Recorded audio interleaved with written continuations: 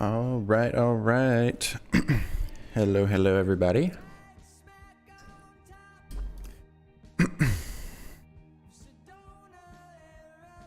Wait for the stream to catch up for a second.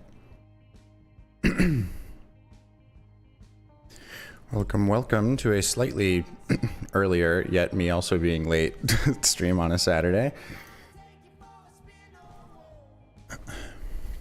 We've got 9 scenes we're going to try and animate today, and a pretty limited color palette this time.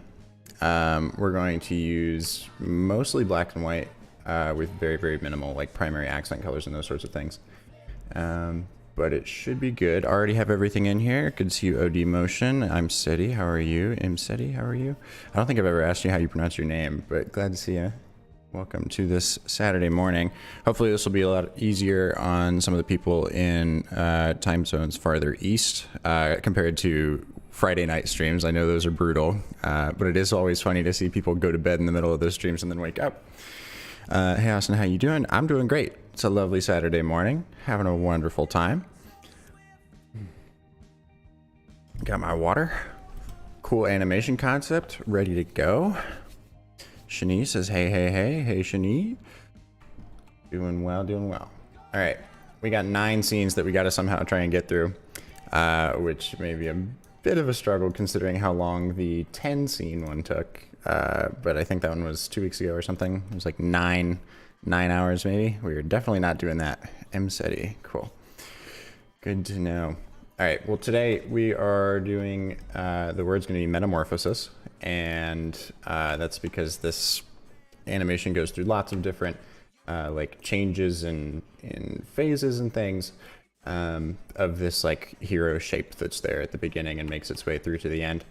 There's gonna be some pretty complicated technical aspects of this one, I think. There's one scene where we're going to have this orb like jumping back and forth between vines like Tarzan. That should be interesting, but that means we're gonna have to do some like 3D perspective sort of thing where all these lines are moving towards the camera that the ball is like grabbing onto. So we'll see how that goes. But anyway, Ike says, can't wait to see the final results on Reddit/Twitter. Oh, it's going to be everywhere. Instagram, Reddit, Twitter, LinkedIn. Those are all going to have it. Part of me wishes that I could just like press a button right now and just have the animation or skip to a time where I can see the animation. But I'm going to see how quickly we can do this today. I'm shooting to try and do this in 5 hours. That's how long it took me to do the first stream, and I have not been able to reach that same time since then. So hopefully today it's a more chill Saturday morning for a lot of people. Hopefully that will be easier, but let's get right into it, I guess. Okay, so this first scene, we're going to have a little loader icon in the center. It'll probably just be made up of a circle of some kind, and then actually another circle behind this one that's going to be outlined, and then we'll have some trim paths on this, so it won't be like, it'll follow however far this ball has rotated, and it'll get just to where it should be at 100% on the loader before coming back down and like doing this big transition out to a bunch of pillars that are going to extend from the side of the screen and out to the right. That should be fun. But let's do it. Got all of my color palette and assets up there. I need to make my background layers really quickly. A lot of this video is just going to be on black background, I think, because I really want to try one that's just got a bunch of glow happening. Cool. Actually, I think the entire video will be on black. BGs. Cool. And then move on here. What's the theme of the week? The theme of the week is metamorphosis, because we're going to go crazy with the match cuts. Ike says, can you please share the name of the Reddit group? I posted 5 or 6 different ones. There's After Effects, there's animation, motion graphics, motion design, and oddly satisfying, usually. And the rest of the wicked. Is that coming through kind of loud on the stream? Oh no, that's not too bad. YouTube's getting upset with me for having all these copyrighted songs on the streams, but there's no way I'm going to sit here and listen to non-copyright stuff for sometimes 9 hours or however long it takes to get through these. So it's a little too much for me. And none of the streams are monetized yet anyway, because I haven't hit the subscriber count necessary and the overall watch hours needed. So I don't even have to worry about it yet. But maybe once we get to that point, then I'll have to change something. But for now, I'm not worried about it. All right, let's make some simple loaders, shall we? I want a white ball with and we'll have it like that. This ball will be in the center for now. And then I want another ball. It'll be like that size, except it'll be on a stroke. Cool. Grab both of those, put them in the center. Actually, wait, I just want this thing in the center. Cool. And then this ball will rotate around that circle. And we want this to be, okay, it's at 1 pixel right now. Let's do 2 pixels. I'm going to be adding a lot of deep glow today, so I'm not going to have super thick stuff. But that should be a nice deep glow. Maybe we need a slightly brighter blue in order to make this work better, but I'll toy with that later if need be. Rashab says, hello, what's today's topic? Today's topic is metamorphosis. Gonna try and slip in as many cool match cuts as possible in this, I think. Should be lots of really fast movement. I should show you guys the audio. The audio for this one is pretty quick, but here we go. Hopefully it comes through loud enough.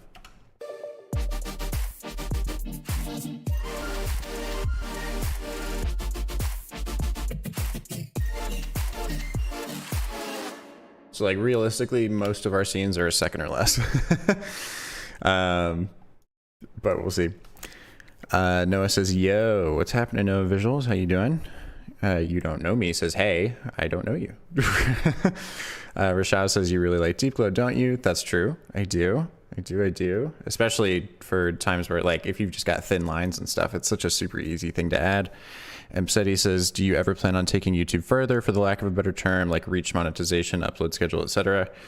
Not necessarily an upload schedule, unless we could hire someone to edit videos down for me, which actually is a plan. We might start editing down some of these streams for shorts, because we've got a bunch, and TikToks and those sorts of things, because the streams are multiple hours and people ask good questions. So that's little bite-sized pieces of content when I'm answering questions unrelated to necessarily like what's happening in the animation, but just talking about business related topics and those sorts of things.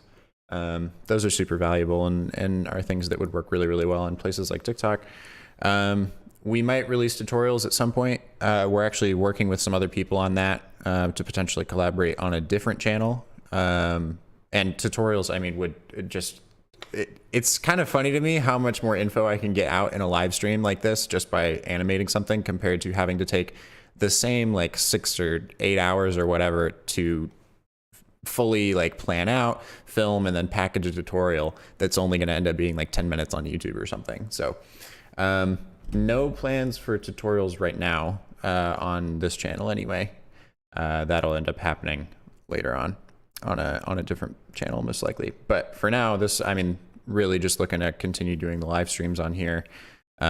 Maybe we'll end up doing some, I want to start doing some weekly animation based live streams, like a just chatting sort of situation where we can look through old projects or chat about new projects that are shaking up the industry and those sorts of things. I think that'd be super fun. But anyway, that's what we got for now. Rashab says, what's with the Venezuela flag? Simply just the way I wanted to use these 3 colors, and so they're just hanging out up there. Actually, this stream is sponsored by Venezuela. Surprise. You can get 20% off of your Venezuelan goods using my code. I don't know. Anyway, Charlie says carrot sticks. Couldn't agree more. You don't know me says, yeah, but I do know you. Well, that's ironic. Live streams are better. I agree. I think they're easier on the person making the content and the people who are watching it. Rishav says, do you think doing a live stream and interacting with people helps your creative process or hinders it as compared to doing it by yourself? It depends. Usually when we're in the animation phase on these live streams, people will give some pretty good insight into things that might make it better. But typically I'm able to do the same amount of stuff on my own from a like concepting and standpoint and those sorts of things.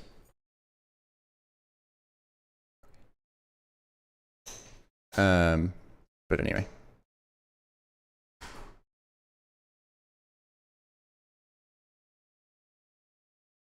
Okay.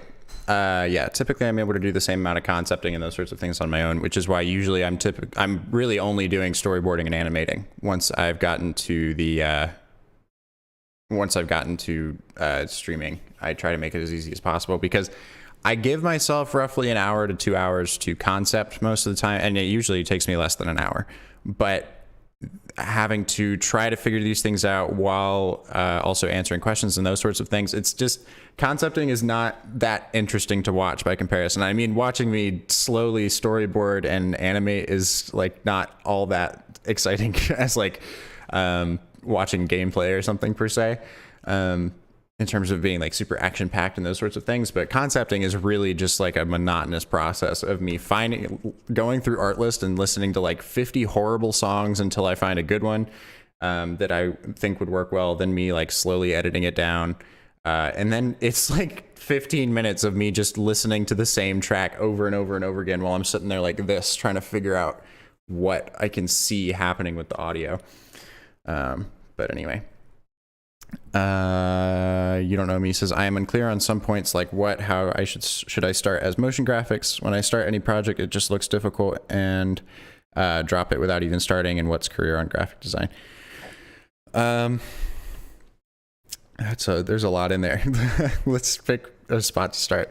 When I start a new project, it just looks difficult. It's actually really funny. I had mentioned on the previous stream that we actually just hired 2 interns, and one of them we're training up to be a motion designer, and the other one's helping us more on like a producer type role. But the motion designer role started this week. His first day was on Wednesday.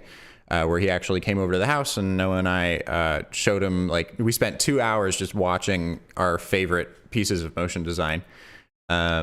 Anyway, and so we ended up giving him these design challenges where he has like 45 minutes to design this logo, and then he's going to animate it, or he has 45 minutes to design this concept, and then he has like, yesterday what we ended up doing while he was working remote was an hour to design an eyeball in Illustrator, and then he had 4 hours to animate it. And he had the same sort of thought process. Like, I mean, it's kind of scary starting the project, and it might not look great at the very beginning. Like, it might not look like what you want. But what Noah and I do, and what we had to try and teach him a little bit, was we saw as he was illustrating and going through his design process, anytime he wasn't getting somewhere where he wanted, he would kind of just delete the concept, which, I mean, is understandable because it didn't get where he wanted it to. And so like getting kind of frustrated and those sorts of things. I mean, that happens to all of us. However, I find it super, super valuable to, especially in the design phase, if at any point where you're like, okay, I want to try something different, just make a copy of whatever concept you were working on and just put it off to the side. You don't have to like it, but you might end up sometime later in your process finding, oh, that thing I didn't like before has one thing I do like from it that I can now add on to this idea that I do like. And then, like, from a client work standpoint, it can be really, really helpful to, if you have to present a bunch of explorations and ideas to a client, you might not like some of them, but the client might, and they might be able to pick up little things from different ones that they like that you weren't necessarily able to see before.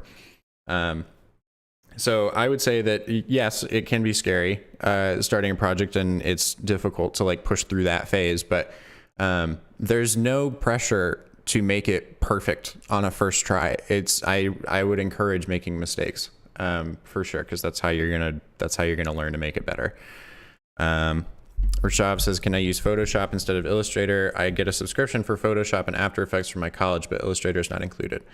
I don't have a lot of experience using Photoshop and then having a workflow to go to After Effects.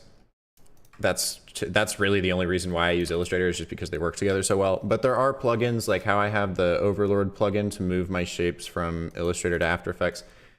Battle Axe, the company that makes this plugin, has another plugin that is for Photoshop. I just haven't used it, so I don't know.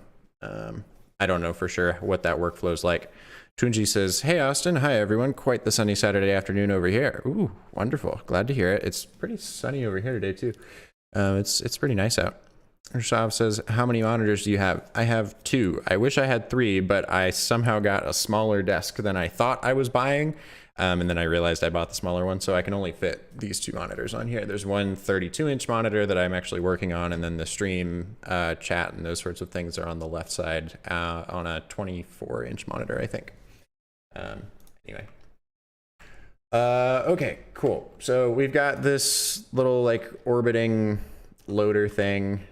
That should be cool. This is going to end up being way smaller. I mean, this is kind of ridiculously huge. Let's have it be like that size. And then we're going to have this trail glow behind it. That should be fun. Maybe we'll end up making this, instead of it being white, we'll have it be this like dark gray so that the glow is much more accentuated. But I don't really want to mess with that right now. I just need to get the shapes down.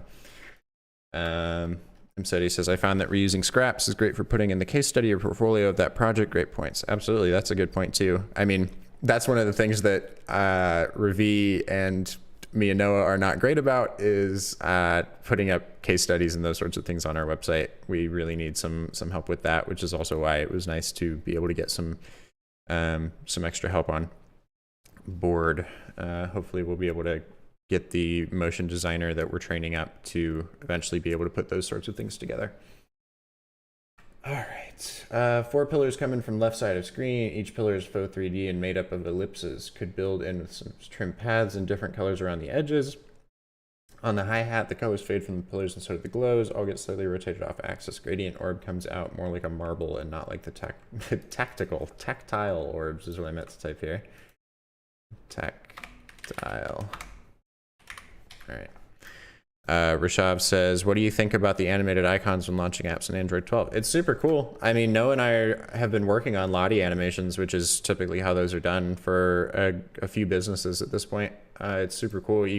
There's a couple limitations, like you can't use some effects and things. There's all sort of documentation on that, but the ability to take an animation in After Effects that's largely just made up of shapes and then just export it as JavaScript to put on a website and have it run super smooth is very, very cool. We've actually got a couple Lottie animations on the review website as well. All right, we got to figure out how to make these pillars. So let's do black with a white stroke. We'll do 2 point, and let's just try and make a pillar first. So we'll have like one like this, and then a rectangle that extends from there and goes down here, and we'll see how convincing that actually looks. That looks like a pillar to me. That should work fine. Cool. So that'll be our smallest one. And then we will have another one behind it. Ooh, this is going to be a tricky thing to solve, I think. But we'll make it work. It's going to go behind there, and we will do double size, perhaps. That might be too much. And also these, like, maybe these need to get rounded. I don't know. Something looks weird about those. I'll have to mess with it. Maybe it just needs to like follow the curve of this. Like it needs to attach to those. That could be it. I don't know. Something looks off about it though. Is it because this needs to extend down there? No, maybe it actually needs to be less. Maybe this needs to be smaller. Who knows? Anyway, we're gonna make these have different colors and things on them. It'll be fun. And I'll turn the music back on. Cool. Let's do halves instead. That or it's just that this feels off entirely. Let's make this smaller. Let me look up a reference. Pillar.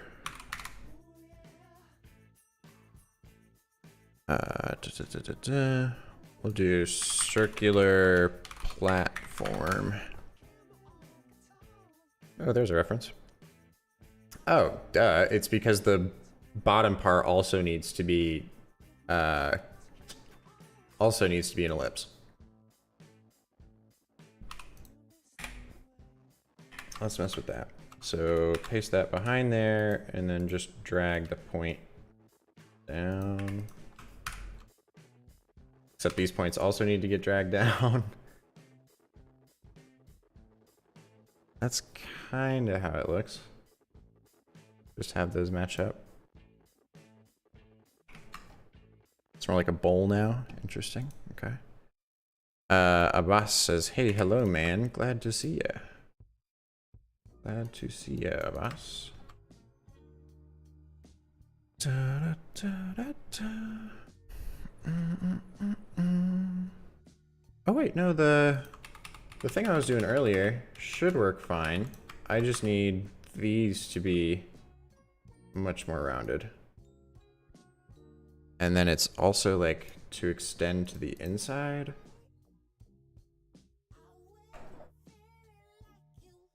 I want both sides.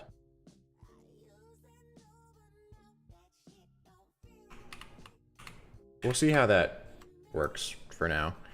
Let me paste another one behind it. We'll go like that size. I mean, it's starting to work fine. V says, hey Austin, can you tell me the process of finding music on Artlist? I use it too, but I wonder what filters or BPM and etc. do you use to find those fast-paced beaty songs that fit the vids so well?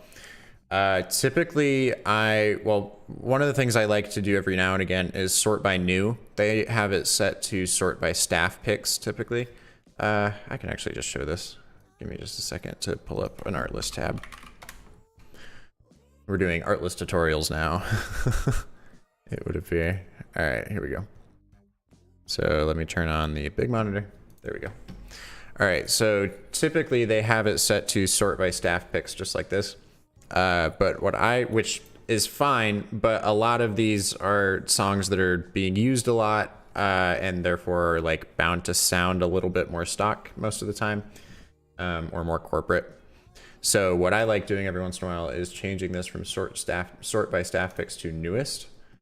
And then, I mean, you got to listen through a lot of stuff, but this way you're getting stuff that like usually hasn't been on there before. Well, I mean, obviously hasn't been on there before, it's new, but like, therefore a lot of people probably haven't seen it yet. Because most people aren't going to be sitting here sorting by the new stuff and having to listen through a bunch of stuff.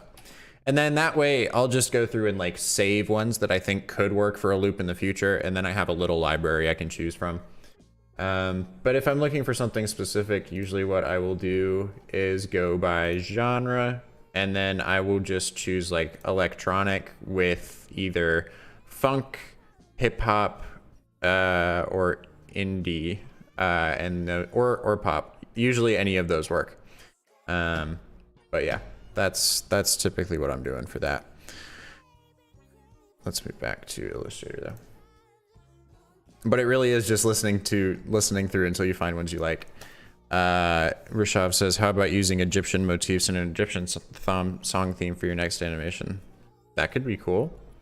Flowtut says, ayo, what's up? Ayo, what's up, Flowtuts? How you doing? Glad to see ya. This is not looking how I want it to. What if I pull these to the center and make them 1 point? Let's join those. They're invalid objects. Isn't that exciting? I just need to merge them. That's all. It's no big thing. Okay. Can I just have one of these points, please? Illustrator is so silly. It's so finicky sometimes about what it allows you to do and what it doesn't. For no good reason either. We'll do like halfway here. And then this next one. Okay, we'll put that point in the back. Got this next one. By Bob says, hey, glad to see ya. All right, and now we can just move this back to the center. That looks better. It's a little bit too low, so I'm gonna move it up to like there. Looks a little bit more like a coin now. That's fine. And then what I'm gonna do is add extra points here and here, so that way we can just drag these. We can drag all these points down to be able to have this be an extended cylinder. Cool. Much better. V says, oh wow, didn't even know it's defaulted to staff picks and I've been using them for like a year. Thanks. Yeah, no problem. Of course. It really just takes a second to look through them, and I mean, it's just a lot of like busy work to get through. By Bob says, what we doing today? We are making something that's largely going to be black and white and with a lot of really, really cool match cuts. I'm very excited about it.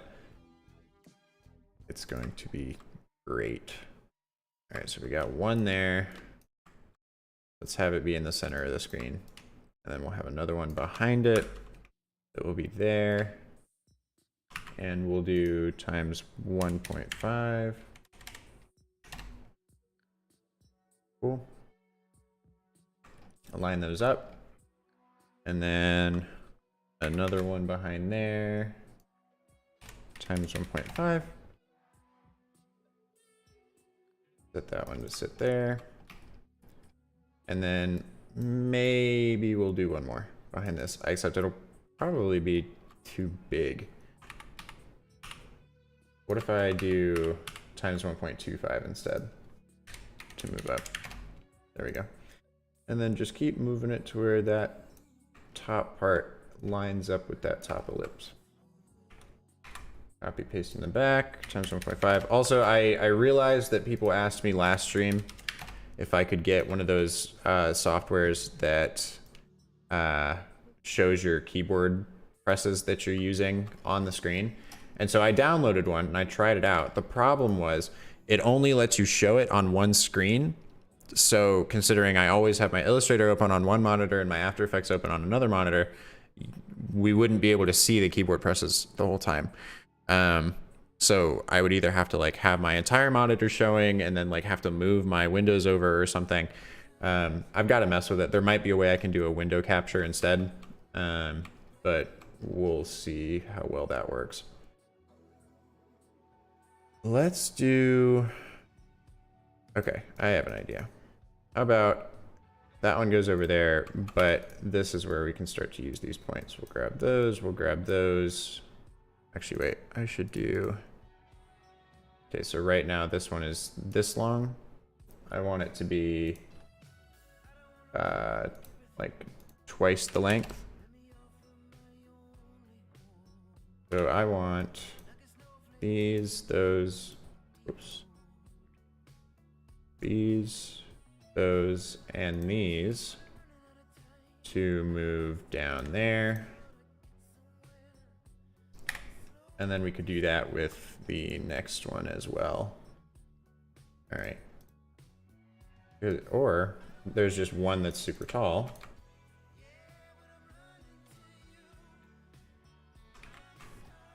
That's looking kind of cool though. Kind of like an armature a little bit.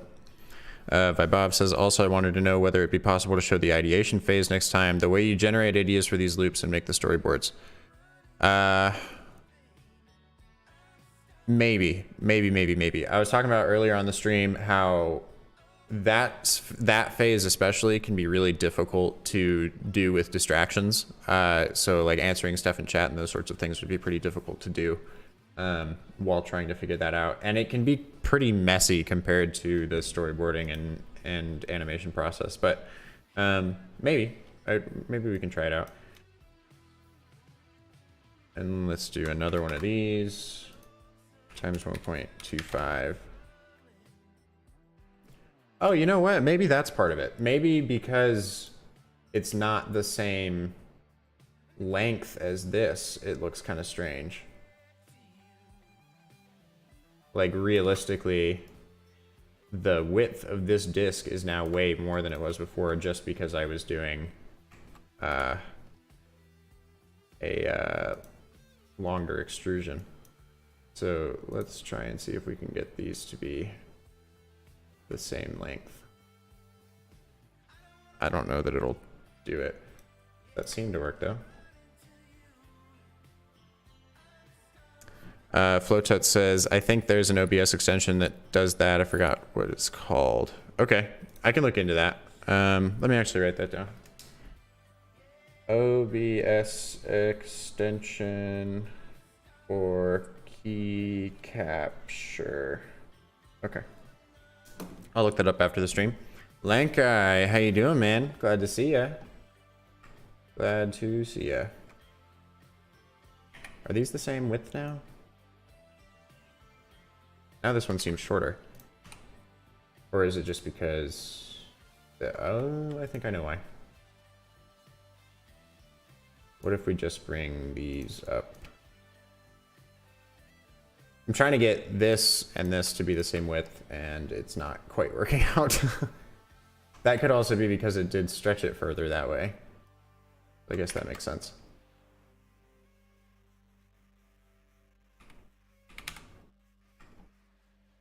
Yeah, the bend's not quite the same. All right, whatever. That's fine.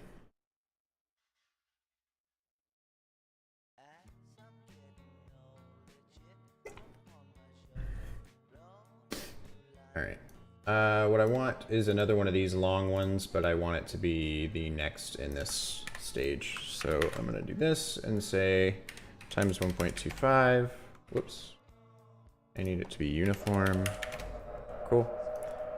And then we will do same distance between these. I should probably standardize that. Give me just a second. Cool.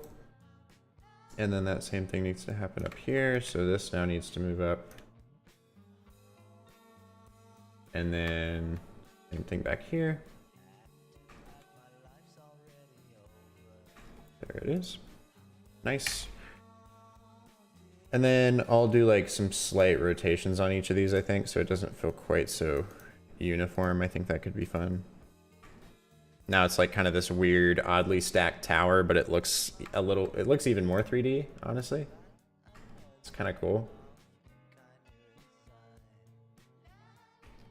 That's kind of fun. I'm gonna have to do some weird path animation on these to make them look like they're actually extending. Actually, wait, I could just do points follow nulls. That would work well.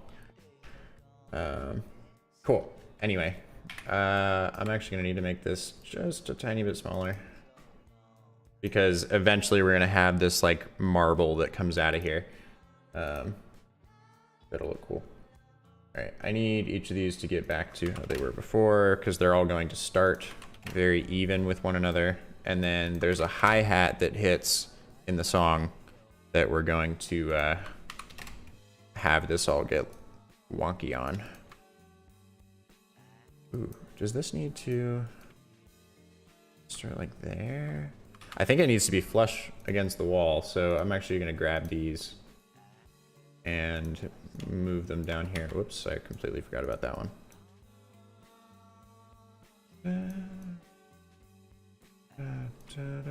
Another year. All right. BZOA says hello. Hello, BZOA. Glad to see us. Sway says hola. Or holla. Could be saying holla. Either way. Love the vibes. Very cool. All right. So this transition is going to work by this or this loader is going to go rotate like this clockwise. And then it's going to get right up to the top where it seems like it's about to get over and start over again. But then it's going to slide back through here, and the momentum of the ball sliding back this way is what we're going to use to make the ball look like it shoots off this way and match cuts to this big stack of pillars emerging from the side. Should be cool. Woolroo says, yo, Austin, great to see you. Glad to see you as well, man. Very cool to see you on the Motion Design Royale last week. That was dope. Or I guess it was posted this week. It's only Saturday, but anyway. And Ayush has sent a cat in a box, which I think is a fun vibe as well. All right, I need an orb to use here. What size do I want? Let's do, sure, we can do the width of that, and it'll like pop out over here. I want to do something kind of like, there is this studio called Tendril that did a video a while ago that had this really, really cool looking marble in it that they used instead of just like a normal gradient orb. Wow, that's probably really loud, so sorry. Let me try and find that. I want to grab it as reference really quick. Oh, there it is. It's got these cool like swirling lines going through it. Instead, I don't want to just do the same, make a radial gradient and drop it over here, because I want to do something that feels a little bit more like ethereal and those sorts of things. Ayush says, thanks for these live streams. Of course, happy to. Sway says, second Illustrator reminds me of a telescope. I can see that. Ooh, speaking of, Noah got access to one of these, those generative AIs. You know what I'm talking about? Where like you type in a prompt or something and then it will generate imagery for you. You can say like a car in the style of this painter, but through Octane render or something. And it'll make that for you. And it just comes up with crazy stuff that people would normally never be able to come up with. And we actually gave it a prompt for a telescope yesterday. It was pretty cool. Cool. Linkai says, Tendril is such a good studio. I think they worked with Microsoft. They did. That's true. They worked with Microsoft. They have a bunch of really, really good content. I mean, every video kills it. There's their link. Everybody should definitely check that out. I mean, I don't really do any 3D, but still good references nonetheless. So anyway. So I want to try and make some sort of orb similar to this, but I think I'm just going to have to do it in After Effects instead. I might give it some gradient on it. Like right now I can tell that there's just like a general radial gradient with a linear like shadow on the inside. So I might try something like that just to get us rolling. What color do I want the orb to be primarily? Let's do like, let's have the outside be the white, so we get that same sort of glow, but then let's do the inside as this blue maybe. That could be kind of fun. And then we're gonna have to add all this extra stuff to it, but it should get us somewhere. Let's go ahead and duplicate that, do another radial gradient, except this time the inside is going to be at 0 and the outside is going to be the same blue color. And then we can do, oh, wait, I should have done it the other way. Silly me. 0 on that and 100 on this.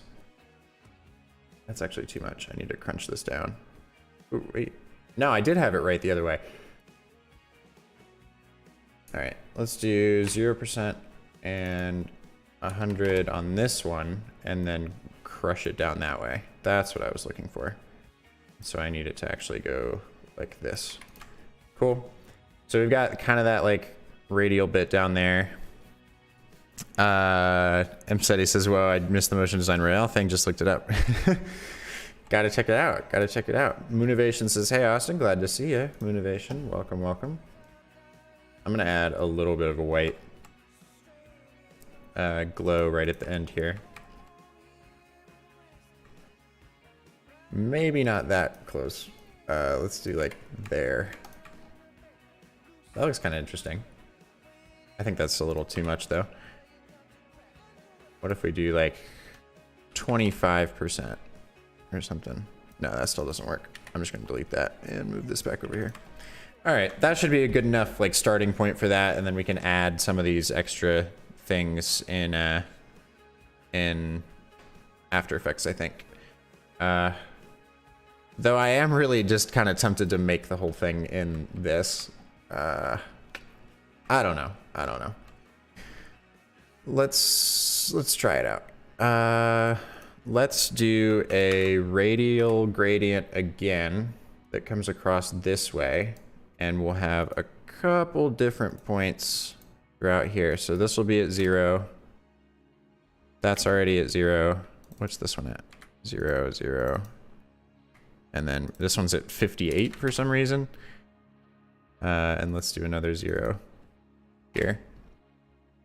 This one also at 0? No, that one's at 8% for some reason. Walrus is a great technique for this, is to get some spinning shapes around a null, then blur it. The result is a cool moving texture for the ball. I totally know what you're talking about from the Ordinary Folk Solomar video, right? That is absolutely a good option. One that I very well might use. But I'm curious to see what we can make this look like. All right, move. Actually, I don't need that. Move this one up here. I just want these bands moving across here. And then change the color to the white. Same thing with this one. Animator says, hello, thanks for this live stream. Amazing. Of course, glad to be here. Having a good time. All right. See, but these need to be at 0. Cool. And then let's duplicate these and just rotate them around a couple times. They're a little too soft, I think. Might need to crush those a little bit. But it does look kind of interesting. Move that over, and then same with that, just crush it a bit. And then honestly, if we probably just go in and start changing the colors and things, that would be cool.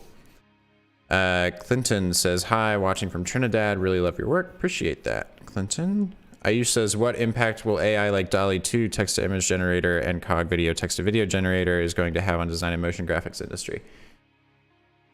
It's a real hot topic right now. I know a lot of designers that I follow on Twitter and some other places are really getting upset and concerned over what this technology might do to the industry. Roller says, all right, man, I'm going to head off to the gym. Have a great rest of the stream. Appreciate you for showing up. Glad to see you. Hope you have a good time. Lots of people are getting pretty concerned about AI. And I don't want to be someone who's going to say like, it's not going to do anything. Like it's not going to displace anybody. Cause it seems pretty clear that, I mean, from a concepting standpoint, like being able to go in there and just type out a prompt and have it give you like 7 different versions of what that might look like. That's kind of an incredible tool to be able to have. I think it's going to displace a good amount of illustrators and other folks who are primarily in the pre-production phases. There's still going to be creative direction in terms of people who are writing the prompts to put in there and thinking of those ideas. However, well, and then choosing like which image they like best is like an art direction type thing. However, I think that a lot of illustrators might end up getting displaced because they're not really going to have to come up with those. They're not going to have to take the words from the creative director or the art director much anymore and have to visualize that. If there's a really cheap AI alternative, I feel like a lot of businesses are going to use that. But right now it's a pretty small thing. There's a good amount of people using it that are very tech focused and those sorts of things, but I haven't really seen it used commercially yet, at least publicly.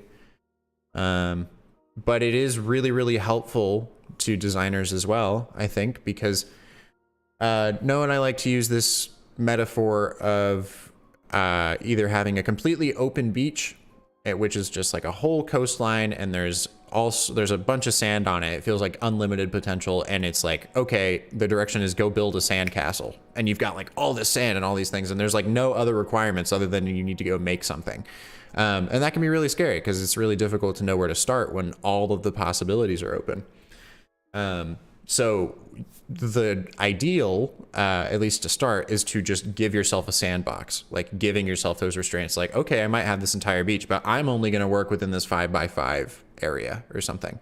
And I think that AI like DALL-E 2 and those sorts of things are giving designers the ability to have that sandbox on demand. Like a client gives you some brief that you have no idea where you're even going to start, or like you have an idea in your head of what might work, but you can't entirely visualize it. So now that you have that thought, though, you can type that in and a computer will just give you a bunch of ideas that you can choose from. It feels like a really good starting point. I think it's going to be a really powerful creative tool in that way. But I do think that some companies might just try and type out a whole script into it and then have it try and figure it out. But there are some areas that I think it would be really difficult, at least right now from what I've seen with DALL-E and those sorts of programs, to be able to interpret. Like if I've got a script for some client that's talking about some new software they're releasing or something, and if the AI doesn't understand like what the UI of the software looks like or their brand or any of that stuff, it can't get that in context. It's going to be pretty difficult for it to interpret some of the different parts of like typical explainer videos. I would think it would be very difficult for an AI to understand when clients love to do in script writing. They like to have really grand like conceptual stuff at the very beginning where we're talking about like more of the general impact and the why behind what their product was made for. So like they were seeing problems with people. We'll use one of the examples of the videos that we had for a company called Autopilot. It helps people set up drop shipping stores and those sorts of things. And generally at the beginning, it was like drop shipping shouldn't be so frustrating. And it's like, here's all of these little things that drop shippers have to deal with. And it's very annoying. And so, but it's kind of like this larger view of here's the actual problem. But then you have to switch on a dime in the video to be like, here's how we're actually implementing that, and get much more focused on like the actual UI and the specific features that the product is implementing to solve those problems. I think that it might be difficult for AI in its current state to go between those two modes, like this more conceptual level and then this more granular, like here are these individual features and parts of this product.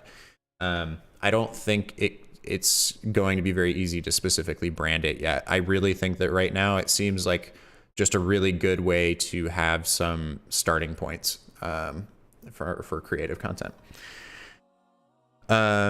Let's see. Flotat says it's going to do damage to the community, but not that big. BZOA says, I've been saying it, the robots are going to take over the world. We need to assemble the resistance now.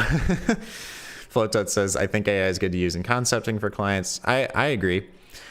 MCity says, I don't think it's going to do damage as much as how the print industry changed when digital came along. People adapted and built around it, therefore new things came out of it. I agree. I think that it's largely going to offer just new ways for people to work. And if anything, it's probably just going to streamline some things. I mean, you might not need like super hyper specific roles for things. You might be able to have smaller teams. Anyway, Clinton, how do you come up with these concepts? I only give myself like an hour to 2 hours, and by the end of it, the only requirement is I have to have come up with an idea that I can animate. That's really the only like input that I've got into making sure that I get something out. But I can get more in depth on that. I just got to make sure I keep rolling on this. So I'll chat about that, I think, the next time I take one of these breaks. Lorenzo says, hi Austin, how do you brainstorm ideas for your animations? I'll go into that. Same with Clinton's question. And then BZOI says, yeah, you're spot on. Cool. All right, let's get back to this for a sec. Figure this out. All right, let's move that. Ooh, it looks cool like that.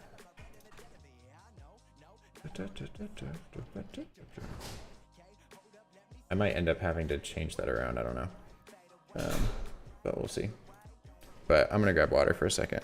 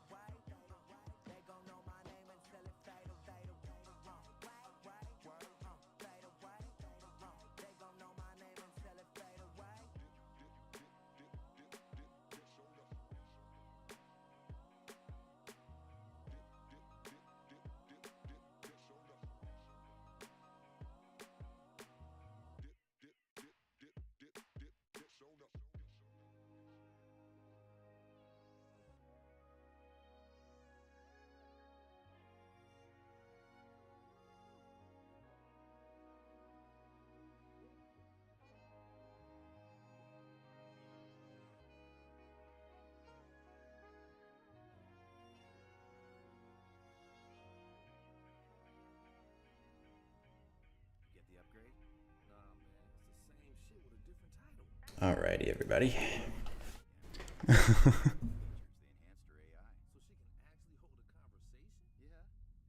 Water time. I love that on the longer streams, every once in a while, people would just ask if I'm having water. I also have a chai tea. What fun. Very good to know that everyone's making sure I'm getting my sustenance, though. Alright.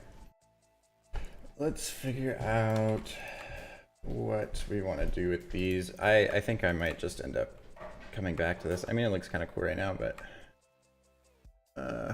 there's some parts of it that I'm just not entirely sure about. And you know what? I'm not going to spend more time messing with it. I'll just add effects and stuff to it later. Alright, what do we got for this one? Move to the right, ball pops into a glass rectangle and it can't get out. Dial on bottom of screen increases, making ball glow blindingly and causes the ball to shatter the glass casing. Everything slides to the right except for the dial on the bottom. Okay, good to know. We can do that.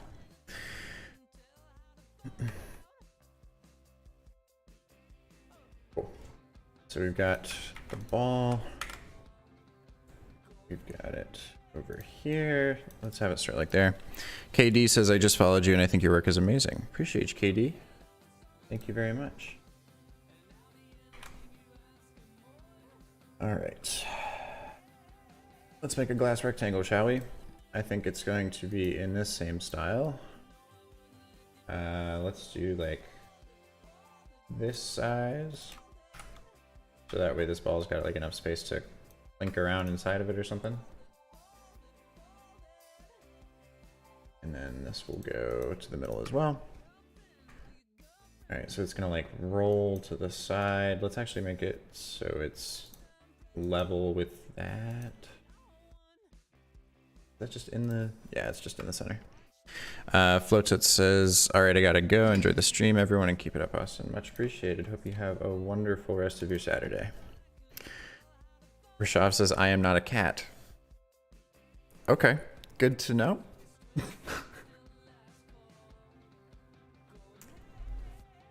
Sonta says, your works are amazing. Thank you, I appreciate it. All right, we need a little platform. I'm gonna add that. That also, yeah, 2 pixels. And then I need this dial that's gonna be underneath here. So we'll do a circle that takes up half the screen, and we'll have it be like down here. That actually might be a little far down, so I'll move this. Cool. Clinton says I would have just left the circle white. Good to know. We can see what ends up happening to it. It might end up just staying white. Perhaps, but we'll see. I might just do white with some like crazy chromatic aberration on it or something. But maybe. I'll come back to it. Alright, so we have this dial that's going to be down here, which means I need something, some other action for the dial to do as it rotates. So let's do like another ring that's up here, and will be like slightly wider. And then we'll make this like increase as it's getting, like we'll do a trim pads on this. It'll start from over here and then just like increase over this way, perhaps. That could work. And we will do a little like indicator of, whoops. We'll do a little indicator of, first of all, how did I just get to this point where I've got this white artboard now? Mode, normal. How did I do that? I wonder if his secret is in the water he drinks. Totally could be.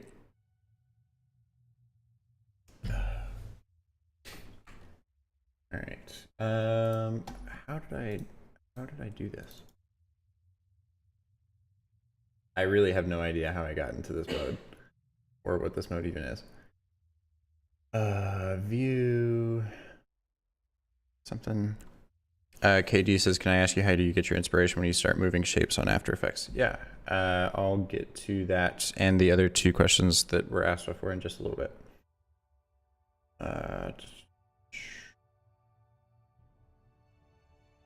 How did I do that?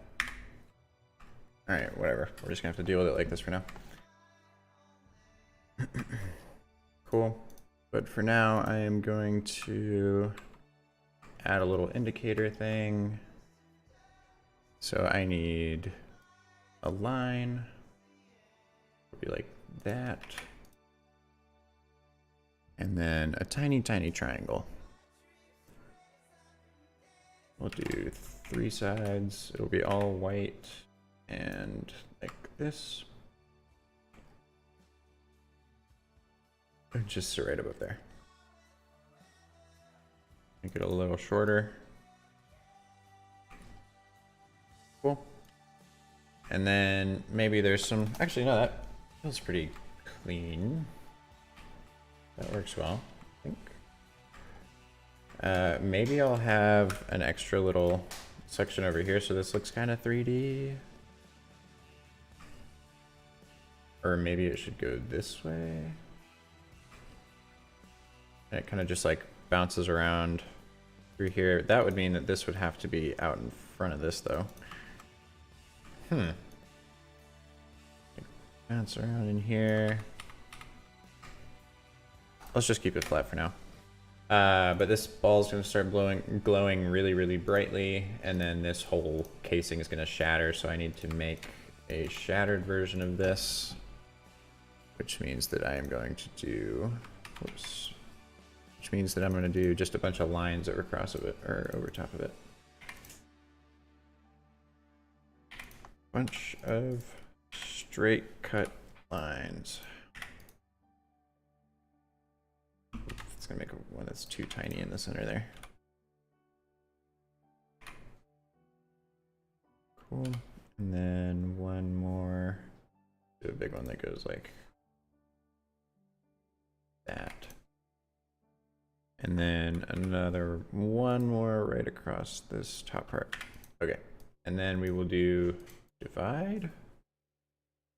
And now we have a bunch of shapes. Except I want each of these gone. All these outside ones. Oh, there's one more. Cool. And then now I can just drag all these out and it'll look like it blew up. It'll be great.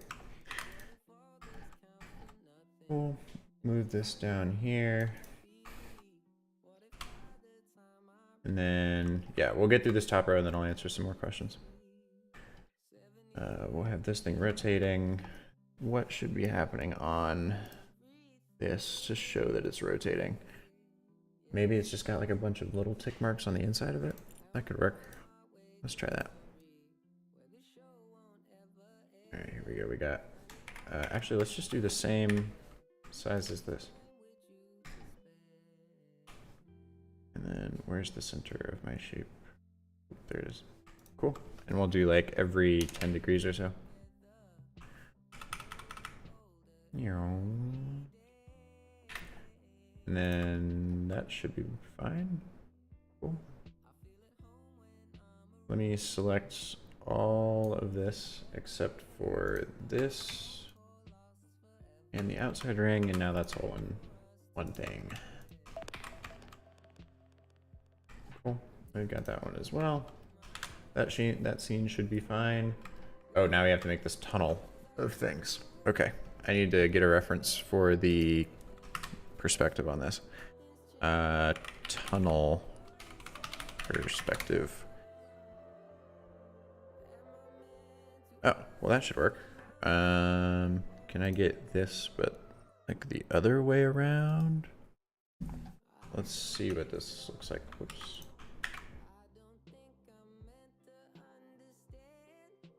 Yeah, like this sort of thing.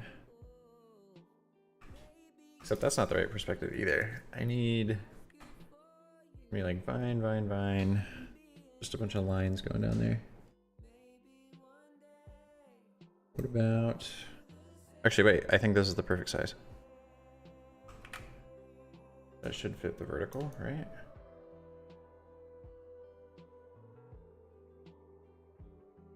Basically, yeah. Okay. Cool. That was exactly what I needed. Except I'm going to do this on a different layer and have it be pretty dim so that it's not making me dizzy. Cool. And then now all I need is to grab this line and just keep doing vines around here. Ooh, I'm starting to like not be able to figure out where these go. All right, there's one. There will be another one, and we'll just keep going like one in each time. Okay, so there's that one, and we've got one in is here,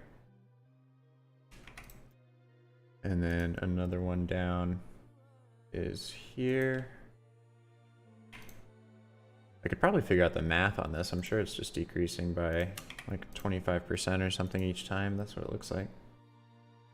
And I'll have to figure out the math now because we're at the end of the ones that are provided in this thing.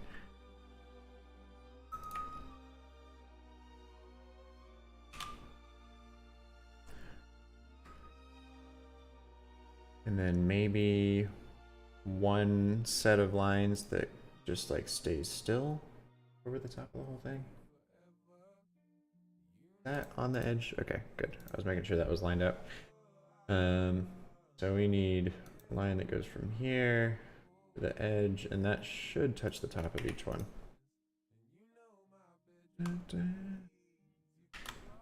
And I'll just do some sort of gradient on these lines. Oh, this is not where the top of that is.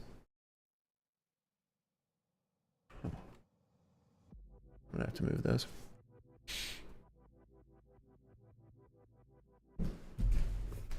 All right. Okay, let's figure out the math on this, shall we? Let's move these to have them on the bottom as well. They just need to touch those bottom corners. Oop, I missed slightly. Where is that? Okay, yeah, it was slightly over. All right, let's figure out how to make this and do it right. I hate doing perspective work because I have no actual drawing background, so I'm just completely guessing. All right, I need all of those on a separate layer. Cool. And now we can figure this out. So we've got this one is 1286 tall, and this one is 876. 1286 divided by 8, oh wait, I should do 876 divided by 1286. Okay, so not exactly what I thought it was going to be. Let me test one of these other ones. So this is, oh, because I'm doing, that's every 2 down. So I need to do these. This one is 1080 over 1280, which is 0.85 each time. And then how far back does it go? That's going to be a pretty difficult thing to figure out too, because the spacing between these is even, is it not? This is where we learn some traditional art principles. Yeah, the spacing between those should be even, except for this one. Oh, it's just because it got so close to the center. It does change. That's so strange. So you've got the first one is 3. Then it's like every... This is complicated. This is some complicated math. This one is times 1.33 to make the actual length of this. Oh, wait, it's not. How much larger is this thing to get to this point? It's like just slightly over half. So 189 and 120. So 190 over 120. 1.58. This makes no sense. There's no real rhyme or reason to this.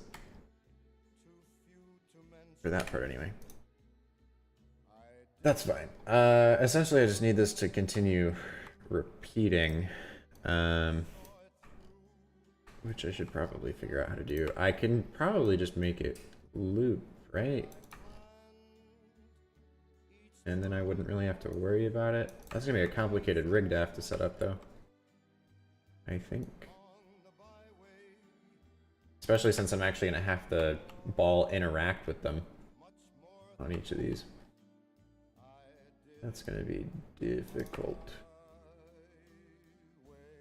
Or maybe I have, these are just like normal pillars down the side, and then there's some of them that are actually the vines that get interact with, or that the ball interacts with.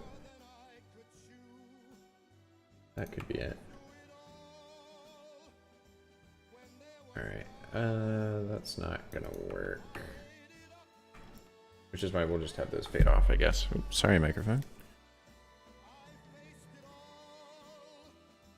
Okay. Huh. M said, he says using an image like that for the perspective is such a neat trick. I agree. I wish it was working better than it was right now, though.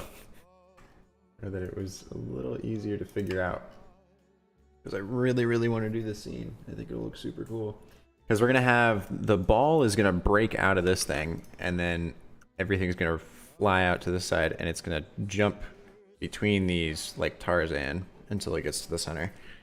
And then what happens over here? Ball rolls along oh yeah, it's gonna like really swing off the side of the screen at the end, and then it's gonna roll on a platform, hitting these like little glowing speed bumps to slow it down. Huh. Okay, we'll figure it out. Ooh, that doesn't look quite right. Do I need lines at the top also? I think I might. Okay, what if I delete those for now, and then focus on making this look right? Let me grab this and that. Yep, okay. And then same with this and that. And then this thing can stay the same throughout. Like, these aren't actually going to be moving at all. It'll just be lines moving along here and along the top. That should work. And then I can do some sort of like pre-comp to have those continue moving this way. Maybe I can use a repeater. That might work. What if I just did a row? I think this should work. What if I just did a row of shapes, a row of lines? I pre-comp that as it's moving as it's just like moving vertically or horizontally or whatever, and then I can just use like CC corner pin or something to have just After Effects do the perspective for me. I don't have to figure that out. I think that should work fine. I'll have to test that though. And then I'll have to figure out some way for the line, for like the vines to actually work in there.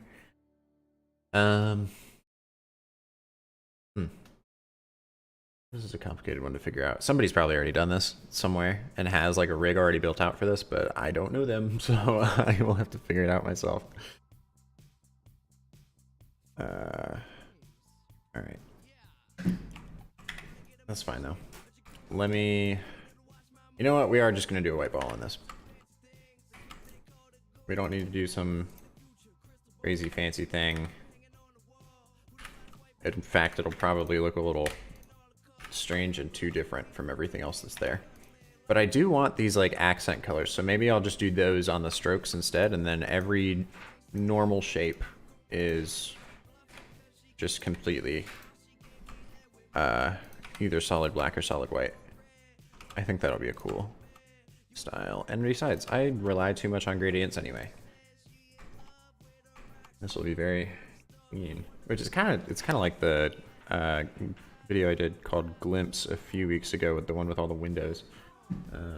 That one was largely just strokes. However, it did also have these giant swatches of color within the windows to do some lighting and things. But okay, well, so then I remember, just to remember my idea, I will just make a grid of lines that goes up here. And then we'll have After Effects figure out the... Actually, that's probably going to be way too much. Or way too many. Let's do, like, every... Wait, why don't we do it sideways? Okay, let's do every... like 10th or something. There will be 10 that go across here. Let's see what that does. So that means starting here, it's 1080 wide. We need to move 108 pixels to the left. Negative 108. Copy. Now we have 10. Cool. And then I can do some sort of repeater on that. It'll work fine. But now this tunnel is just kind of sitting in jail for a sec, I guess. All right. Ball rolls along platform and hits little glowing speed bumps that slow it down. That's easy enough. Grab the ball, put it over here. And then we just need a line. And on that line, we are going to add little teeny tiny bumps. Maybe like 3 of them. Actually, let me listen to the audio really quick. Which scene is this? 5?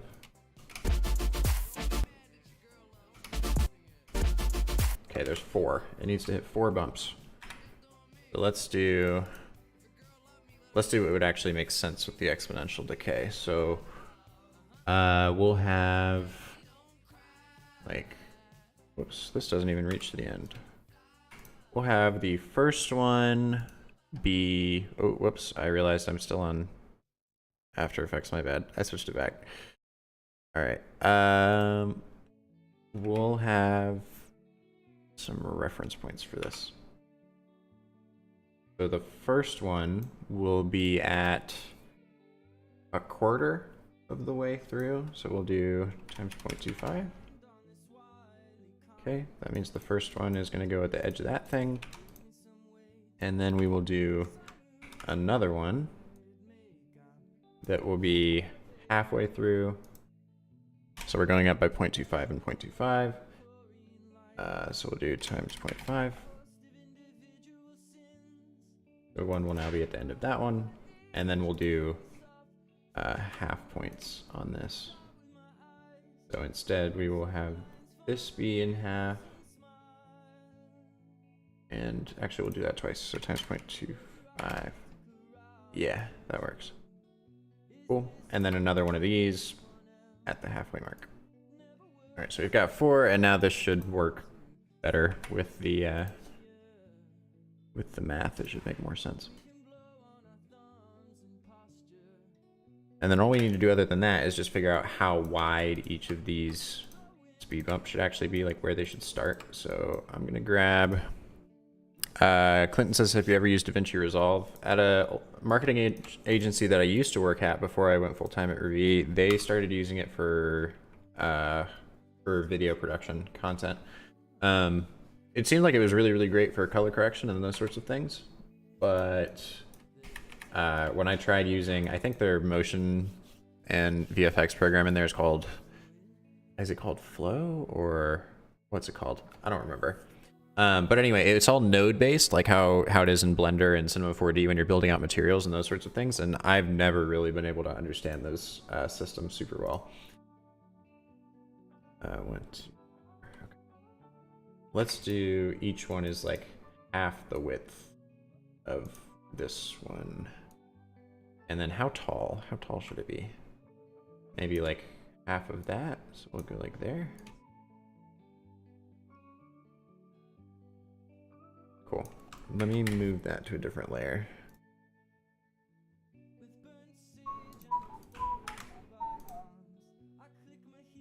All right. Oh, Fusion. That's what it is. Fusion, not Flow. Yeah, I never really enjoyed the sorts of programs. Okay, so we're gonna need one point that can stay where this one is. We need another one to drag up there, and another one to fit there. All right, so now we've just got a little bump right there. Clinton says, I'm learning motion graphics in Fusion currently. It seems like you can do some really cool things in it, especially from a visual effects standpoint. I know lots of big movie studios use it. I've just never really been able to figure it out super well, personally. All right, we need another one there. And ooh, my smart guide wasn't showing up. All right, another one goes up there, and then I'll round those slightly. Where's the next one? Over here. Same thing. Need one of these, and that one, and then I need to bring this up to where the other ones are. Cool. And then we got one more.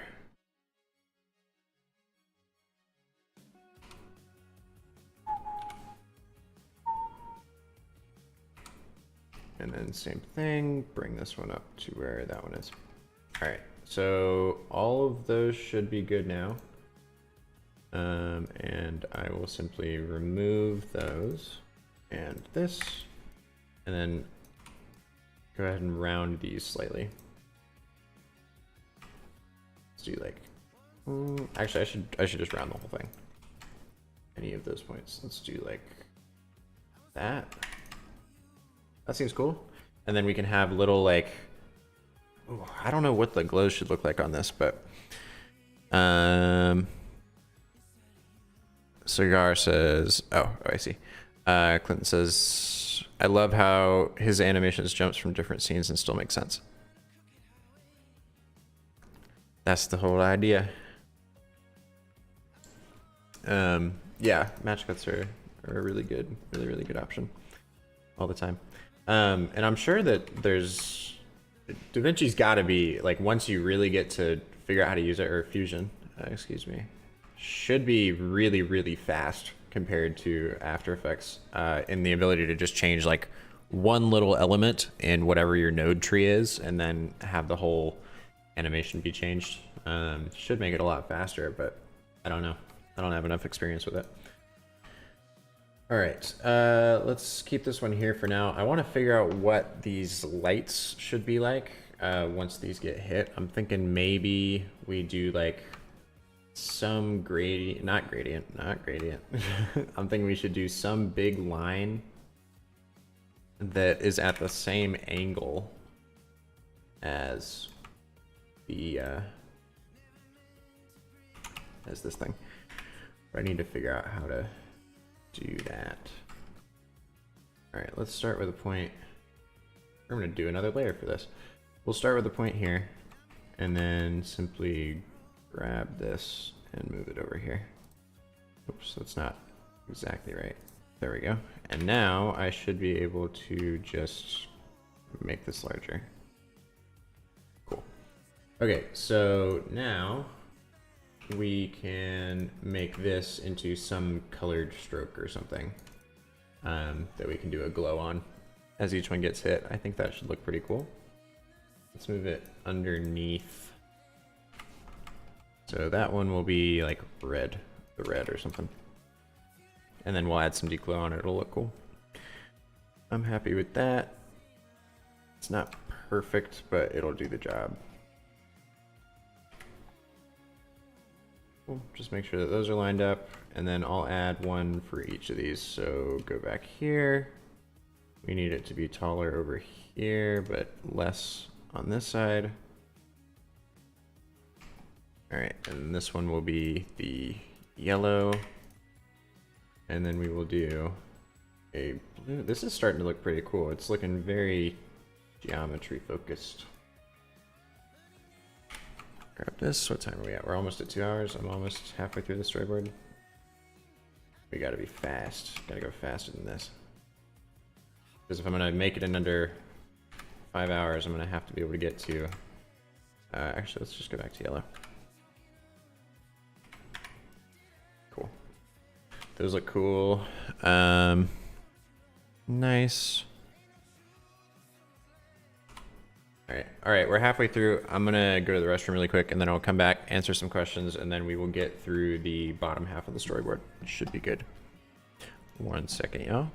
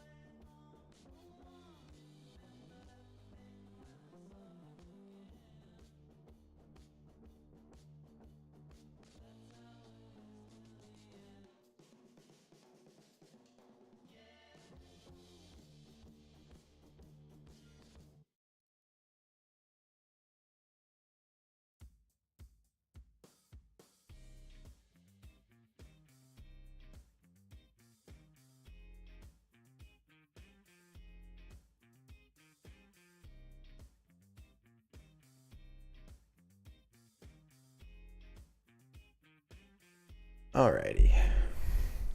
Second half, let's do it, but I promised I'd answer questions first. All right, here we go. Questions were, how do you come up with these concepts? And how do you brainstorm ideas for your animations? Okay, let's see. Let me run through and act like I'm doing it right now so I can remember. So typically what I do is first go on Artlist.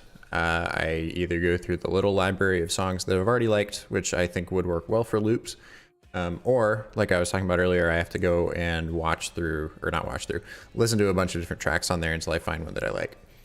Once I find that, I find a bunch of them, I take them into Audition, and then I cut them up how I normally do. Like, I just need to make sure it's less than 12 seconds-ish, so that I can have it loop twice in the video anyway. And then I just like cut off the last little end bit of the track once I've trimmed it, and then just add some reverb so it like nicely closes out. I'll export whichever one I like the most, put it in After Effects, and then I'll add markers on the timeline. I mean, you can see them right here on my After Effects. I've got just little markers set out where the beats are, so that way I know how many scenes I should make ideas for. And then all I'm doing is realistically just sitting here, and once I've got these markers down, let me make sure this is on the right screen. Yeah. I'm just sitting here and listening to those little tiny pieces of audio over and over and over again, to try and understand all of the little intricacies of the audio and figure out like, oh, there's three little, like, I don't even know what to call those. There's three little like twinkles or whatever in that audio. So I have like three things come up maybe, which I think we have in the storyboard. Nope, don't even have that in the storyboard this time. But I'm at least that way I'm like, I know I need to do three different types of animation. Like I might have it spin around, but then also have like the stroke width increase, and then maybe the ball like flickers a little bit or something. Anyway, and so I just keep listening to those little bits of audio until I come up with a visualization for one scene, and then I write it down. Typically at that point, I'll try and come up with some sort of like theme or like more metaphorical concept or something like that. But for this one, I really just went off of that original idea, and I was like, okay, now let me listen to the next scene. What visuals make sense to happen here? After I've found a scene that I like. And that's really that same process. Like I just keep going through it, thinking about, okay, now this audio happens afterwards. Given what we've had before, what would make sense to have happen there? And I just kind of start to visualize it in my head. I write those down. And then eventually I'll come across like, oh, these are all kind of related to, like, I could see this coming across as like metamorphosis is what I chose for this one, because it's like a lot of different things changing all at once. Lots of interesting transitions and things. And so that's where the concept came from, is just from going through each of the scene ideas and figuring those out. Whereas sometimes what I'll do is come up with the word first. If I'm really like if I'm sitting there listening to the audio and I'm really struggling to come up with any sort of visualization, then I'll come up with a word first, just based on like things that have been happening to me that week, or that I've been thinking about, or those sorts of things. And that will help drive my like, okay, when I'm thinking about like this certain concept or this word or this experience, what sort of visuals come to mind? And I'm like, how can I morph that to work with the audio? And that's really it. I mean, I'm just sitting there listening to these little bits of audio over and over and over again up until I have all of the scenes filled. And once that's done, I'll go into Illustrator and write down each of those same descriptions that I have in my little notebook, and then wait for the stream basically to start storyboarding it. And that's about it. I think that answers all of it.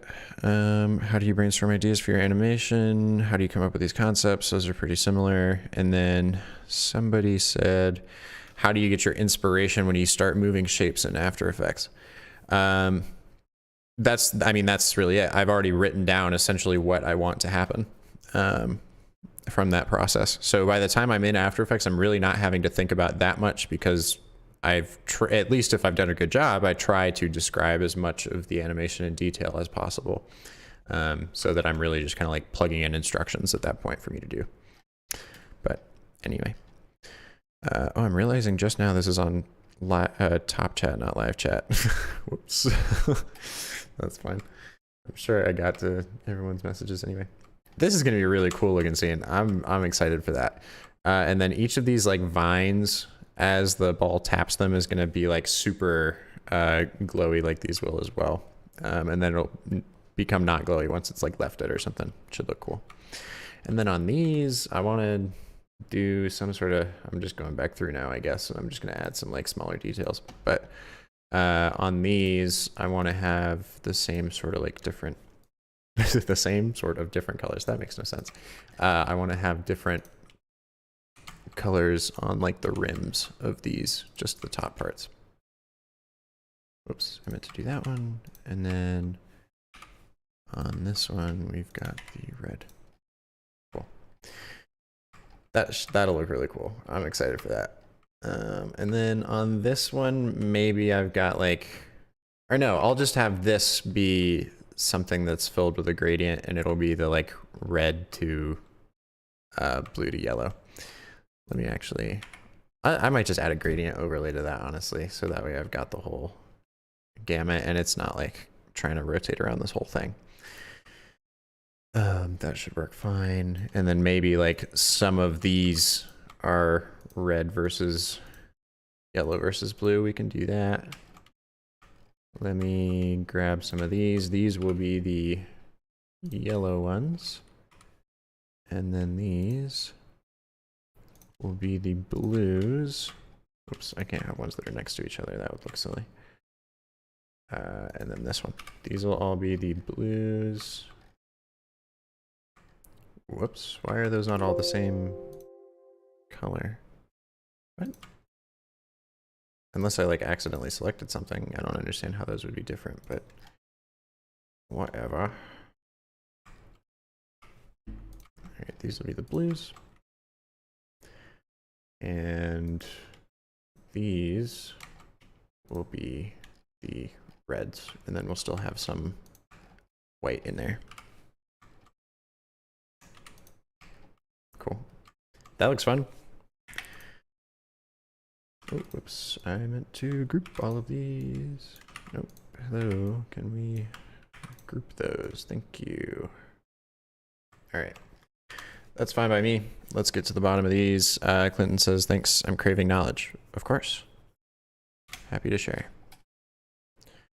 Let's put the music back on. All right. Ball rolls backwards. Platform curls up. Let me grab this again. Bring it down here. All right. So at this point, I want. I have no idea how I'm going to do this yet. We'll figure that out. Maybe I'll do like a clever trim paths thing here that like makes it look like it's starting to move in that direction. I don't know. But essentially what I'm trying to do is bring back this same shape. Except it's going to be a white background, or not white background, white stroke, and along this same line. And is that actually the center? Okay, so this will be like over here at this point, and what we will do is remove everything past here. There we go. And then up here, we're not going to have like this part yet or anything. But essentially what we'll be doing is having this, which I'm going to have to go back and undo all that stuff because I'll need to have it ready to actually animate. But I'm just doing this to show everybody the concept. We're going to have the ball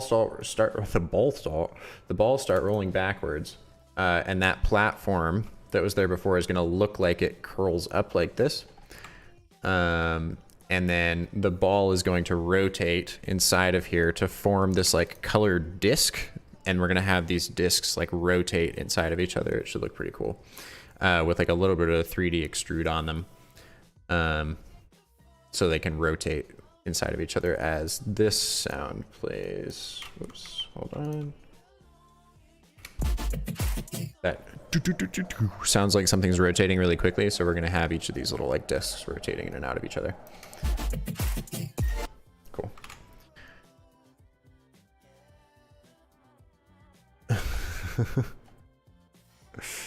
Cool. Let's undo each of these to get back to this point. That'll be for visualization. And then all I need is just to have the different rings that I want inside of this. So we'll have this whole circles here, that's fine. And then we need this on the inside. We'll do like times 0.75, except the stroke is gonna be like 8. Or actually, I mean, they could be smaller. They could continue to just be outlined. Yeah, let's just keep them like this and then do the same sort of like we've got our, except that means the ball's gonna have to get really small. We'll figure it out. Let's have our yellow and then do this again, times 0.75, and then like this. And then we'll just have to do some After Effects 3D to extrude these. I think I'll print a t-shirt saying currently storyboarding. Actually, just that little bar would look pretty good on a t-shirt. I could absolutely see that. Or currently animating or something. I think that'd be cool. This is gonna be a really cool looking video, I think. And then we'll just have like something else in this, or maybe like does that work? Like I'm gonna have each of these rotating along each other. It should work, but I don't know. I really like how this is coming together so far though. It reminds me of some like old book or something, but I can't remember. Or maybe it's like a cassette cover or something that I'm thinking of. I don't know. Come back together to create ball that pops towards the camera. Okay, so the ball is going to be gone at this point. We have these again. Move them over here. Actually, wait, that just means we need ball in the center. And then I know that I want, yeah, I want a grid of squares behind this that are all going to light up with different colors. Da-da, da-da, da-da, da-da. So we will do white.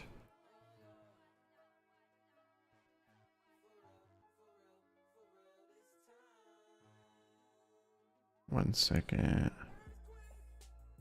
All right. Cool. We have the ball there, and then we need this grid back here. We will do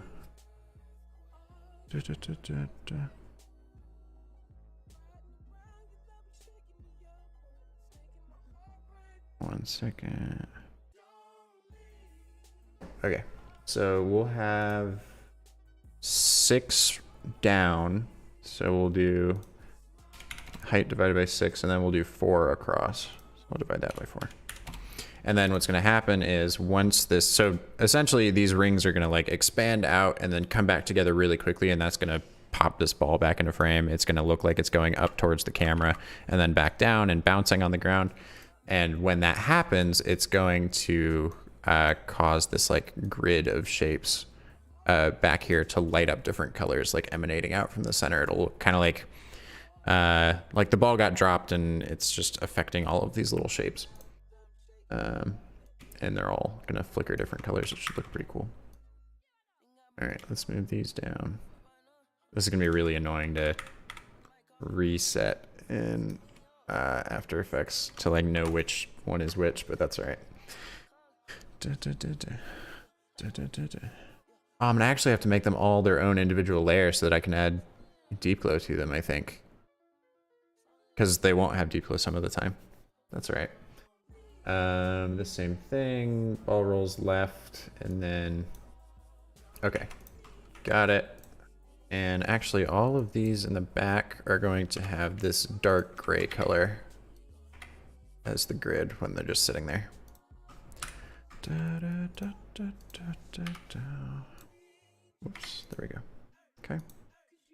And then this is going to come up and roll to the right, or roll left, then off to the right, and then our type is going to form, which will say metamorphosis. I'm going to check the spelling on that in just a second. It's going to be the longest word we've had on here, I think. Whoops. Cool.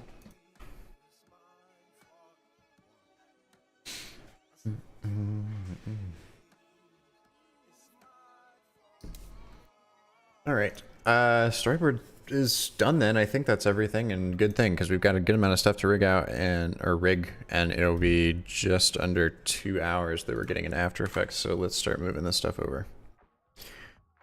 All right. I'm just going to port all of this over instead of worrying about if I'm on After Effects or Illustrator or whatever. Oh, and it's finally one where I don't have to change the background color throughout the whole thing. That's nice. Although I might end up doing some like flashes and stuff, maybe. We'll see. All right, we've got background, and then I will need color palette. Just a second, y'all. I will get back in here.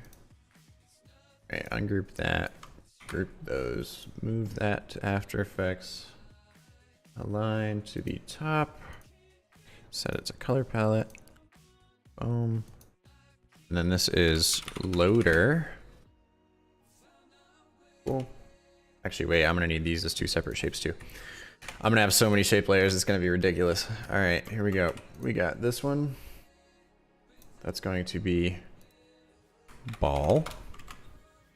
And then we've got this one is going to be the ring.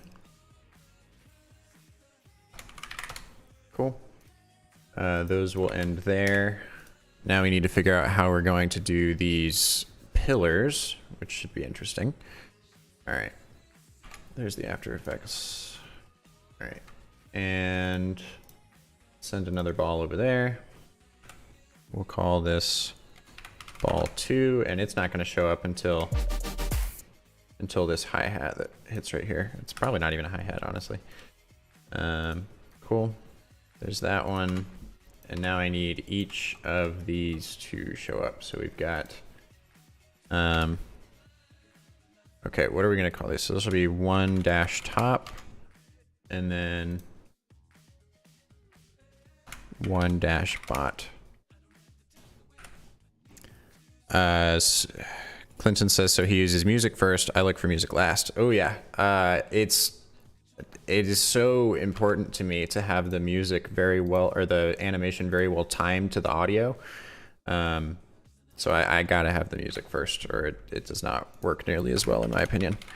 Because I mean, you can do like sound design or something after, but because I'm primarily using just like music tracks, it's really, really difficult to find a piece of music that's gonna work perfectly at the end of my process. All right, we got 3 dash top, and then 3 dash bot. We're slowly getting there.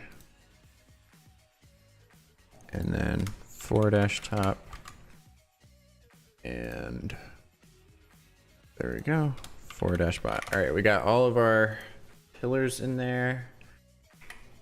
That works just fine.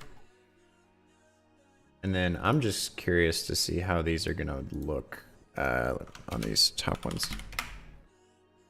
Ooh, that's really strong. Probably not gonna have it be that bright, but let's do like 0.2. Very, very subtle. I mean, even that's not all that subtle. Let's be honest. Let's do like 0.1. And then the radius is maybe like 100. Let's try that. 2 top, 3 top, and 4 top. That looks kind of cool. Just like the subtle glow on it. I think that's nice. Anyway, we'll handle all that stuff later anyway. I don't need to worry about it now. All right, those will all be gone by that point, and the ball will as well, because we're doing lots of cuts in this thing. Okay, so now we need our broken glass, which will show up here and end there. This is gonna be really, really quick. All right, and we've got our platform, which will start and end there. Cool. And then we've got our dial.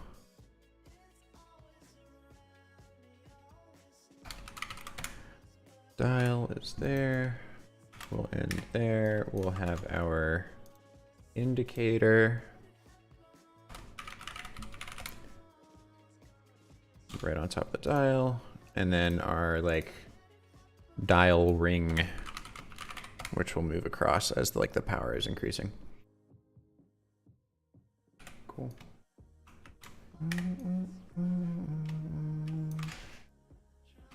Move that to the very back, and then we've got our ball again.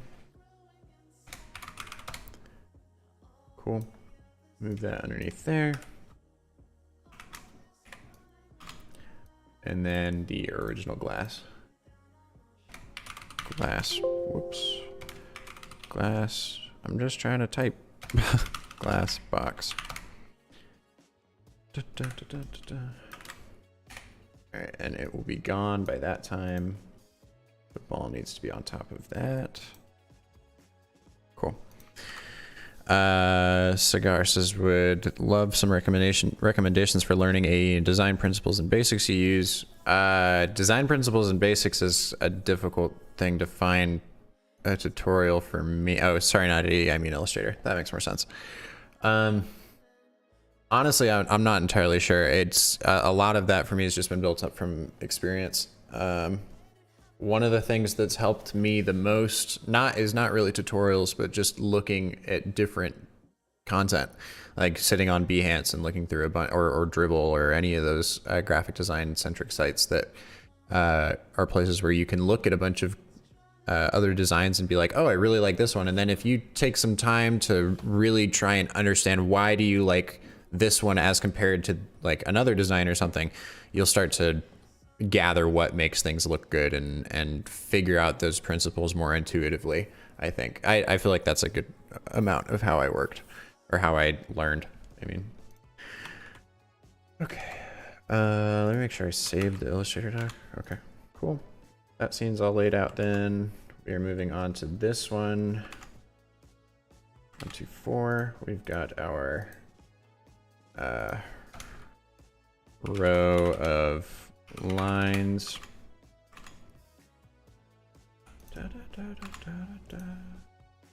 And then we have on this other layer our perspective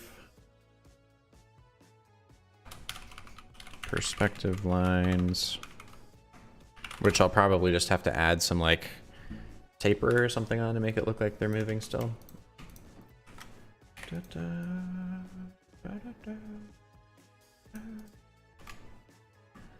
right, those are all we have for that now, though. We'll gather more for that in a second.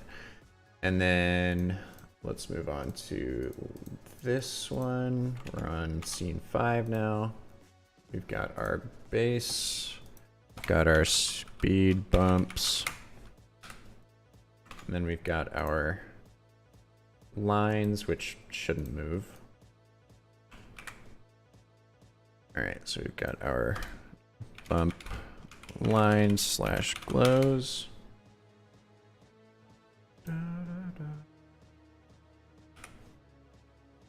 Those will both end there, and then all we need from that is the ball. Although I think actually our speed bumps won't end until later on in this scene. I just haven't figured out exactly where yet. And this is just our ball again,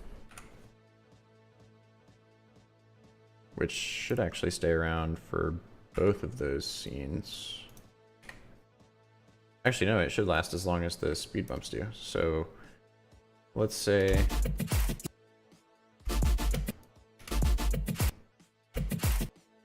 so actually these will have to end around here, because that's where the like rotating sound is happening.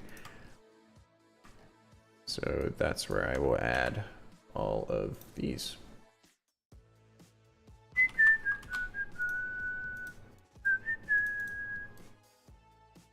We'll do that one, and this one, and that one. I'm doing them all as separate layers so I can do the 3D effects that we were talking about earlier. All right, so we've got rings, ring 1, ring 2, ring 3, and ring 4. All right, so each of these won't show up until here, and will be gone by that point. This one won't show up until probably like 1, 2, 3, 4, 5, 6. Start it there and then end it here. Cool. And then what else needs to happen here? All right, so now in 7, we've got this ball back.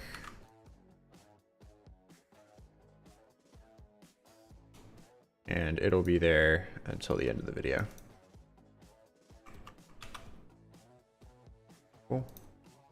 And then what else do we need? We need this grid in the back, and I'll actually have to make them all their own individual shapes.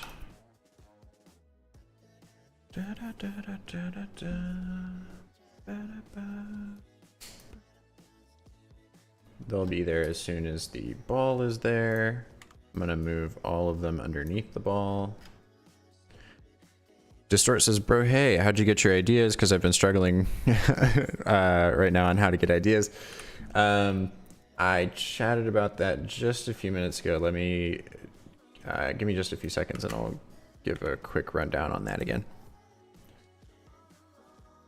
That's all right, Clinton. He wasn't there for that. That's okay. So primarily I'll look for music first. Then I will find whatever track I want. I'll edit it in Adobe Audition just to make it shorter, and add a little bit of reverb to the end wherever I've cut off the track. And then I will take that track, put it into After Effects, and I will add markers where each of the beats are, so I can, and then delete ones where, essentially I'm setting those markers to figure out where I can make scenes. Anyway, and so once I've figured out how many scenes I'm going to have, I'm listening to each little tiny piece of the audio, and trying to visualize what happens as the audio is playing. And that's primarily what I did for this one, is just sitting there trying to listen to different little bits of the audio until I could see something in my head. And then I was like, okay, let me listen to the next section. What happens next? Then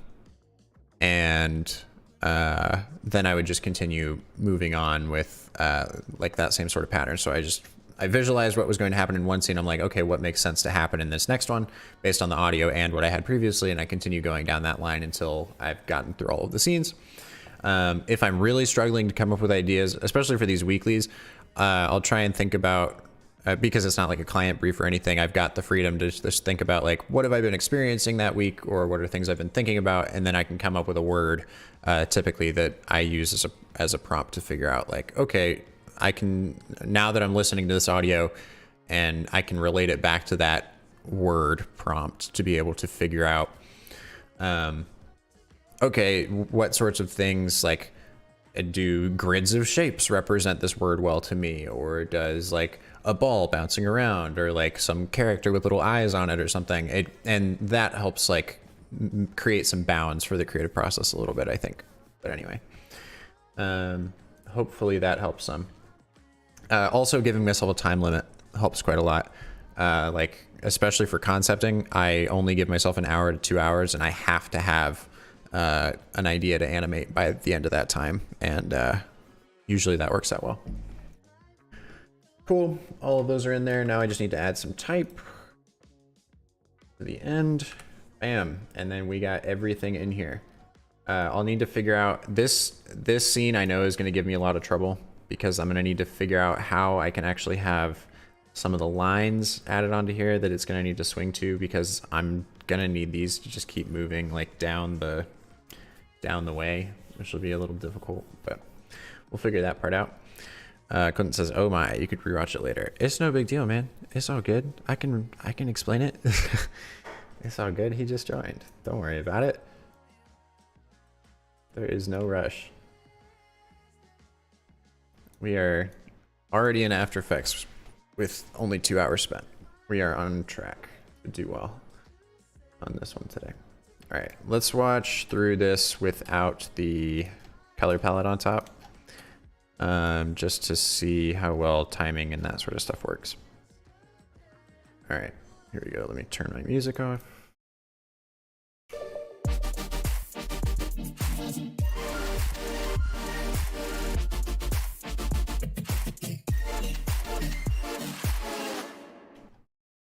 Sheesh, that's gonna be quick.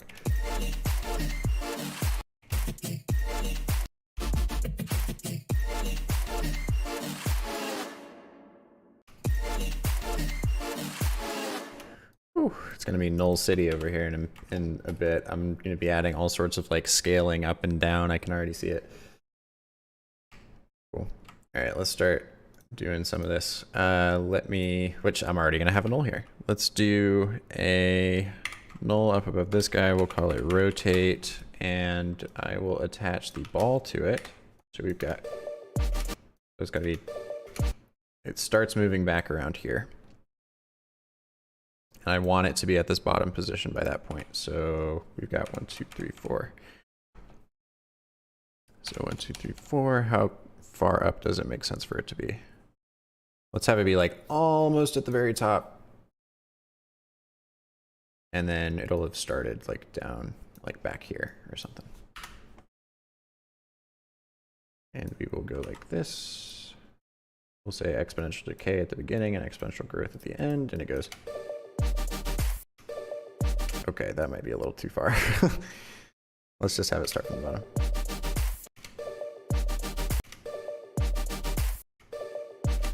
I'm gonna have to add some smear to this, I think. Let's do that. Let's add some echo. Let's do 10 echoes and very close behind it. It's actually going to need to be even closer, or I can just add more echoes. That works too.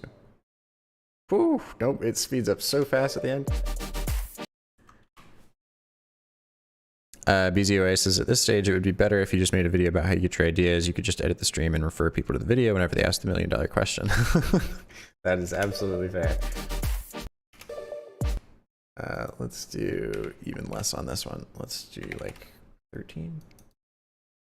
That still doesn't really help with that end bit. However, I could just do something like this to where it's down to like 0.9. Nope, it's gonna have to be even less. 2. There we go.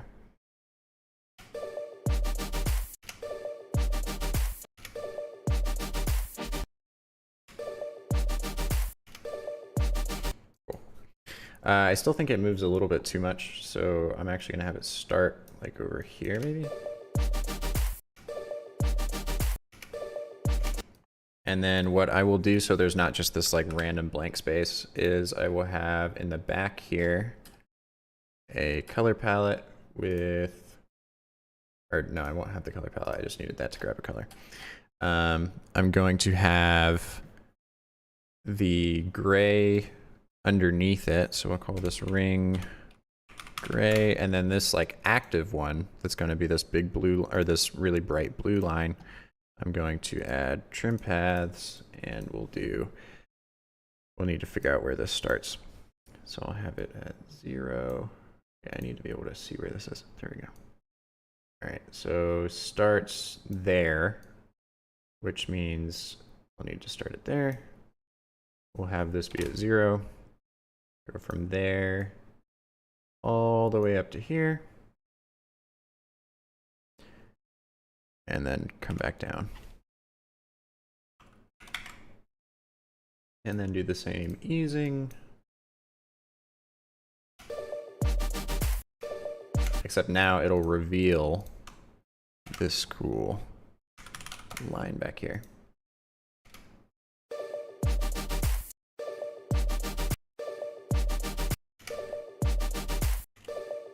And I'll do some sort of like flicker or something on it. BZOA says it's coming together nicely. I'm starting to visualize it. Good, glad to hear it.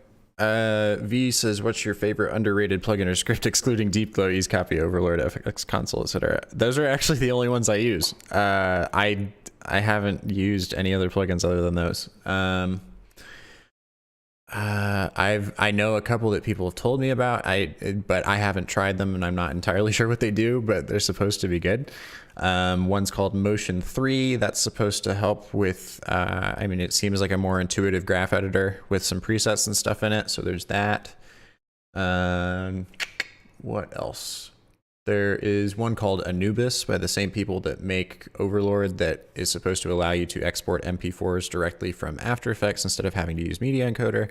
So that's nice. I think it's also, it has some sort of like render as you work situation. I'm not entirely sure how that works though. So don't hold me to that, but I think that one is supposed to be pretty helpful. For this one, we'll do a stroke width. Let's do like starts at 2 and then go up to like 8 and then back down. And then on the, I'll make another null that will rotate everything that's on here.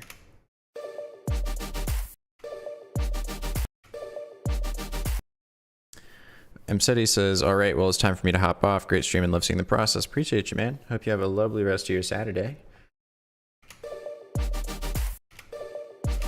Maybe I will do like, it gets, let's do, yeah, so there's dashes. We'll have 0 of them at first. And then as it gets up to this top part, we will have it expand to be like, I don't know, like 10 at the most, but I'll add some gap as well, right? You can do that, or is it just like the length of it? Yeah, let's do like 70 and then move it back down to being a flat line. And do the same sort of easing. Nah. That didn't really do a whole lot. All right, let's go from here to here and have some offset. Maybe that'll do something.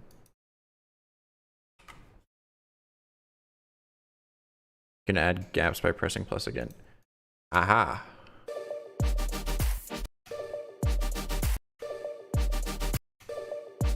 Although that looks kind of cool.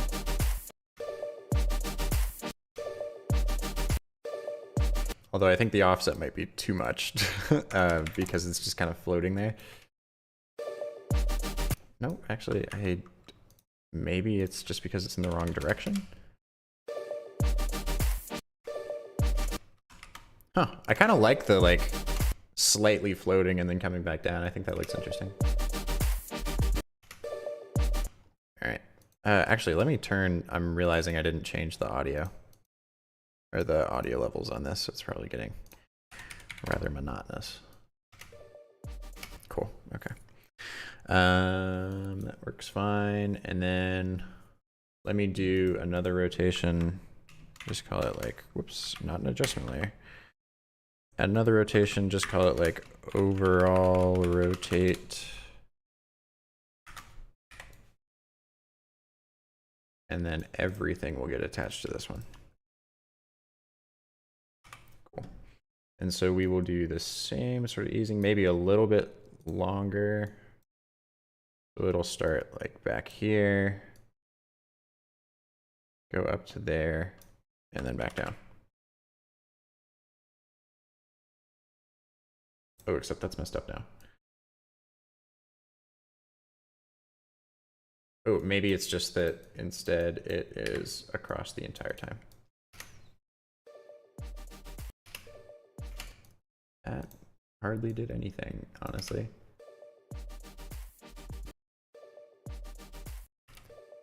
Maybe I should just have it rotate in the opposite direction. So it's like 90. Nope, because then it doesn't move at all. What if we do a full rotation?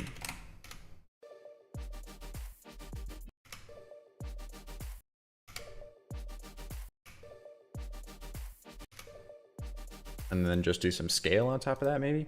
We'll do the same sort of scale that this has. So start small, get larger, and then come back down.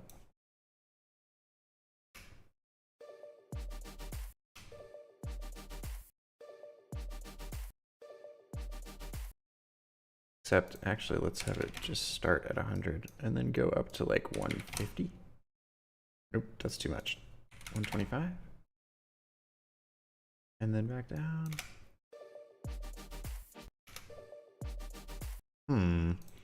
Perhaps we will do like 75.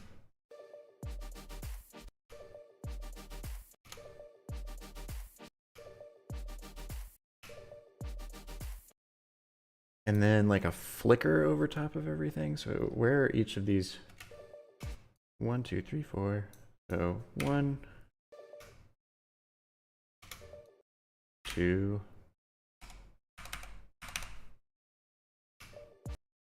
3, 4. Okay. All right, and then we will do that on the ball.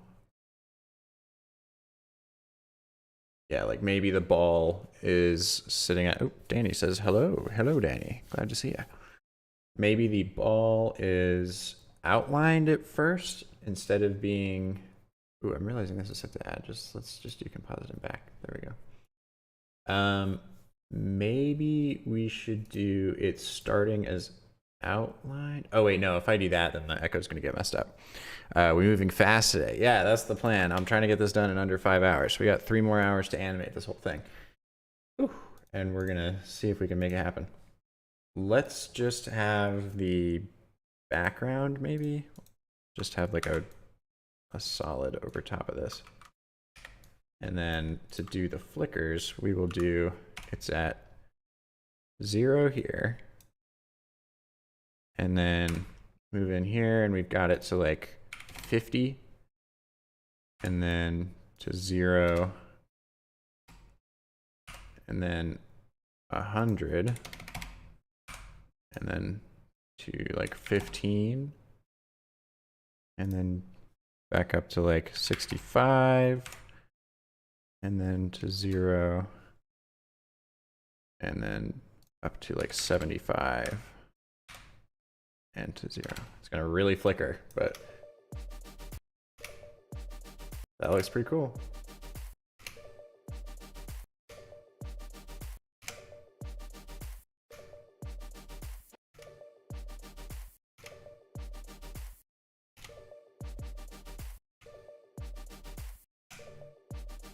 Cool.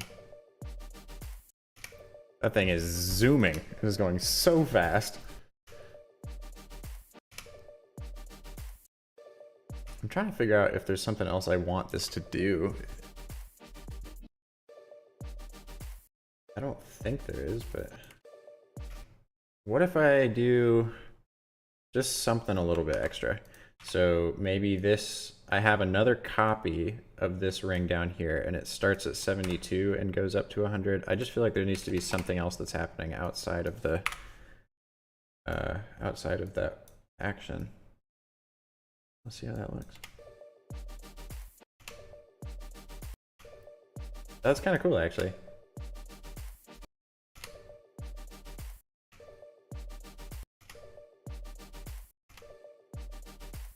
Nice. Krishna says, hello, sir. Hello, Krishna. Hope you're having a wonderful Saturday.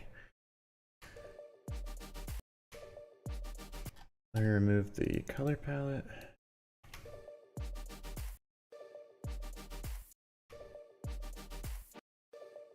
All right, this transition's gonna go nuts. I'm very, very excited for this. All right, so we need these to pop up first. So we'll do 1, 2, and then these will show up. And then another 2, Or no, we'll do 2 and then 1 and then 1. That should work fine. It's like, actually it should be the other way around. It should be 1, 1, 1, and then 2. 1, 2, 3, 4. 1, 2, 3, 4. 1.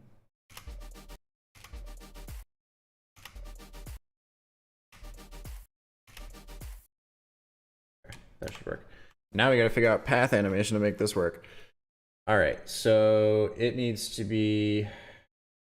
Oh, this is gonna be a lot. Okay, so we're gonna do a null on top of each of these. We're gonna say this is for tier 4, and then we're gonna do tier 3, tier 2, and tier 1. And then we are going to have each of these be added to, like we're gonna have this be in the center of this. This one will be in the center of the second tier. This one in the center of the third tier. And this one in the center of the fourth tier-ish. Okay, and then we need each of these to get parented to their null. All right.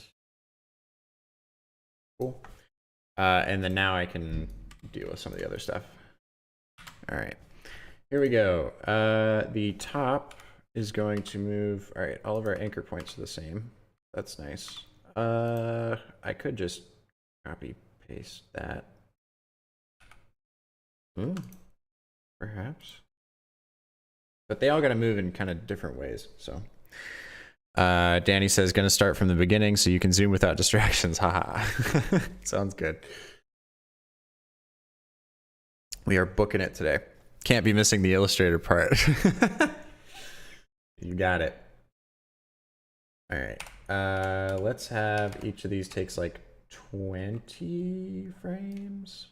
Let's do 20 frames so it never quite stops. All right. So that one's there, and then come back down here. It'll start like right at the edge. And we'll set each of these like this. All right, let me copy those keyframes, or the easing on them, I mean, and then we'll do the same thing here. So 20 frames later, and goes like from the bottom to the top. And with this one, we'll finish there and then start here. Like this. And then I'm gonna use these nulls to actually have them like slide up slightly as a whole instead. Lewis says you have to do a course. I'm a beginner. I bought a project last week. Oh, cool. Appreciate the support. For those of you that don't know, all of my project files for these loops are available on my Gumroad. It's the top link in the description. And this one will be available there as well once we finish it up. Okay.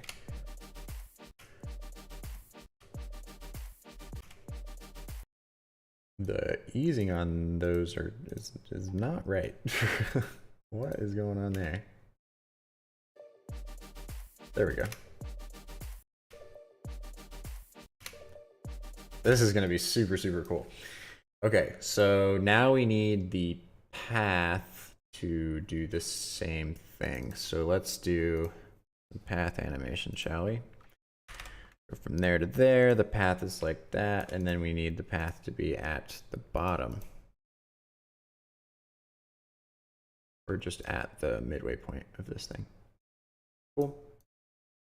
So that one's good now. And then with this one, same thing, we need the path. We are going to do this. We're going to say path here, and then path here. Each of these is going to move down. All right. Cool. And same with this one. We need the path. It'll be the same thing there. And then here it will sit like this.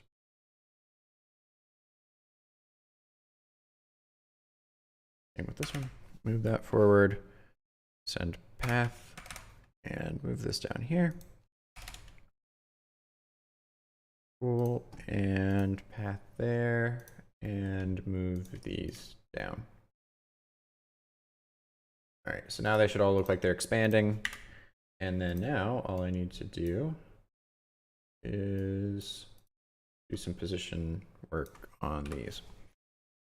So we'll go like this, and then I'll just adjust the actual timing of the keyframes in just a second. We'll have it start like back there. Cool. So all of those are there now. These will move to the actual start and end of each of these. All right, and then 2. This one can start down here. That one can start down here. And this one can start way back here. And now it looks like that looks cool as hell.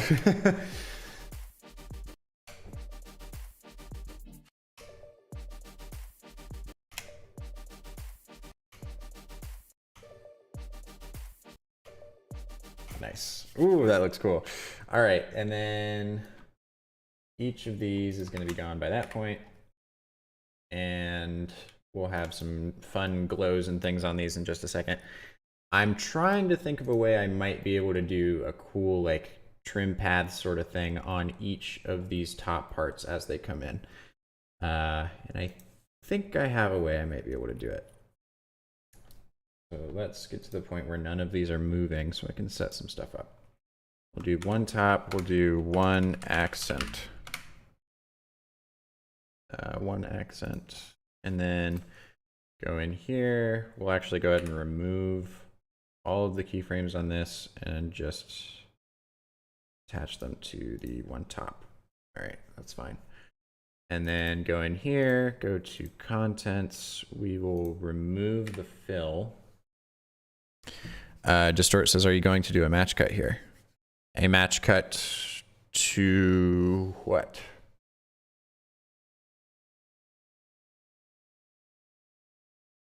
Because right now I'm trying to just carry the motion from this part over to this. I might have this like, actually wait, why don't I do that?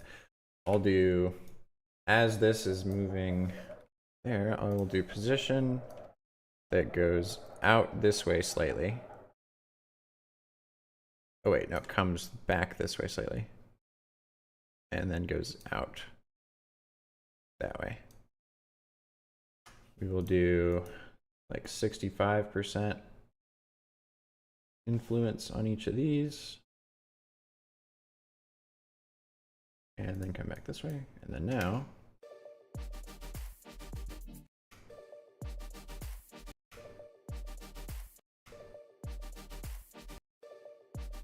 it kind of moves in that way. I'm gonna need to do some extra thing to make sure that that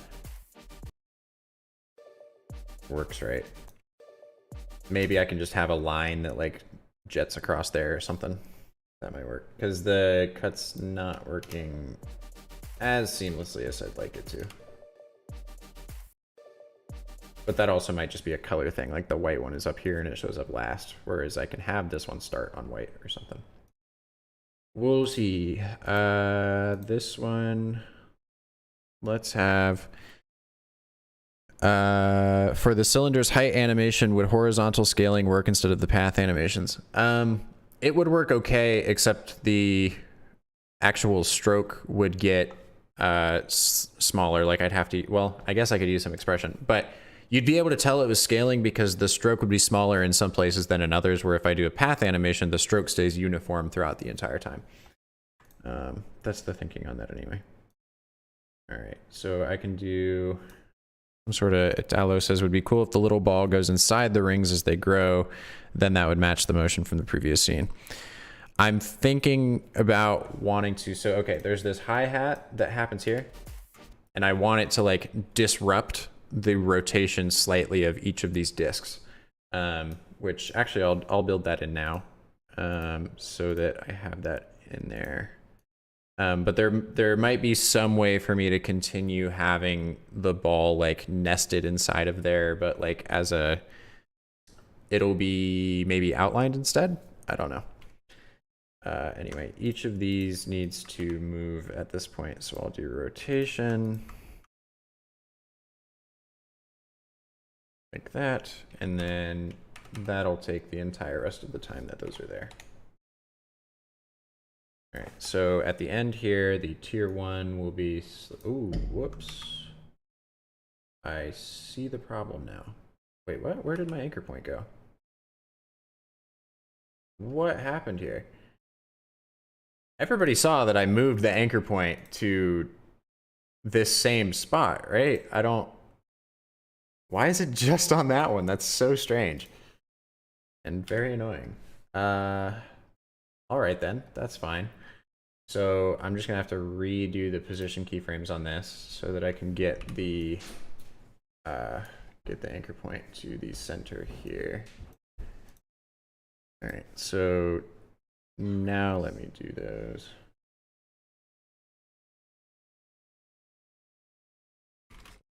Okay.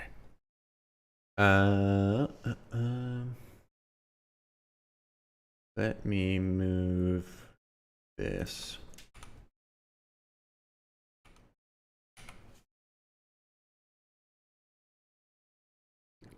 I need a little more water. Give me a second, y'all.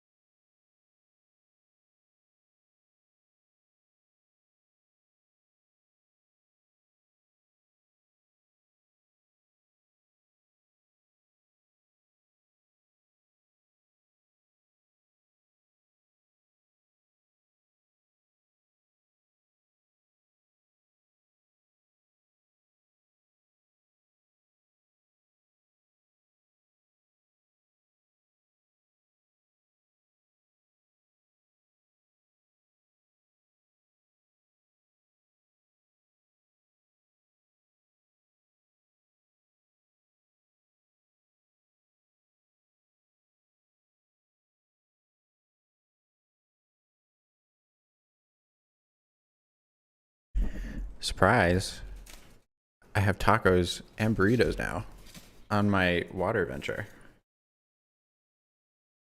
Who knew they sold those at the water store? Not me.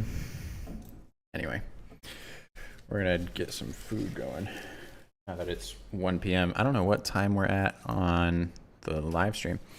Ivanimator says, could you use an ellipse shape layer and animate the size to avoid stroke deformation? Yes, if you use size and it's actually a full like square, rectangle or ellipse, it will properly adjust it without messing with the stroke, in my experience. But if you use the scale property, it definitely will. So there's that. All right. Burrito time, y'all.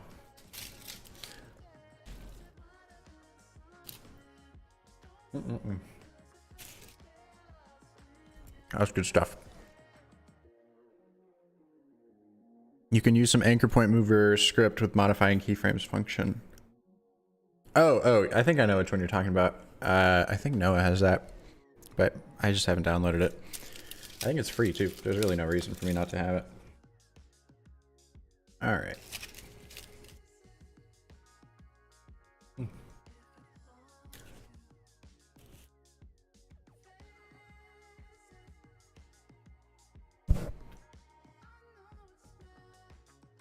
This is not a good item to eat on stream.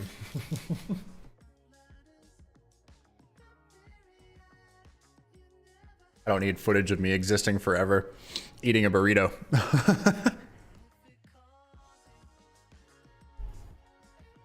The sort says, well, I'm a hop off. Awesome stream us, and I'll be rewatching what I missed. Of course. Glad to see ya. Hope you have a lovely rest of your Saturday. Animator says, bon appetit. Merci beaucoup. All right, let's move this back. I just needed to figure out how far this is supposed to be. So we got 20 here, and then move this back down to like there. Da, da, da, da, da, da, da.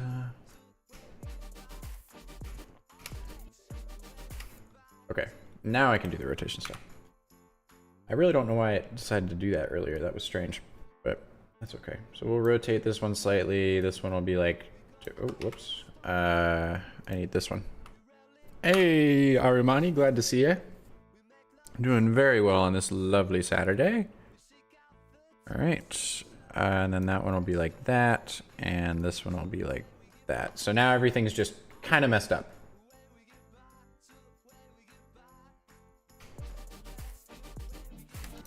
And that's where this ball is going to jet out. So we'll have it start. Well, actually, we need it to go like, how far until 1, 2, 3, 4. So we'll do 1, 2, 3. It'll go out this way and start here. All right. So we need it to be like this. And this middle keyframe is going to be 300. Whoops, my numpad is not on at the moment. All right, 300 pixels per second.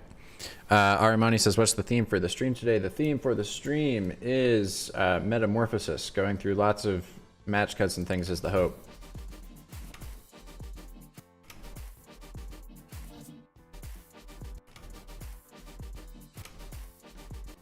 Okay, we'll do like a scale thing here, I guess. We'll start at 100. I'm gonna do like a big color flash over the screen at this point as well.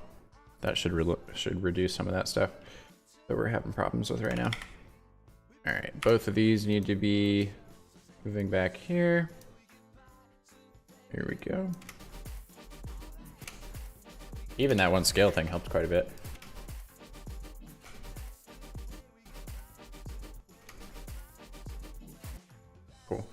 They're also going to become like discolored at that point where they rotate. Essentially, we're trying to just make it look like everything got disrupted by this ball coming out. We already in animation at the 2.5 hour mark. Nice. That's what I'm saying. We're speeding through it today. That's the goal. I'm really trying to hit that 5 hour mark. However, we have so much more to get through. And this thing is going to be such a pain, but we have 2.5 hours. We can manage it. I believe it. We'll make it happen.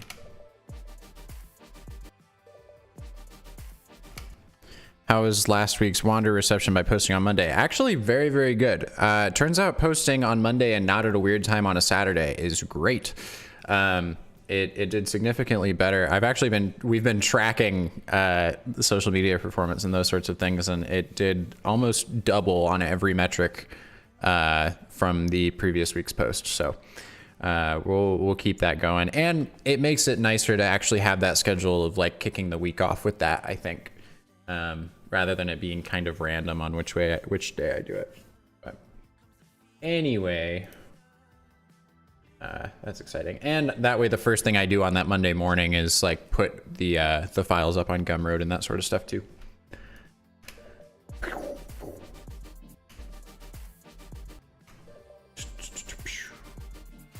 Those look cool. Okay, I wanted to keep messing with this accent shape. That's what I was doing before. I wanted to see if we could do some like trim paths thing to build this in. I don't know. Sets a routine, that's right.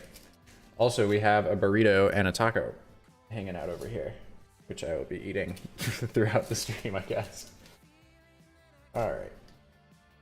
There we go. A giant, absolutely massive burrito.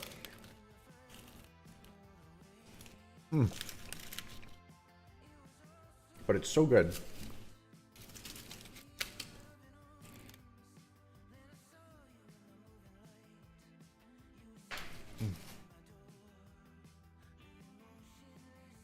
I also think I really enjoy doing the really early streams. Like that, well, I mean, not really early, 10 a.m.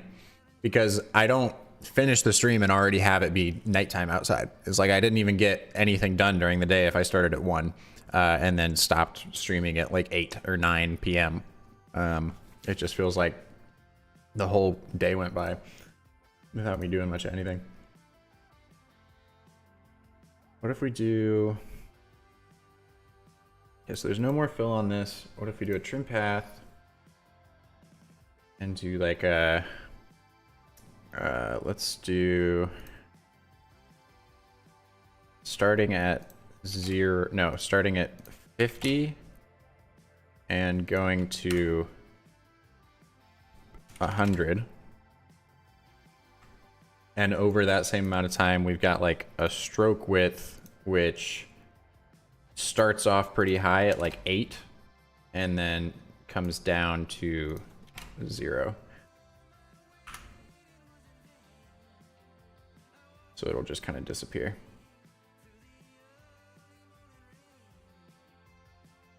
Actually, it's probably going to look weird to do a middle peak that goes to 0. I should probably just have it be like a full exponential growth curve.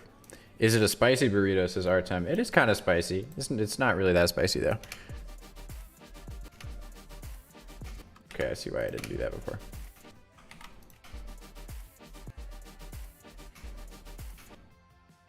And then I need some sort of offset thing.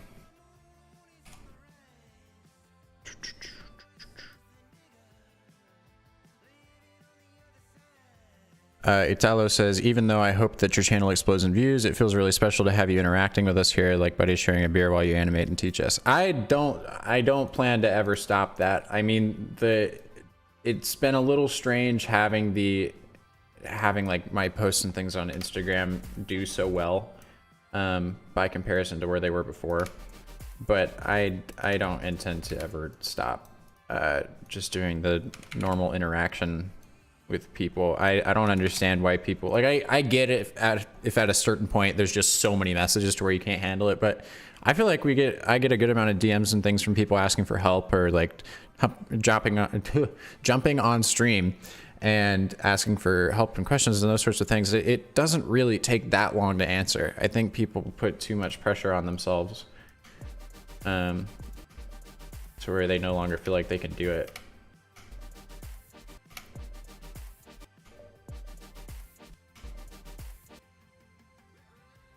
And then we'll do like, maybe it increases in scale, like it goes from there to there, or it'll just go to 100 maybe.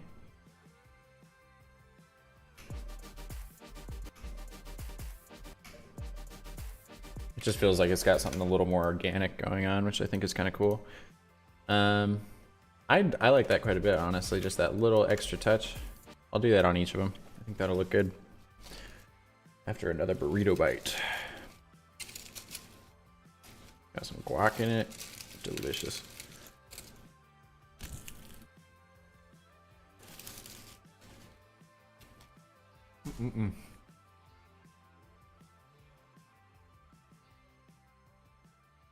Wonderful. Okay. And then I can have this be, like this can have a lot of deep glow on it as this little accent thing. As it goes away. That looks super sick. Ooh, I really, really like that. All right, let's do the same thing on this. So we'll get trim paths on there, and then I will add a scale thing later. But that means I have to duplicate this, go over here where it wouldn't be affected by anything, delete the position keyframes, add it to two top, or parent it to two top, call this 2-accent, come in here, go to the fill, delete that, add the trim path, and then do a scale as well, which will go from 79.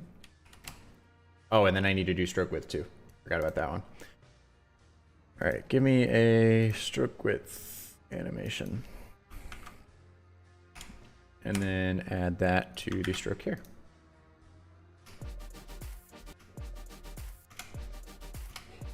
It looks great. Looks really cool. Just adds a little tiny thing to it. Cool. I'll just keep doing that all the way down. Trim paths. Go here, duplicate 3 top, change it to 3 accent. Come over to where there are no longer any keyframes on it. Parent it to 3 top. Go to contents, delete the fill. Come to the front, say copy paste the trim paths. We will copy paste the scale. And then all I need on top of that is the stroke width. Cool. Stroke width is there, and then copy paste it onto stroke here. And we should be good.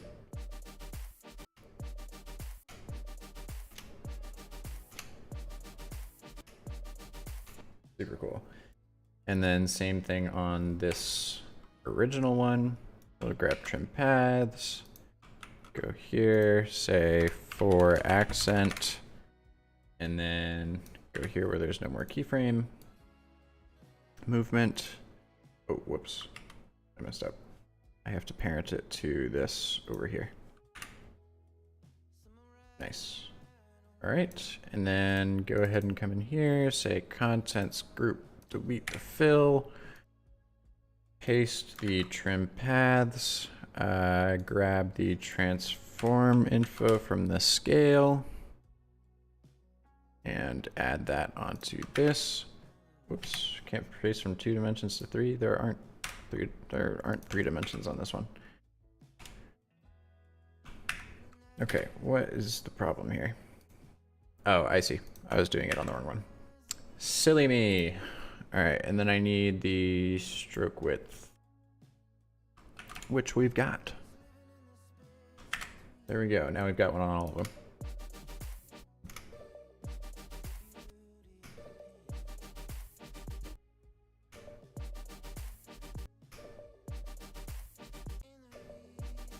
Cool. I'm liking that so far.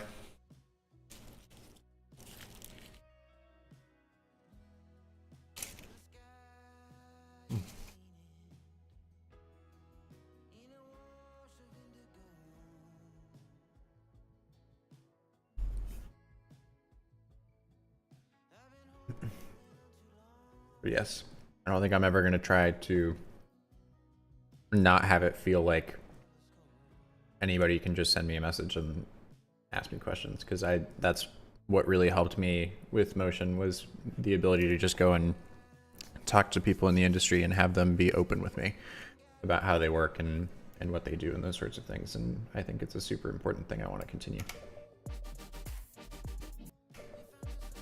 I got to turn off the air conditioning. It is cold in here. Give me just a second.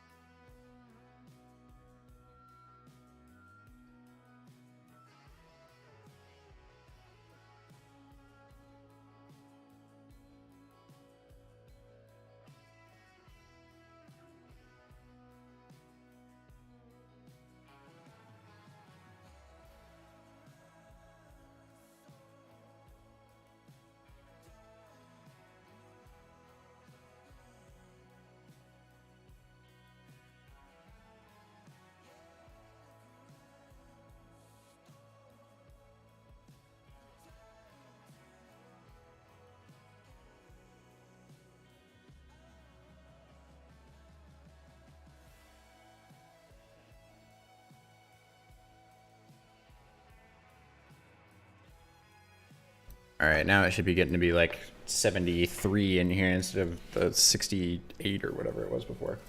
It was getting very cold, very chilly. Let's continue, shall we?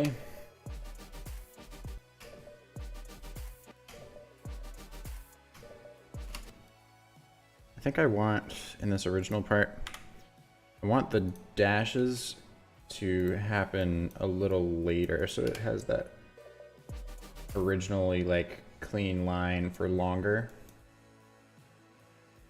Actually, I think I'm not gonna have them show up until like there.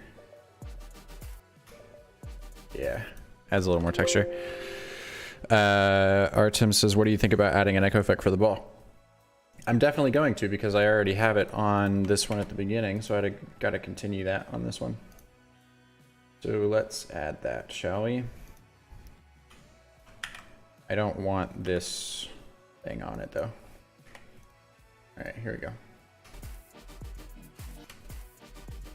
There we go. See, it's got an echo now, no big deal. This one is gonna be so fast paced. There's still so much that we gotta get done, but we got it.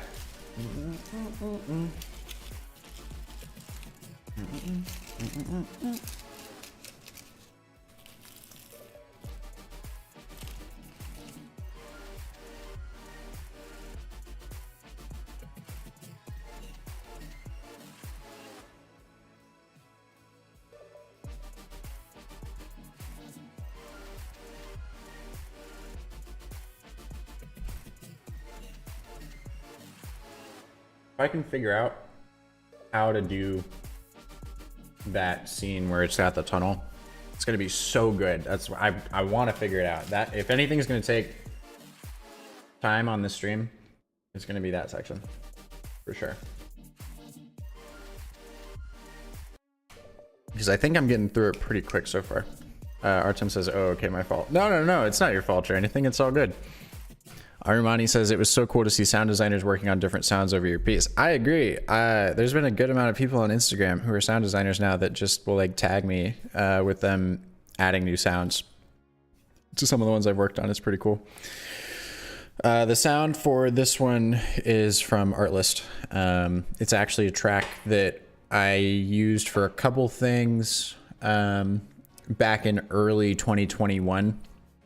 For a little reel that we put together for a project. I've always loved using music from this artist. It's called, they're a duo called Nobody Important on Artlist. It's spelled NBDY, and then important is NPRTNT. So they've got it spelled in kind of a funny way, but I've always loved using their tracks. They have like so much bass and punch to them. It feels great. And then they also have the little like extra kind of techie sounds in there too, which make for good loops and things, because I can add little bits of texture. All right.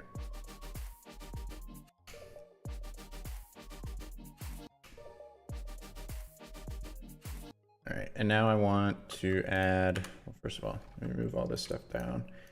And then I'll add a null on top of here, call it stack. And then that's gonna be what all of these other nulls are attached to, so that we can have those move off to the left side of the screen slightly as the ball is moving away. So that's what I'm gonna do here. I'm gonna say position, and then position, it'll all move like slightly back there. Not too much, because we don't wanna mess with the, we want this ball to be the focus for the next mesh cut. Oh, and actually, see, I moved it too much, so I gotta move it back.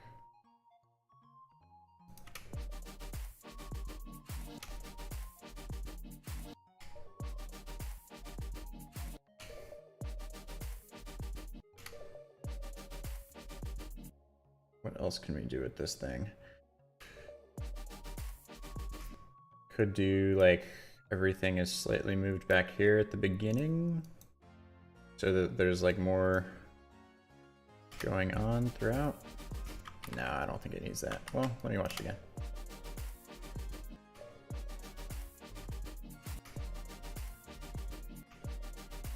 Ooh, I think that these should do like a little like shiver sort of thing once they rotate. Give me just a second. Let's do scale down to like 50. No, that's way too much. Let's do like 90 and then come back up.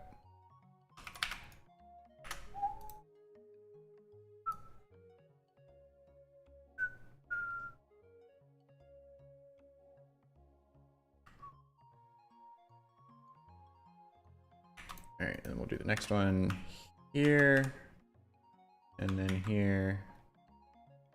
Oops, yeah, and then here. Cool, so now when they all rotate, it should go.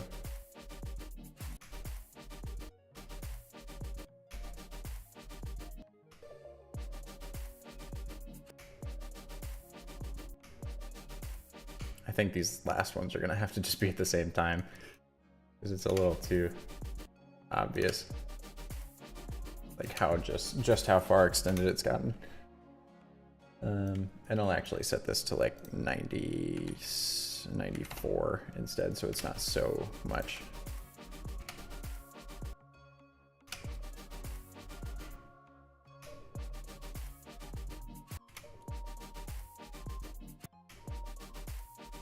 Cool. And have I done any anchor point stuff with this? Because maybe I can do like each of them get moved slightly apart when this happens too, so it really looks like it gets disrupted. Let's try that. And all right, so each of them will be moved off at these points. Nobody important. They have got quite funky music. Very true, they do. They are probably my favorite artist on our list. Any video that I've done that's done particularly well on social media has been with their backing track. I think people really like it. This one will be like slightly down here, which means that this one will move slightly up, and this one's slightly down, and this one's slightly up.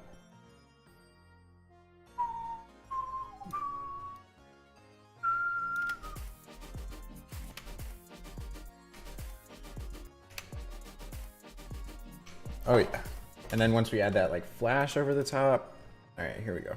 So let's do that.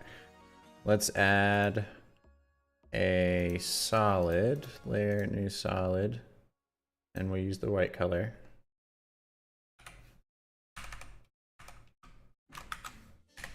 Cool.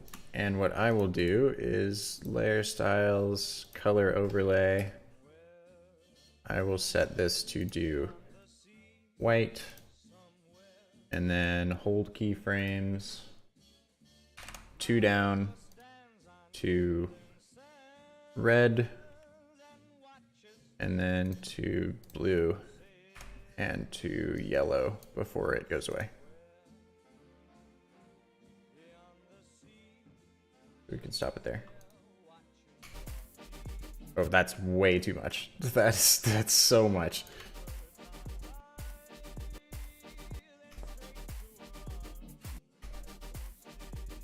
Yeah, that's ridiculous. Okay, we will do like just the blue, I think. I think that's probably the least offensive out of these. That was way too flashy. How about this? That's better. So it's like, it starts white, so it looks like it's super bright, and then the little blue at the end makes it look like it faded off into blue. I think that's kind of fun. Ooh, and then at this point, each of these needs to become the white as well. So I'm gonna do that. Let's grab, all right, where do each of these end? I don't need those there anymore. At that point, it's just gonna get more confusing, I think. All right, so this one ends here. This one ends there. And this one ends there. Remove each of those, and then I can grab these top ones, go to where that transition happens and say color, and then do here, here, and here. There are those colors, but then immediately after that, it is that, that, that. So now it loses the color. it's all disrupted and kind of sad looking. Ooh, what if I do... Oh, I was gonna say I could do like a transparency, like an opacity sort of thing after this so they really look like they faded off. But that's not gonna work because then it'll show the ones underneath. So I might just have to do like a color overlay of black over top of each of these. I think that'll work fine though. So let's do that. Let's say layer styles, color overlay, and then we will do the black here. Oh, that's on the accent. Whoops. I don't need it on the accent. I need it on the top of this one and the bottom, but for now that's what we got. All right, get me layer styles, color overlay. Where does the snap happen? It's right here. So we will do color overlay is that one. You pick colors from Armenia's flag. I didn't do that intentionally. It just kind of turned out that way. Same with Venezuela and a bunch of other places. So right after it ends there, we will do opacity goes from, we'll do like 15 to 1, 2, 3, 4. So like 25% ish. And then we'll do 50 and 75 on the other ones. All right, so just take that, add it there, add it there, there, there, and there. And then grab each of these, move them over, and now we should be good. So, okay, this one's the third one, which means the opacity will come to 50 and 50. And the opacity on this one will be 75 and 75. So it slightly fades off.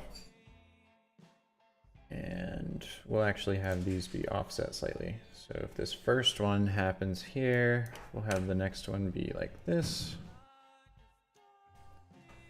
Each of these will just move over there. And same with this one.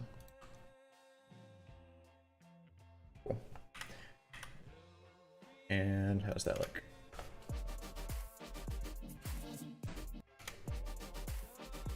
Oh, that's kind of cool.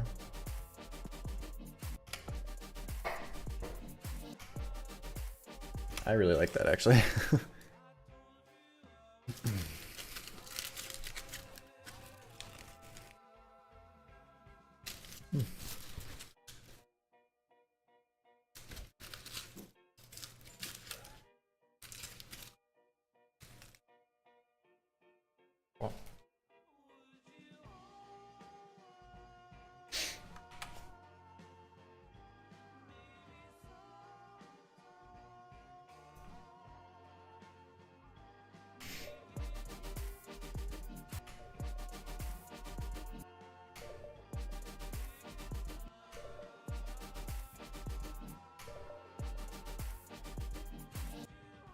Maybe we have like, I'm trying to figure out how I can have the white, something white come up through there that like pops the ball out. Maybe it's just a line that goes straight through the center.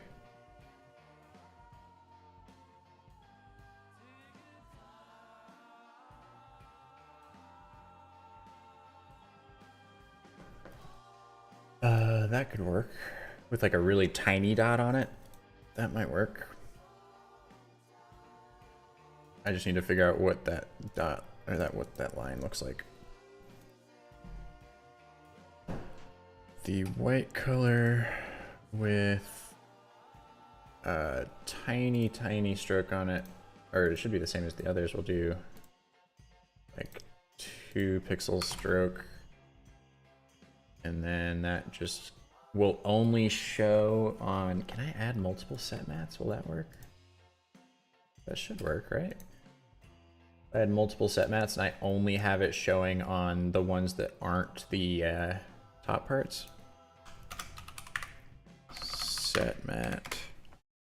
And then we'll have it do it on, oh, there's so many layers in this thing already.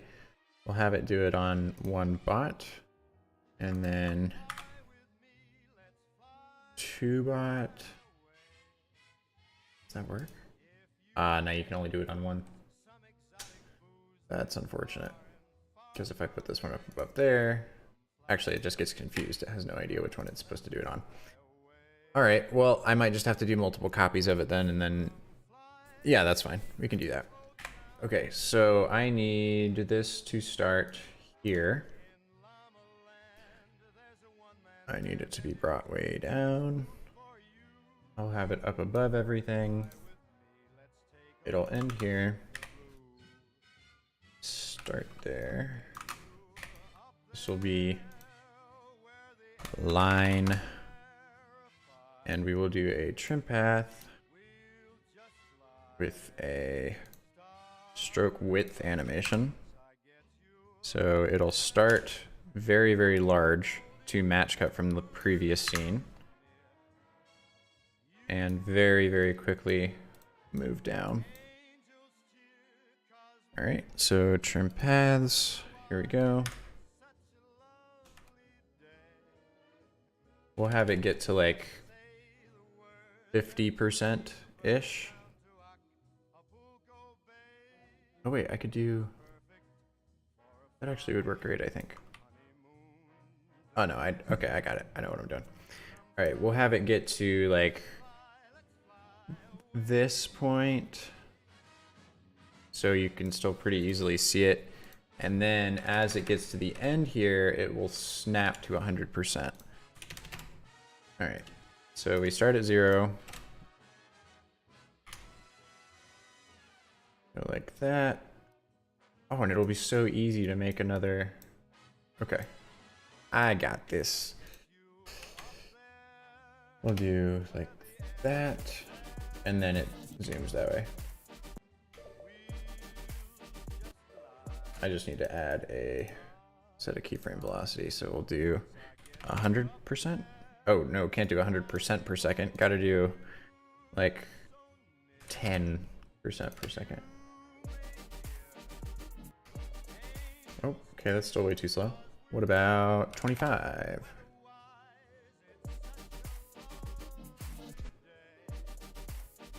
A little bit more. Whoops, don't want that. Let's do like 40%.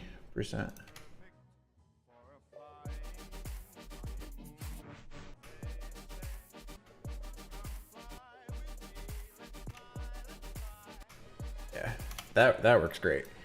All right, and now all we need is another shape on top of this. We'll get the same one, except we're going to delete.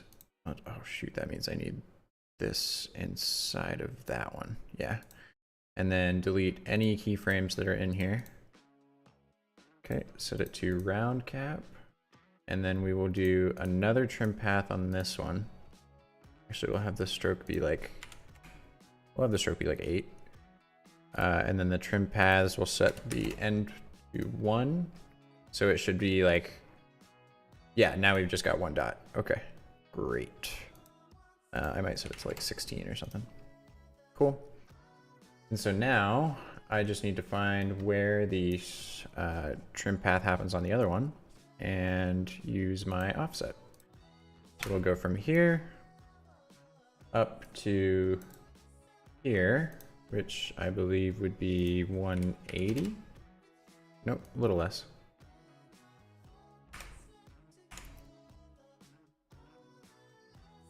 Okay. And then all the way up to the top would be 1, or would be like 359. Cool.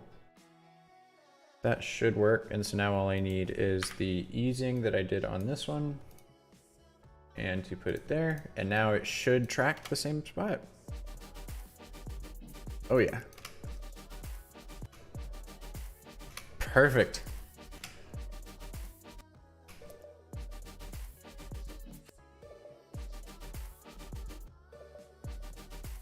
Which I guess shouldn't the line be blue then as well to match that same trail that we already created here? I guess. But then it would be on a different layer, which would look a little strange. I mean, I could just have the whole thing glow.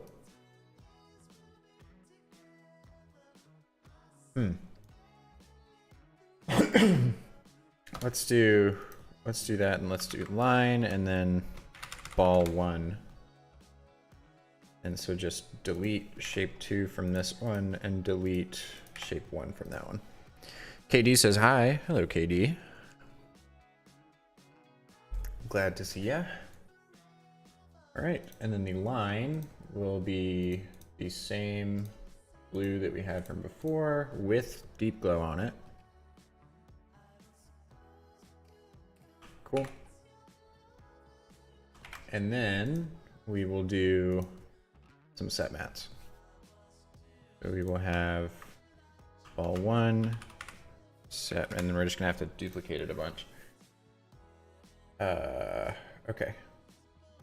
This will be ball 1 we'll do ball 1-1 line 1-1. All right. And then set mat to the top. That'll be 1, or no, it would be the bot. So got it. And then same thing on that one.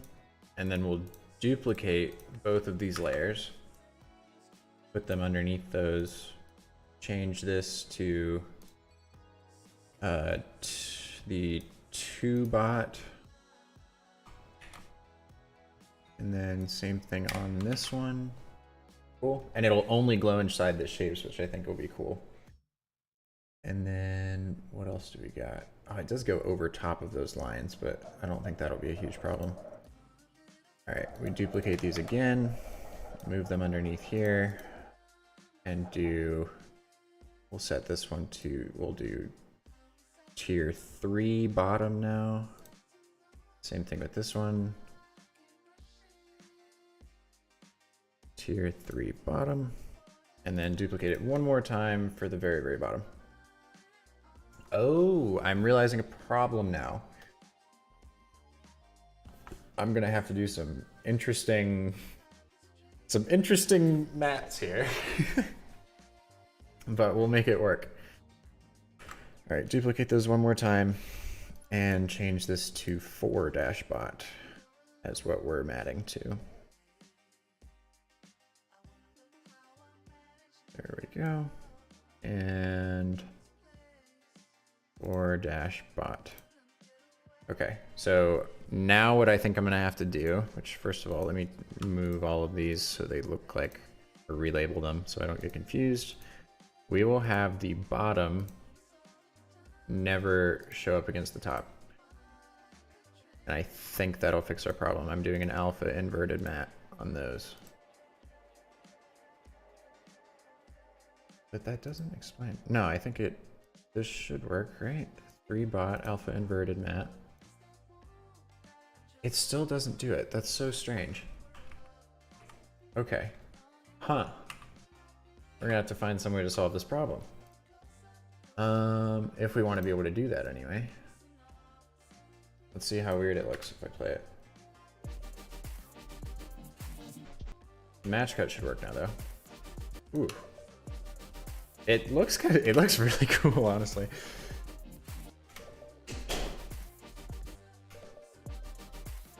Cool.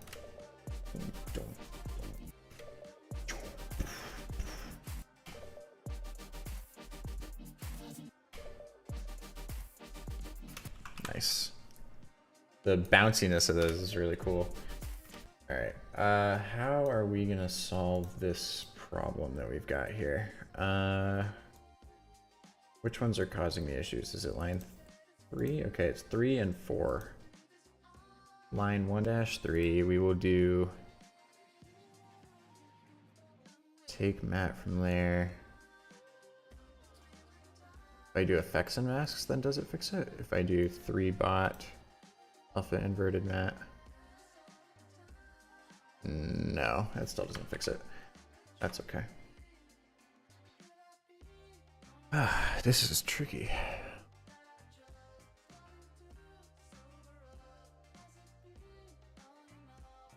Because it's taking from this part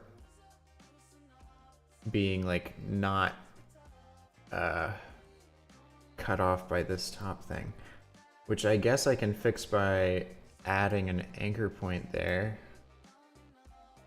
and then moving it. But then it has to be like right along this bottom line or it gets broken. Actually, does it? Oh, yeah, it just messes with the glow on it. Yeah, it's gonna make a tear, isn't it? Huh. That's a tough one.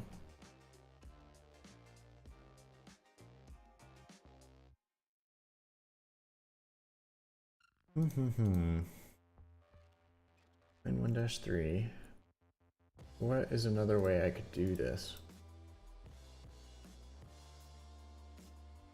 I think it looks really nice. It's just this thing that's causing problems.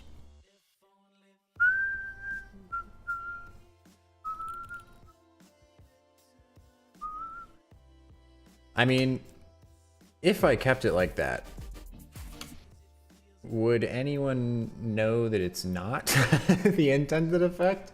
Because it kind of looks like some cool like light streaks that are coming off of it, which looks a little interesting.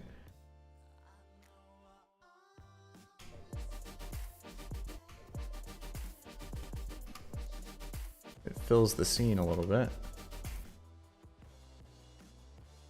I would have to do hand keyframing to fix that, I think. But it does solve the problem if I, like, without the set mat, I think it solves the problem.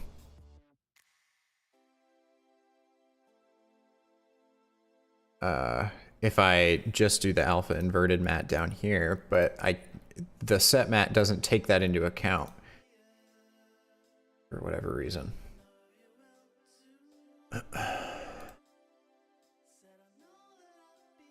I could invert the mat and then that just breaks it the other way. Stretch mat to fit, composite mat with multiply. Ooh, what did that do? Grow bounds. What does, would I be able to like do the reverse of that? Grow bounds. And then like bring it closer in. Huh. I don't know that that'll fix that. It's because it's got this part back here cuts off right there, and so I need it to perfectly match this curve. However, all of those are at completely different lengths to start with. Ooh, that first frame looks real jank.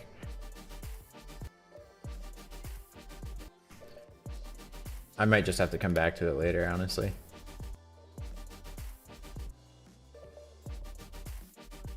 Yeah, I'll just come back to it. It's taking up too much time. We're at 3 hours now, and I probably spent the last like 20 minutes on that. Okay, we're gonna have this ball get trapped inside of this glass box, which means we need the ball to be parented to the glass box and have the glass box move from here, move all the way from over here to that spot.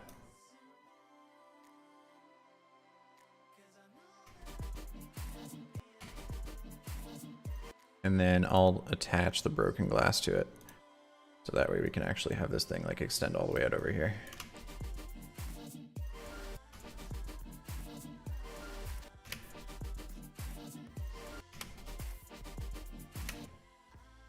Cool. And then the ball will start here. Hold on. So start over here. Go in here, 1, 2. And it's gonna kind of just like bounce around this thing. So it's gonna go all the way over to this wall and then jump up 1, 2, 3, 4, 5. Jump up to like here. And then 1, 2, 3 down to here, which goes 1, 2, and bounces back down here. 1, 2, 3, 4, 5. Comes back into the air. 1, 2, 3. 1, 2, 3, 4, 5. Little tiny bounce, and then 1, 2, 3. Cool. I don't know how well this is gonna work, but we will find out. Let's do, this needs to be like this. That's like that. And then now let's do some easing, shall we? Gonna go right over there. That bounces off. And that's like that. Like that. Right? Or is, oh no, does this one also, okay, so yes, okay, this one bounces up and then comes down. And then up and back down. It's gonna look really weird. Yeah. It's because I need to adjust these values. So right now it goes like this, and then it's just stuck sitting in the air awkwardly. So we're gonna change this to like 300 pixels per second and see how that looks on that first. That already makes it look way better. Kind of awkwardly sitting.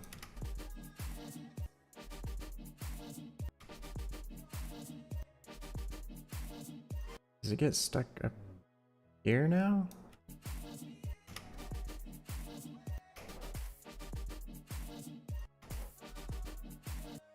That, or it, because I need it to be like doing this whole glowing thing, instead I can just have it start over here and then go 1, 2, and then smack into this wall.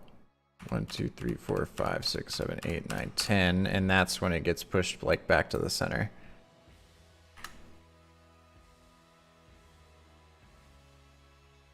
Because that was gonna be probably too much to have happening.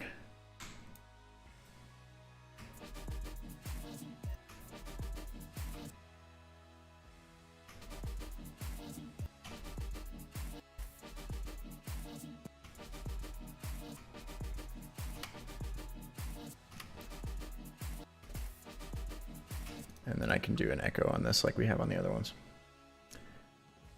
Where is our ball with an echo on it? I have one over here, don't I? Yeah, there we go. Echo over there, and then add that to ball. And then it just needs to get squished once it comes up against this wall. So we will have it be like that, and then here it will go like this and like that, which means that it actually needs to be like up higher and over here, and then it can scale back down there.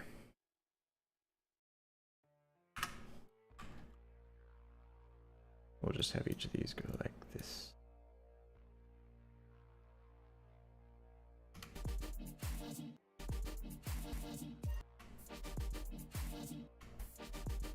I think it needs to smack up against the other wall.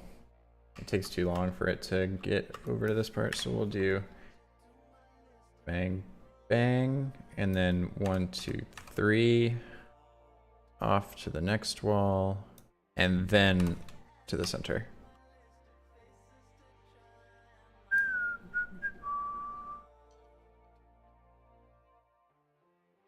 Cool.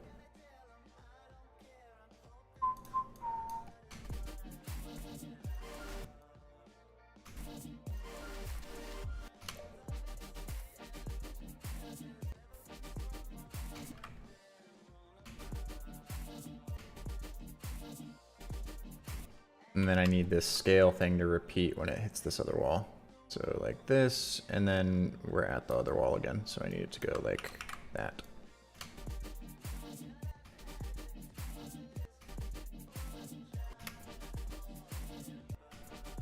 And then on each hit, Artem says, how long do you work as a motion designer? I've been doing motion for 3.5, almost 4 years. Actually, 4 years. but I've been doing design and graphic design for 9 years-ish. Something like that. Okay, let's do, as the ball hits those walls, we will do a stroke width animation. So like this, and then one, it'll be at like, okay, that might be too much. Sure, 10 is fine. And then coming down, but then it gets hit again. So we'll just copy paste the same thing. Except instead it'll be like just up until it ends.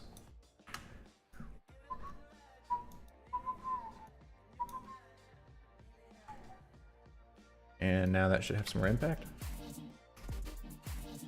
Okay, it's gonna have to be larger, I think. It's gonna look really strange for now, but all right. And then same thing here.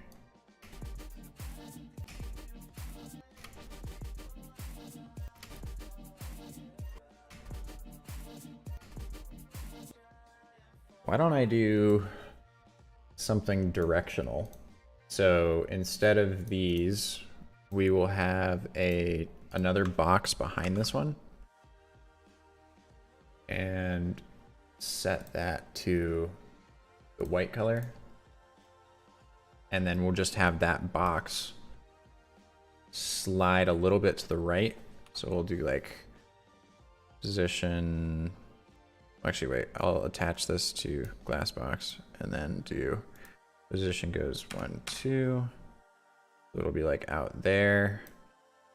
And then it gets hit again. So we need it to be back to where it was and then go 1, 2 out to like there and then come back. That might be more interesting than just doing a stroke width thing. All right, let's try that. Okay, it doesn't make sense for this one to be moving out further than the other one was. What was this one at? 36, so this one can be like -15. And then I can do a little bit of like an anchor point animation on the actual glass box itself. Right, does that? Oh no, that moves that too. So instead what I'll do is actually come into the contents of the shape and do a position animation. We'll go like this, move it over slightly. Oh wait, I can't do that because it's it's in the box, so that won't work.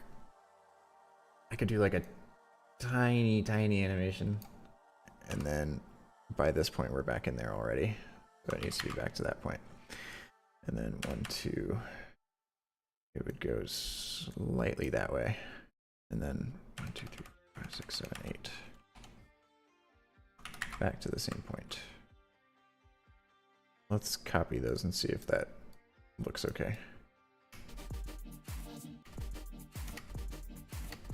That's just confusing.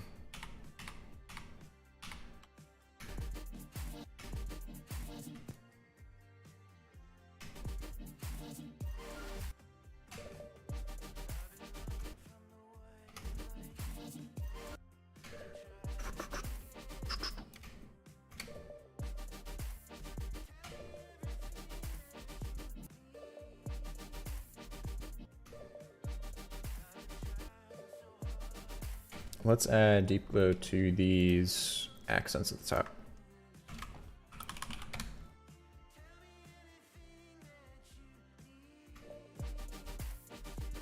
And then it'll be gone once that's gone. All right. Let's do like 0.2 maybe. Yeah. Arimani says, gotta go now. This is shaping up really well. These lines will be awesome with deep glow. We'll look at the remaining in the stream tomorrow. Have fun animating. I sure will. Appreciate you for stopping by.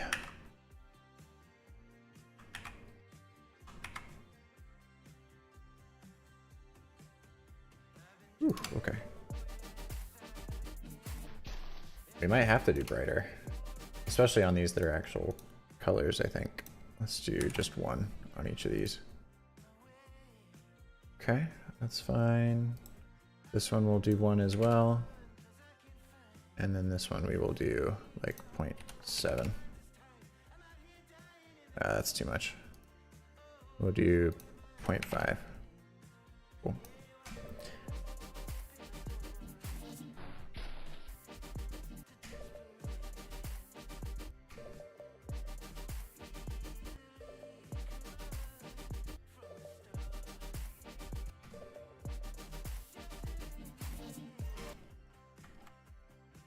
Sweet. And then as this ball is coming up to this point, we'll need it to have deep glow as well.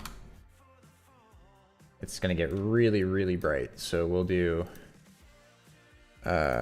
effects, deep glow, and it'll be like 1, 2, 3, 4, 5, 6, 7, 8, 9, 10. We'll have the exposure at 0 and then go all the way up to like, sure, that works. We'll do like that. And then it'll simply flicker off after that point. So we'll have this part be 0, then back to like 0.5, and back to 0.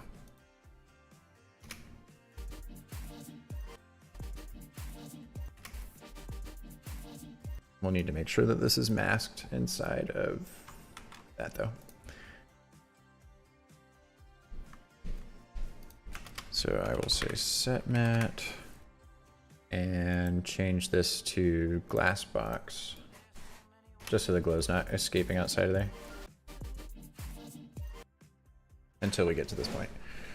And then on these, this should look cool. Looks kind of crazy right now. I'm gonna do the animation of this breaking. Ooh, that's so many pieces. Okay. Let's do position. Add the current one for all of them.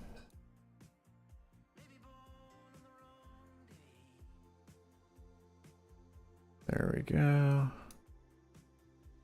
And then all the way in there. And then what is this thing? There's just a random point down there that we don't need, I guess. So then all of those will be like, I think I'm going to send them up into the air and then have them come down. So we'll do 1, 2, 3, 4, 5. And then every single one needs to come up into the air. We'll do like there. And then 1, 2, 3. Come on down. And 1, 2, 3, 4, 5. Everything will bounce just slightly. And then 1, 2, 3. Whoops, that's not gonna work.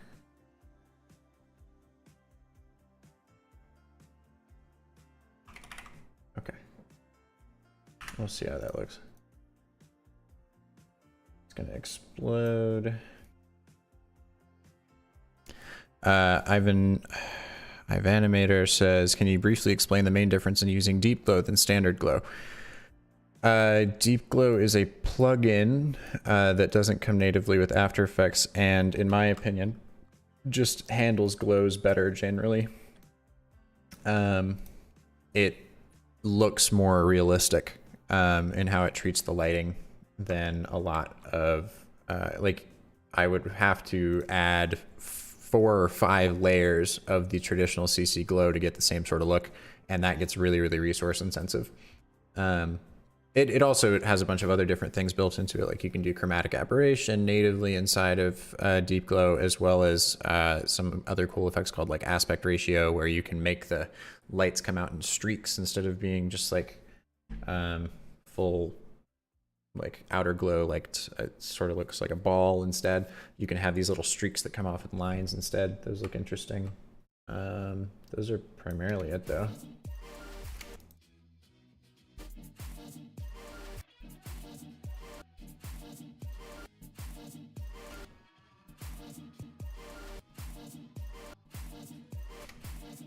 Okay, that looks a little funny. I'm just gonna have it explode instead. We're not gonna do this bounce thing. So we will just go until the very end. So this thing is gonna go like way over here. This one's gonna go this way. This one will move slightly. This one goes like that. This goes here. It's like over here-ish. I'm gonna add some rotation to these eventually. That one will go there. Ooh, really, really tiny fragment's gonna go super far. Oops, I'm not trying to do path animation.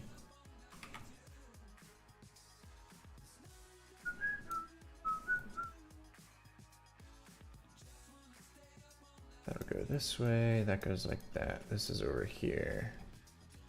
This goes over here. These will just kind of slide off to the side.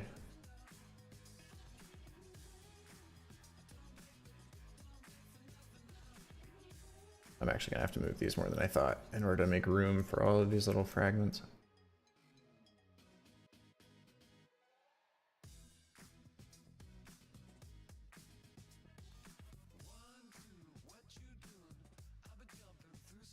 This one is so tiny. Oh my god. Okay. And now if I do that, I'm just copying the easing on all those, or on that top one that I just eased, and then hitting paste on that. This one hasn't moved. I'm just going to delete it. Okay, so now it goes.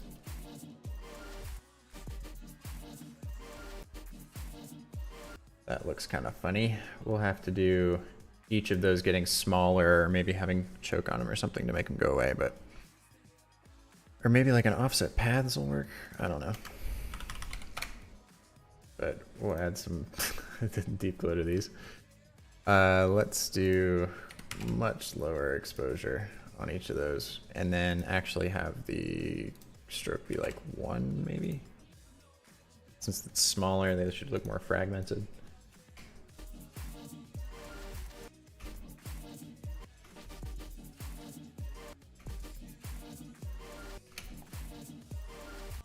It's also just weird that they stop. They should never be stopping there.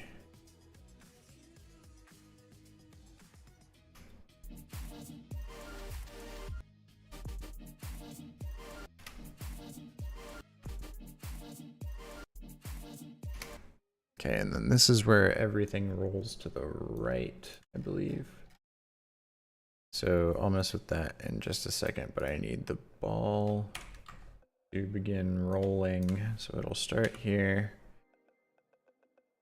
Or I guess it'll start here and then go like 1, 2, 3, 4, 5, 6, 7.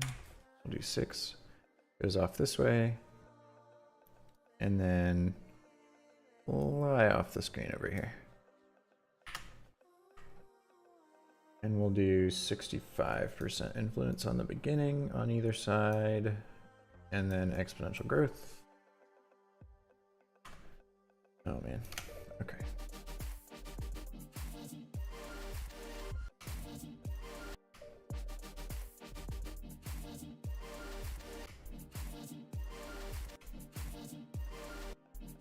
I think I just need each of these to be much smaller pieces, which is what I will do. So each of these is going to be like 50% of their original size. Because right now they're just too huge. They look ridiculous.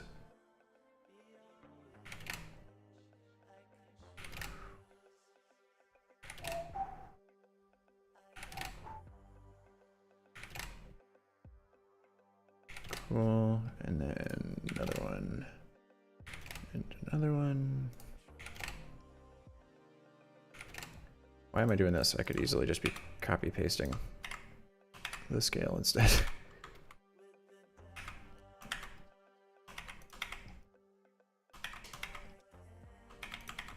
There's so many shapes in here.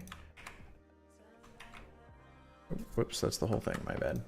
Okay, those are much smaller now, which definitely affected the position on some of them.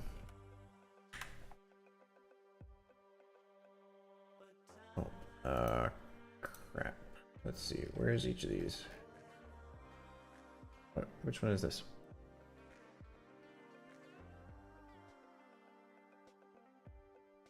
Okay, it's this one. I don't know why it wasn't just telling me that. So it's going to be there instead, and then this one, wherever it is.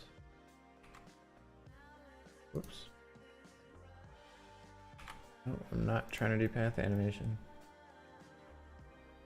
Okay, where did that one get added? There it is. Okay. So now this one will just be down here. And now that should hopefully look better than it did before.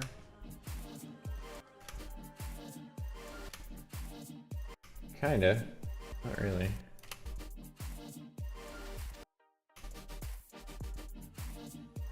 I think it's the lack of gravity. If I do an anchor point thing on each of them at the same time, that should work to like slowly start pulling them down toward the ground.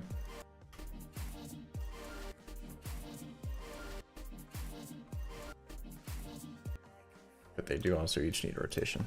That's definitely part of it. Okay, so we need every single one of these to have a rotation except for these. And then same over here. Okay, now I can do that. So let's take this one. Moved Shapes says hello. Oh, hey, how you doing? Just John Stewart, right? I believe that's John Stewart. I'll remove those messages. We're gonna remove those. And same with that, very interesting.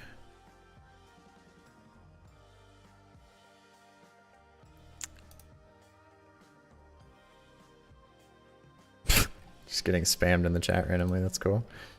John Stewart, glad to see you, man. Hope you've had a wonderful rest of your week and are enjoying your weekend.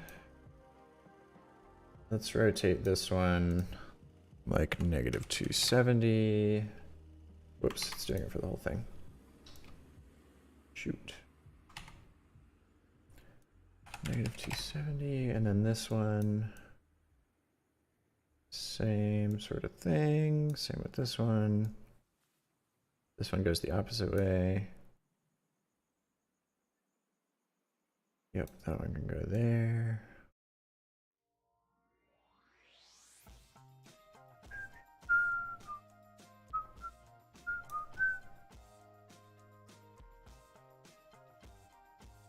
That one will spin a lot. All of these are gonna rotate. I'm half tempted to just delete these ones on the bottom, honestly. They look kind of weird. Goodbye. There we go. Now we just got shards in the air. All right, what else we got? This one, it's gonna rotate like this. I might steal the weekly loop idea, do it. I would love to have other people doing this. I've started to see a couple people doing it on Instagram. It's really, really fun, and also is really great for the algorithm too, on Instagram. Easy way to get new people who want to work with you and that sort of thing. Okay, move that way, move this as well, and then this one rotates that way too. And paste the same easing. One object is invalid, what are you talking about? Fine, I'll just do it manually. So many shapes. Okay, there we go.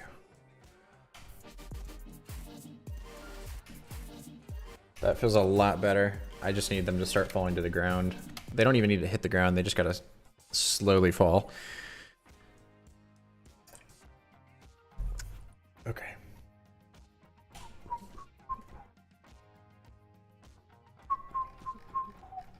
We gotta satisfy the algorithm somehow. Fair enough. Anchor point. Okay, we'll start to do some like slowly dragging down. We'll do like 10 from here. So anchor point, anchor point, anchor point, anchor point. Except for these two.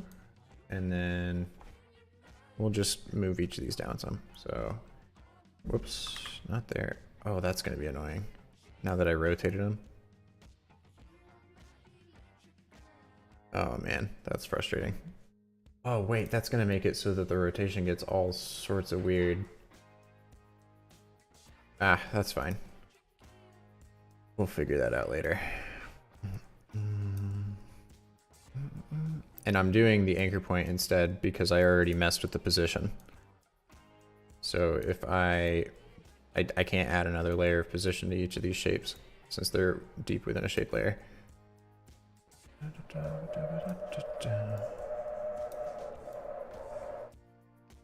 Not color coding your layers. True. I've got some of them color coded, just not a whole bunch of them right now. But given there aren't really that many layers anyway, I mean, we're deep in a million different shapes in this shape layer right now, but beyond that, there's not that many. All right, move that down. We've got to be close to the end of these, right? How many more of these could there possibly be?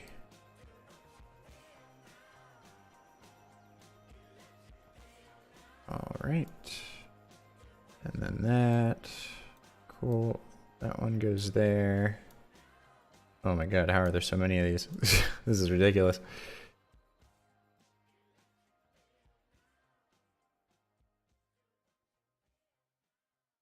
All right, move that one down there. This one goes that way. Oh, this one can just go straight down. Cool. And then this one? Yeah, I was hoping it was that one.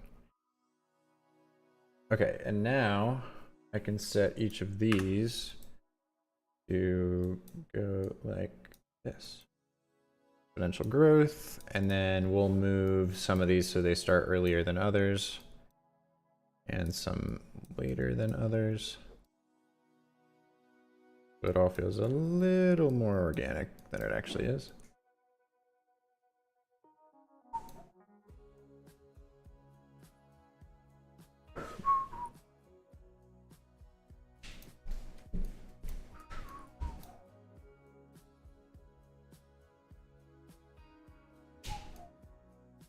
Is that all of them? Okay, let's see what that looks like. Oh, that feels so much better.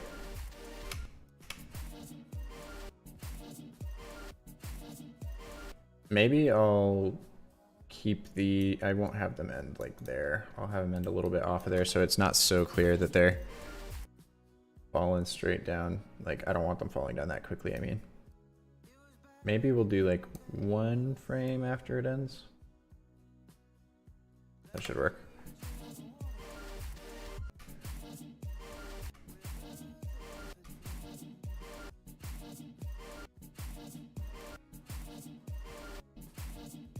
And we'll actually have them get pulled off to the side just a little bit. 2, 3, 4, 5, 6. 1, 2, 3, 4, 5. It'll get pulled along with this just slightly. And all of that combination together should make it feel more realistic. There we go. Cool. All of it together.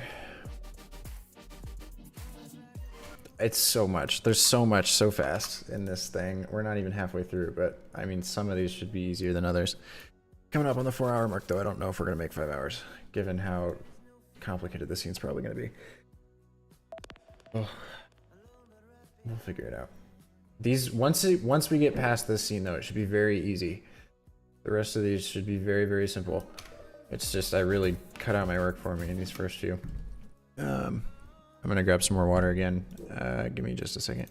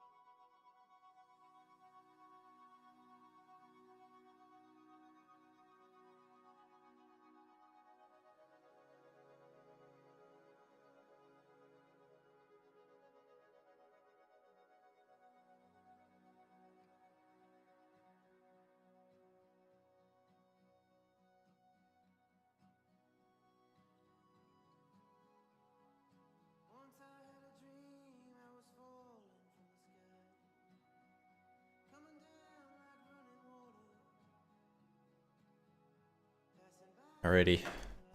Speedrun.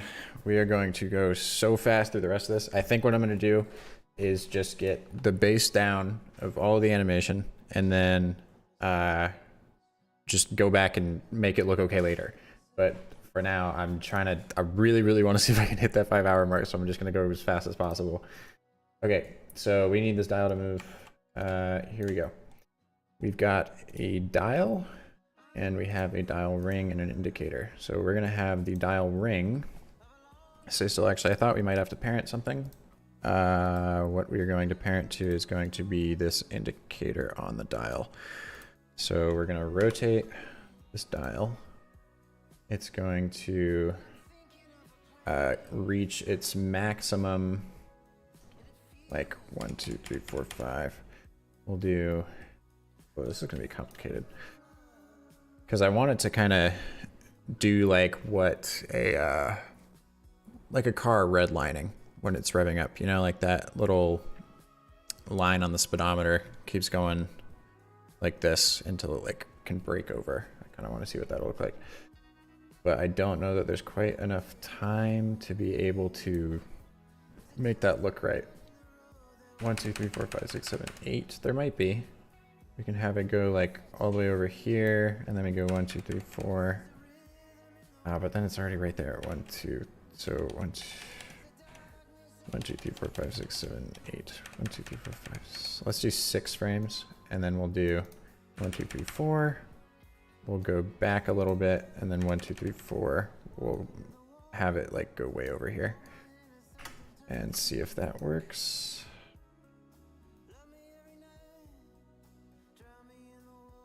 We'll have it all move over there, then do like a 63 and 63 influence, and then all the way over here. How's that look?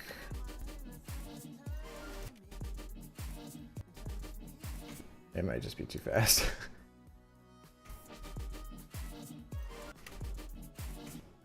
Alright, but then by the time we get over here, we can just have this whole thing rotate. So we'll go like just up until it ends. We'll have it come all the way back around to like there. So everything keeps on moving throughout the whole time. That's kind of cool. Oh, and we'll have it like flash red down here when it gets to this part where it's like about to break, so we'll have it like flash red once it's there. Or maybe once it gets to this part, I don't know.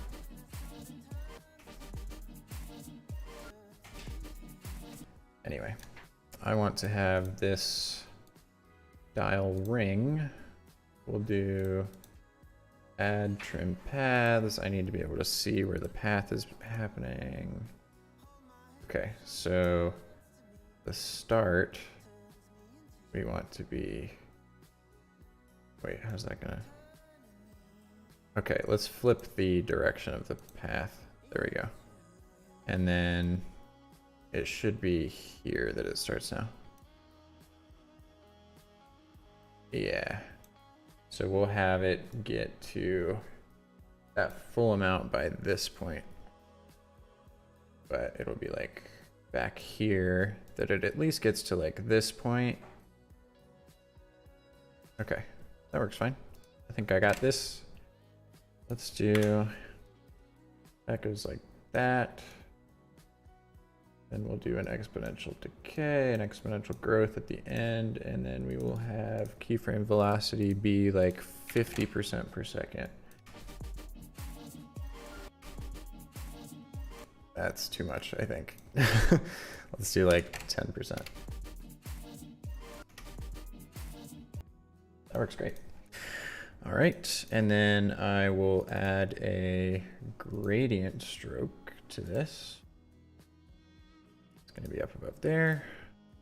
And the gradient stroke will be, here's the beginning, here's the end. We will do all the colors we got, which means I need to see the color palette. We're going to have it go from white to yellow to blue, and then to red. Which makes sense because it's getting like dangerously close over there. And then we'll do like a start and end point. Or wait, it should just be the end point, I think. We'll do both of them. Okay, they're gonna start like here and here, and then they will move over there. Jason Lee says, hey Austin, just finished biking. I see you're streaming early today. That's the idea. I don't want to be up until super late at night making these anymore.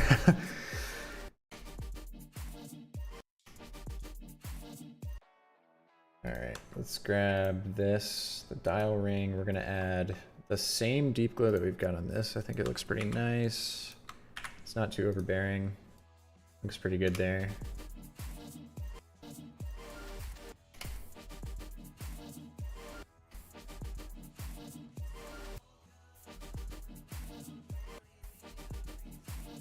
Cool.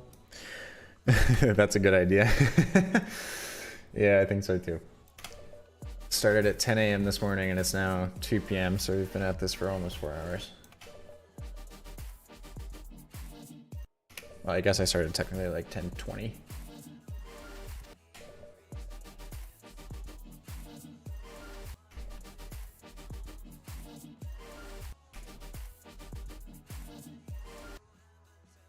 Okay, let's have all of this stuff. Let's have the indicator and the platform.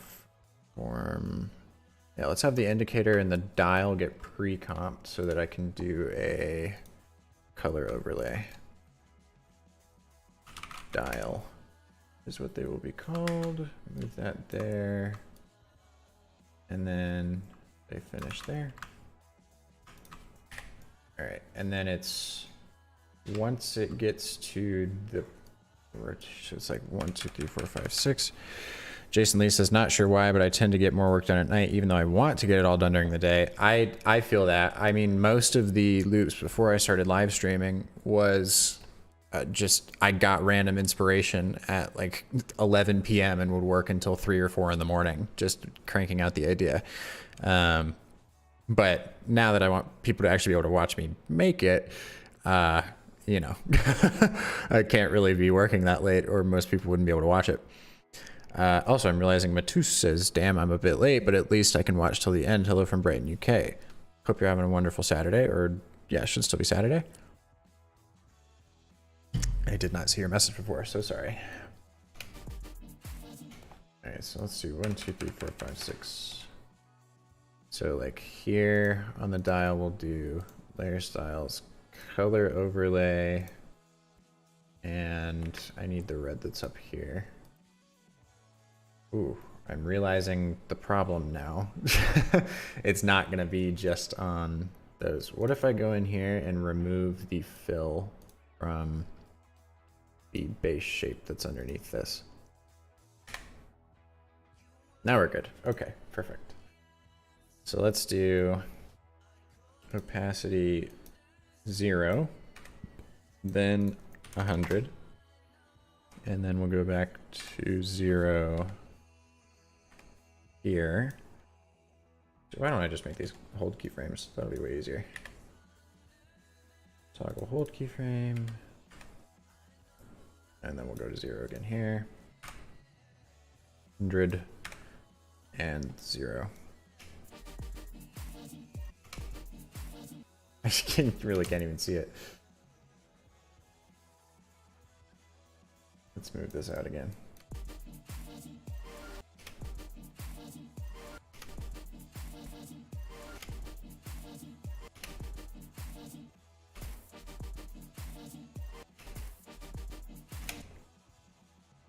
Let's have this slide in some, shall we? Let's do the dial ring attached to this, and then we'll do 1, 2.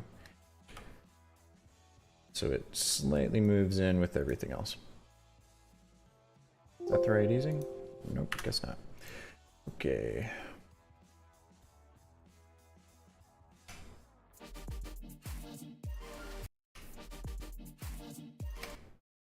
I'll do deep glow on this just where those red points are, so it's more obvious.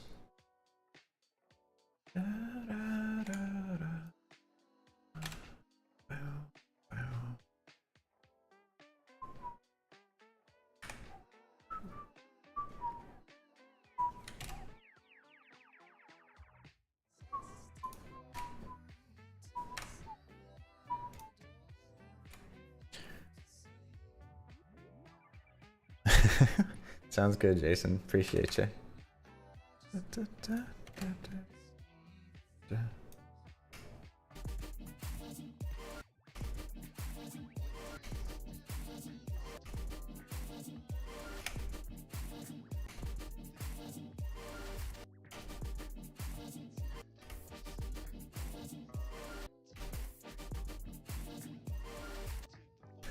I'm thinking about doing some sort of null on top of all of these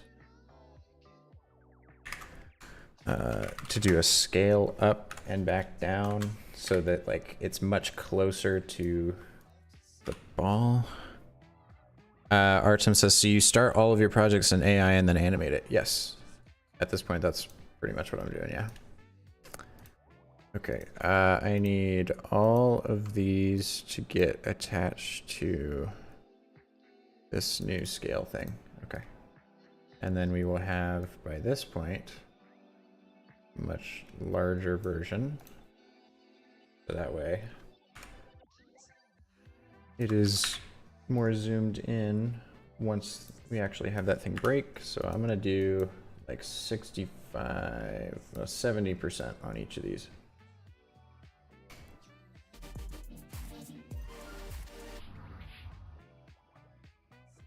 That might have been too much, but we'll see.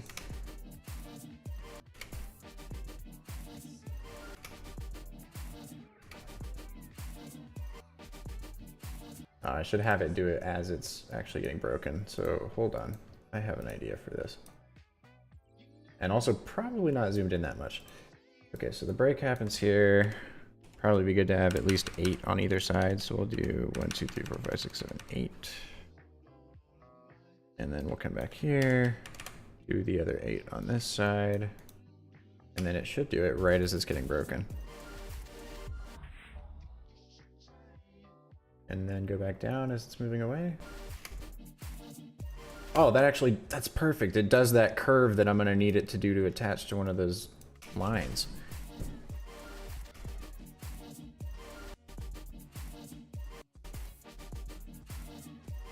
Great.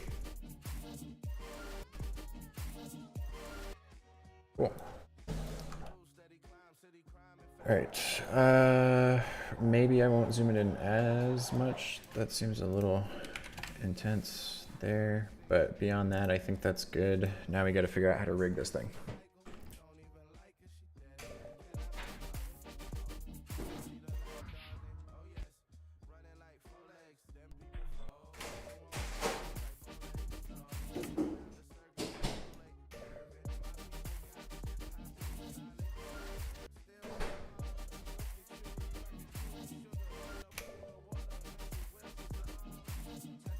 Okay. Everything below there is good. We got to figure out how to animate this row of lines. What if I just duplicate these?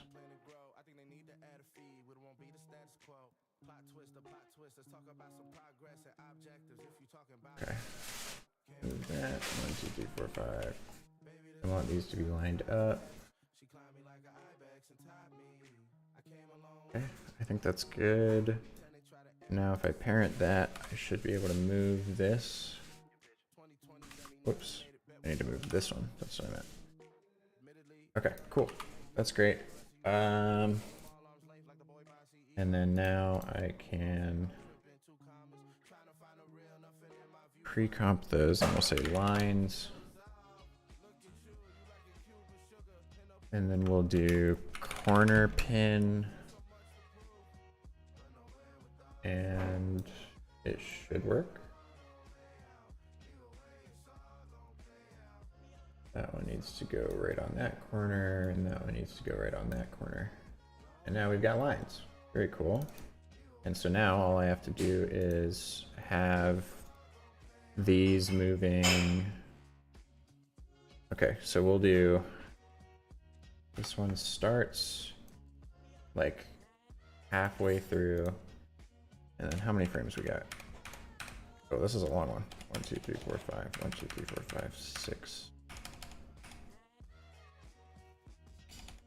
How many frames is this? 2 with 8, so 24 plus 48 plus 8 is 56. Okay.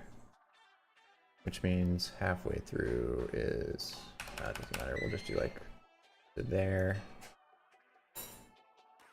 And then we'll have it get to the other part by that point. Okay, and the easing will look like this.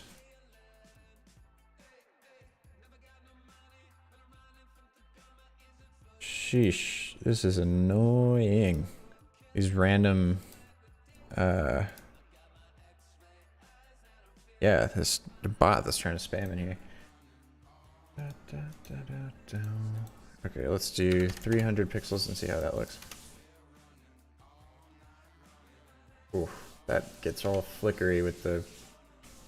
Okay, let's see how it looks on here.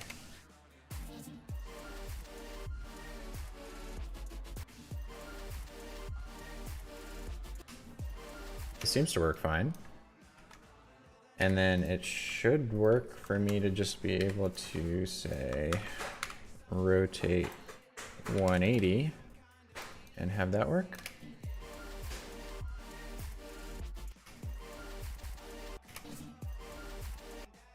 Perfect. And then I can grab all of these and say scale again. Attach that to there. And then we'll have it get down to this size around there. Cool. What do you mean one object is invalid?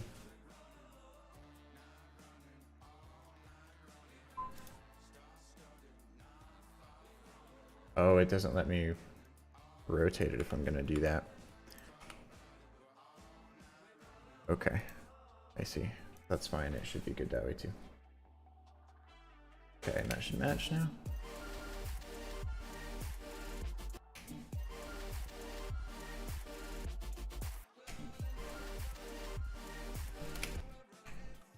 And we'll actually have this scale the entire time.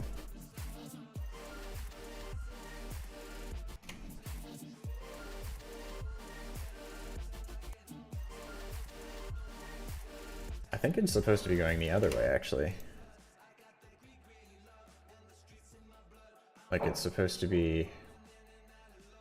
okay, so instead of -210, we're actually like over here at the halfway point, and then off to this amount, right? Yeah, so we get like over here, and then we've got like another half or so that we can move over.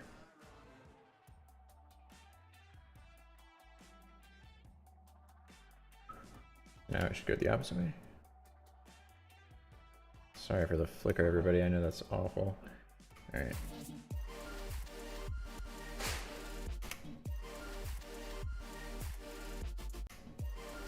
I think it actually moves too much.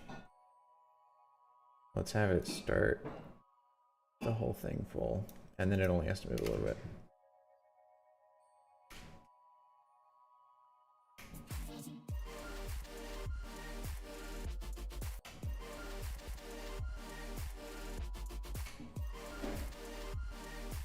I have no idea how this is going to work, and that's okay. Move this over, add the same echo that we have on this. Whoops, where is it? Oh, it's all the way up here. Oh, and I'm gonna have to, okay. I'm gonna have to individually do that. I might have to do some real strange path animation on this. Or I can have it like just attached to that. I don't know.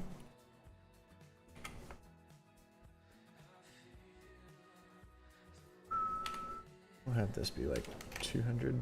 Nah, that's way too much. 150. Okay.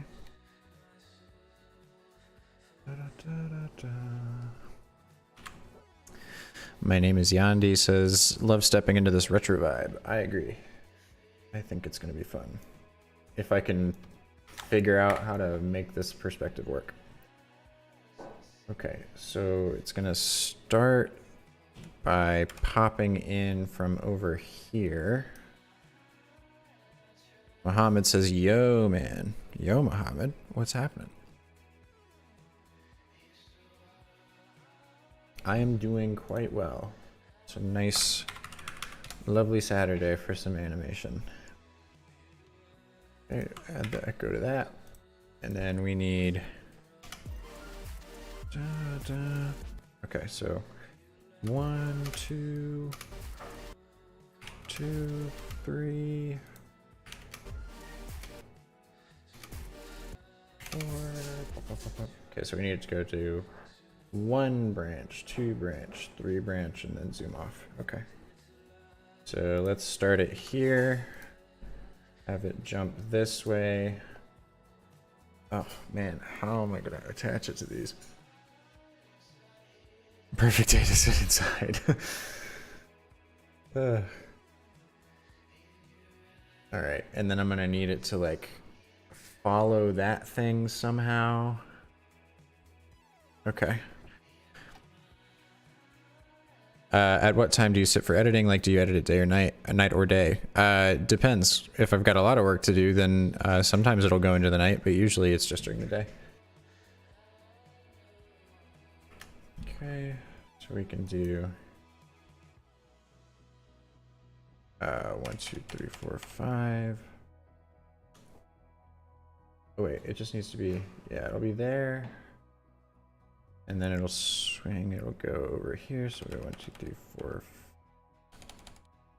Okay, so follow that one that's on the left. 1, 2, 3, 4. It needs to go up here now. And then follow. Oh, whoops, it's gotta. Yeah, that's that one, right? Yeah, okay. So it's over there now. And it's actually gonna be smaller at this point. Let me do that size there. Then once it's on that, it'll be at like 125. Then once it's over here, it'll be down to like 90. Actually, that's probably too big. Let's do like 80. Yeah. And then how long do they get in between? So we've got 1, 2, 3, 4, 5. So we got 15. We'll do, it's got 8 to get over to the next one. So 1, 2, 3, 4, 5, 6, 7, 8. Wait, does that make sense?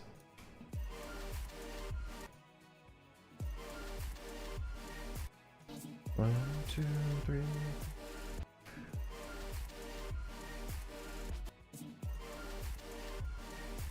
Just be like 1, 2, 3. Okay, so we have way more time to get over to this one, which means we can do some like bounce or something on this part. But as far as position goes, it needs to be over to this one by 1, 2, 3, 4, 5, 6, 7 is where we'll start this next one. So where are we here? We've got this one, which means we need to get over to, wait, how does that make any sense? So we started on this one, and then we went over to, okay, I know, no, I did do it right. Okay, so we're here, which means we are looking at that one. So we need to follow, it's whichever one is closest. So this one, we need to follow this one. Okay, how do I mark that? This is complicated. That one right there. I'll follow it with my finger on my monitor. I think that's the only way I'm gonna be able to do this. All right, so 1, 2, 3, 4, 5, 6, 7, 8. All right, it's all the way over here. All right, I got it. It's gonna be way smaller than it was before though. We're down to like 30% maybe. The thing that's showing the oh, the millisecond. No, it's not a plugin or expression. It's just in the latest version of After Effects 2022, they have you can show frame render time if you click this little snail icon down at the bottom here. Okay, this one needs to be there. All right, so now we're up there, and then we've got 2 more to go to somehow. I don't even think we're gonna have that many lines. Like, they'll be gone by that point. 1, 2, 3, 4, 5, 6, 7, 8. 1, 2, 3, 4, 5, 6, 7. Okay, so same position, same scale, and then we need to figure out which one to follow now. So we're on this one, which means we are following this one right here.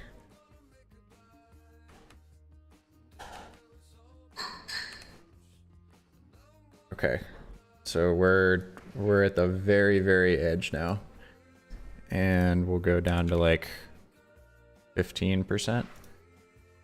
It'll swing off of that one, and then it's just off to the side. I mean, it's gonna be gone before, yeah, that line is gone before that even happens.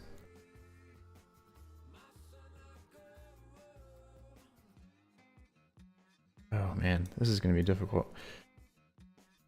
Okay, so we do, that gets us to there. Actually, wait, it's gonna have to be like that. And then we're jumping off of that one to another one. So we go like that, and then like that. And then I have to figure out how to track it the whole way, which is going to be interesting. There's probably a much easier way to do this. How you doing, Christian? Welcome, welcome. Glad to see ya. We're making really strange perspective things happen right now. Cigar says I'm getting this strange urge to hit Control S even while watching. That's funny. Okay. Now I just need to make it track and then have the easing be right. Okay. We're going to do a null that will run this along. We're going to say tracking down lane. Oh, to do that, I could just do a scale, couldn't I? That would work, I think. It'd probably just get really, really small by the end of it, but I think that works. So as this is moving, we'll have the scale reach here. Okay, so we're there now. And now we need to track going through here. What is the easing on this? So it ends there, which means that we can go down to like, oh no, because that's going to completely mess up the position. Kassan says hello from Uzbekistan. Hello, Kassan. Glad to see you. Hope you're enjoying your Saturday. What is another way I can do this? I could do, why don't I do the position on the actual shape itself? Let's do that. Okay, so it's there, and then we're just gonna, one needs to move to that point, and then another one at that same point. Okay, now it's at the wrong spot there. Muhammad says, do you lose motivation sometimes? How to like gain? I mean, during editing when you are sort of bored, or I mean, how do you stay consistent and motivated? The motivation is that I told myself I have to have one of these done every week. And so I I just got to get one done. I like being able to show off the work that we're doing, and so it's either doing these or having to wait until projects expire to be able to post things. And I would much rather be able to make these for fun. And with whatever creative decisions I want to make, then have to wait for a client to okay us being able to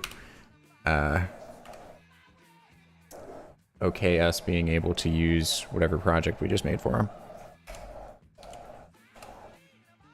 Okay, that's gonna have to land there now. Whoops. Whoops. I didn't mean to do that. There we go. Nope. Stop. All right. And then there, we can move this over now. Move it over again. We're doing some real frame by frame stuff today, I guess.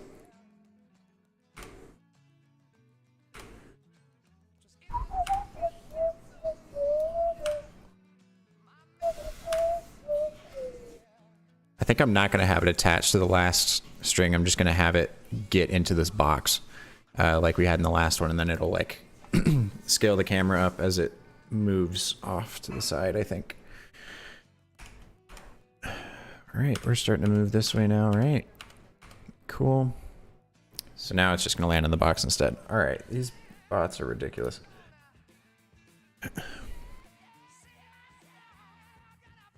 Cool. So now position, we can just be inside of this box. And so it'll stop there, and we'll go 1, 2, 3, or 2 maybe? No, just, we'll just have it fall back off of this. So it'll go like 1, 2, 3, 4, 5, and then fall down wherever this thing goes away. There we go. And then we can have it do a little bounce. 1, 2, 3, 4, 5.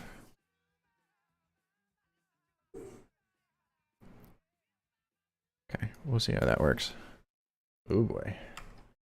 All right, so we get to that point, we do a big bounce, then over to the side, and then a big bounce up again.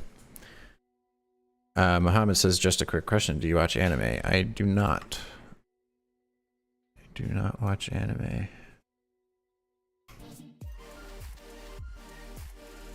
That kind of works. Actually, that works a lot better off the first try than I thought it would.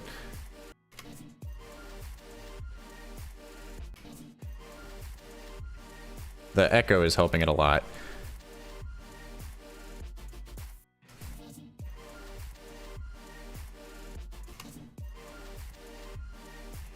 I just got to figure out which of those strings is which. Try cartoon moblur instead of echo, thank me later. What is cartoon moblur? What? What is this?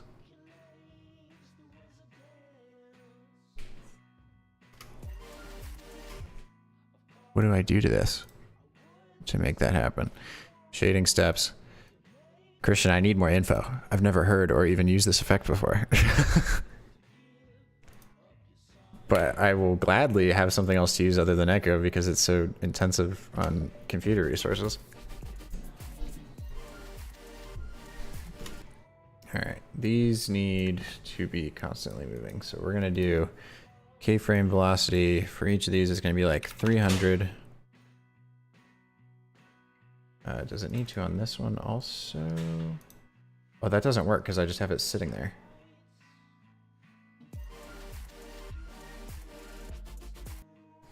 CC force motion blur. I mean, I don't really want motion blur. I want it. I like what echo does, but I want that flat smear. Ooh, that's a really satisfying boink that it does at the end there. That's gonna get so tiny on someone's phone.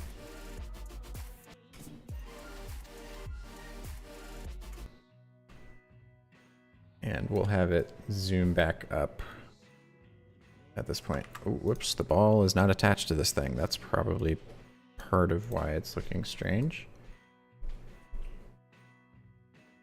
Boink, boink, boink. Okay. And then have it scale back up.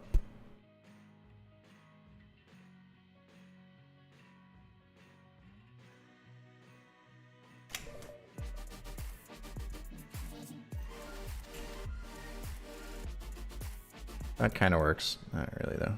1, 2, 3, 4, 5. Let's have it be much faster.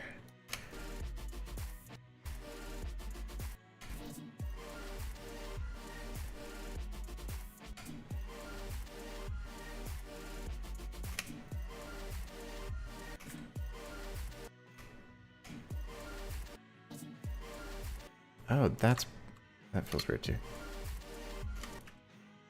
It should just already be attached to that thing. It's the same, but with a lot of better parameters. Okay, good to know. I'll toy around with it. I'm trying to just get the rest of this set up, but then I'll probably mess with it later on. All right, we're coming up on the 5-hour mark. Ay, ay, ay. Okay, let's do... This gets there within 2 frames or so.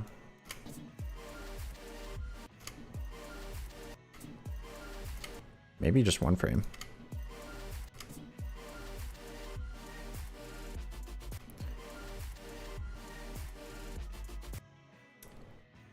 Perhaps I should do a bigger thing here. So let's have this be at like 120. And it'll be like here. And then it scales down to 100. So we'll do like some little bit of anticipation here. Just a little bit. Okay, let's try that.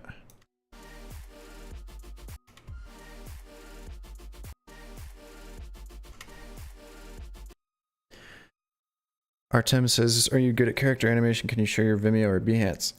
Don't have a Behance. The Vimeo is this though. However, it's a lot easier to just find work here or here.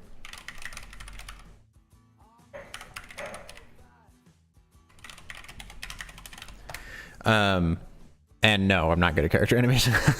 I have very, very little experience with it.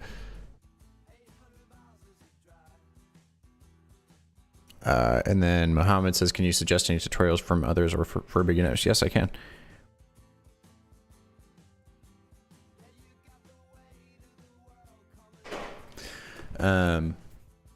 There is a tutorial series by,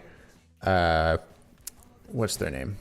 It's called Motion Graphics for Beginners by TipTut on YouTube, TIPTUT, and they were the first tutorial series I ever remember watching. And I particularly liked how they're not just sitting there telling you exactly what numbers and things to type in. They're going through things pretty quickly and giving you room to interpret the tutorial how you'd like, so that you can start to develop your own style and make creative decisions along the way, rather than it just being like some paint by numbers sort of thing.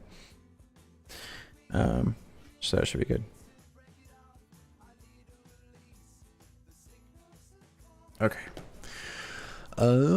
Let's keep moving, shall we?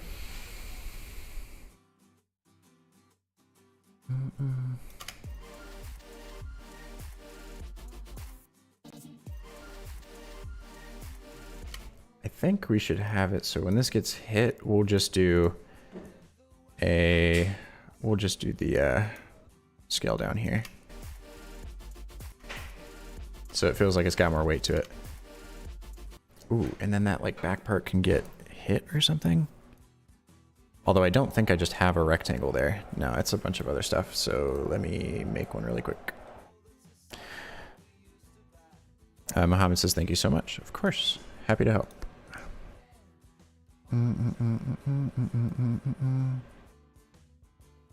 No stroke on it. Move this all the way down.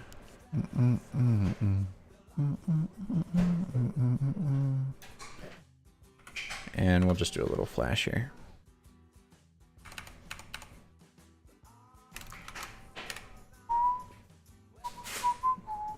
and I will attach it to these perspective lines. Whoops, I should have done it back here. Whoops.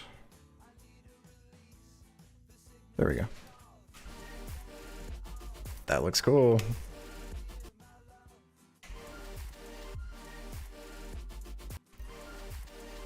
Okay, we need some overshoot every time it hits over there. Let's do that.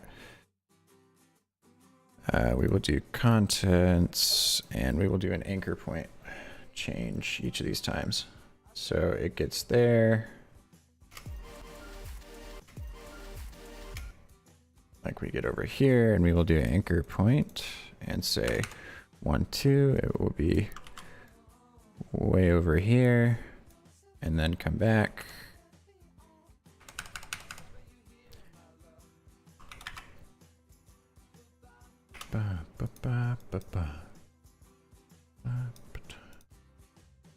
Cool. And we will just keep doing the same thing on each of these. So it gets over here, and we will say anchor point, except instead of going to that side, we'll do to this side. Ooh, except I think it's too far now because it's so tiny. Yeah, like that's not really the right position.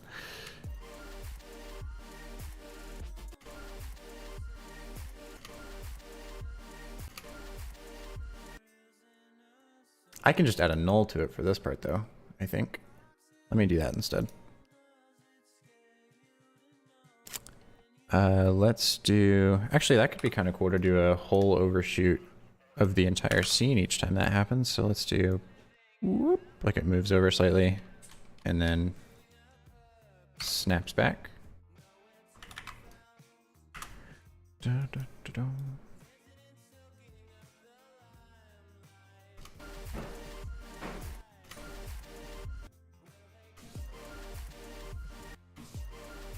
Okay, that means I have to add it at the beginning too, though. All right. Which means that we need, which actually it's a little bit later, so we'll do here. And then instead of it moving this way, we'll do, what's that amount? So it would be 580, I think. And then we can use those same points here. Yep, and then the same ones that we had on this one. Over here. That's kind of cool looking.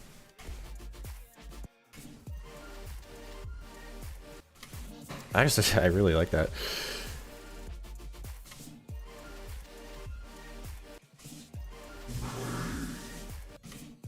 Maybe we'll do a scale on the ball each time it gets hit. That might be an easy way to do that. Let's try that out. So transform, and then we'll do scale 1, 2, and then up to like 150, and then back down. This is going better than I thought it would. It's going to be a pain to try and figure out how to do the actual lines and make them glow and those sorts of things, but we can figure it out. Ooh, should it be going down instead? Like it goes down to 50%?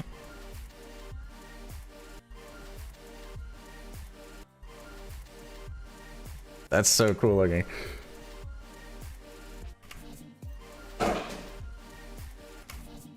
It feels like it really just gets like stuck onto the wall. It's kind of fun. Ooh, maybe I can do like a little rotation of the whole thing as it comes in. We might be getting a little too into it here, but it could look cool. Like if we start it slightly rotated like this, it'll look kind of like that scene from Inception. We'll see what that does. Oh, that looks so cool. It really is starting to look 3D. I think it's good. Artem says, oh, I think I saw your reel before, looking really good. Appreciate it.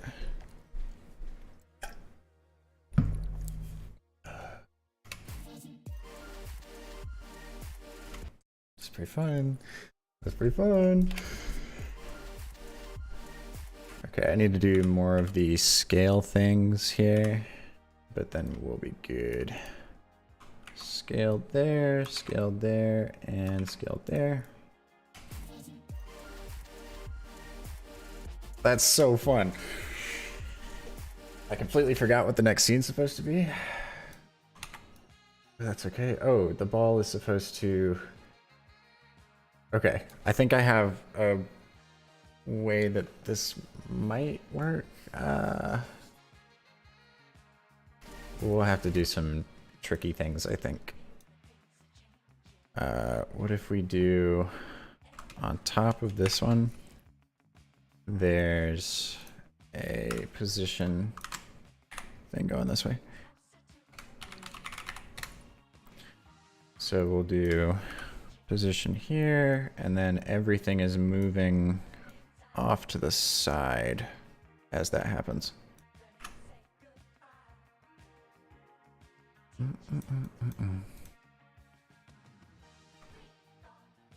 Let's touch the whole thing and see if it feels weird. I bet I need to clear my cache. Hold on. Yeah, it was full.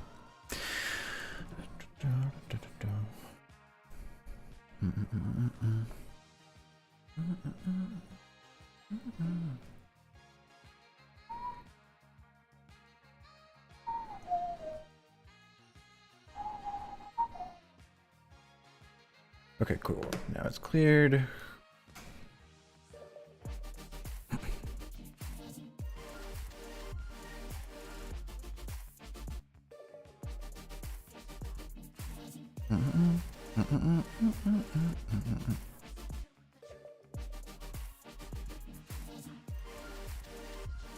Add wave to the ball.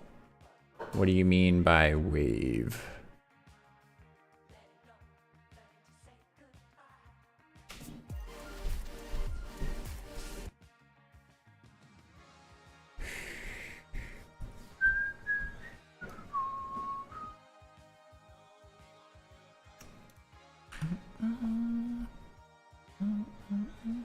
I think I can see how this might work.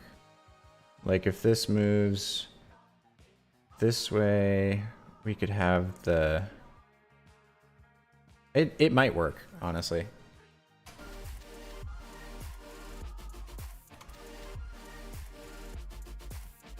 Cool. It feels very dynamic. I'm liking this so far.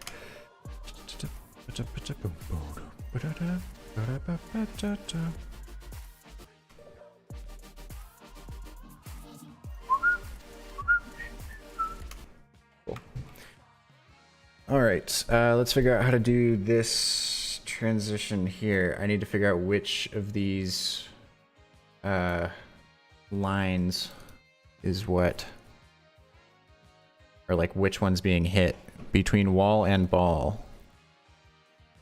You mean like a little like ripple or something that comes out? I don't entirely understand what you mean.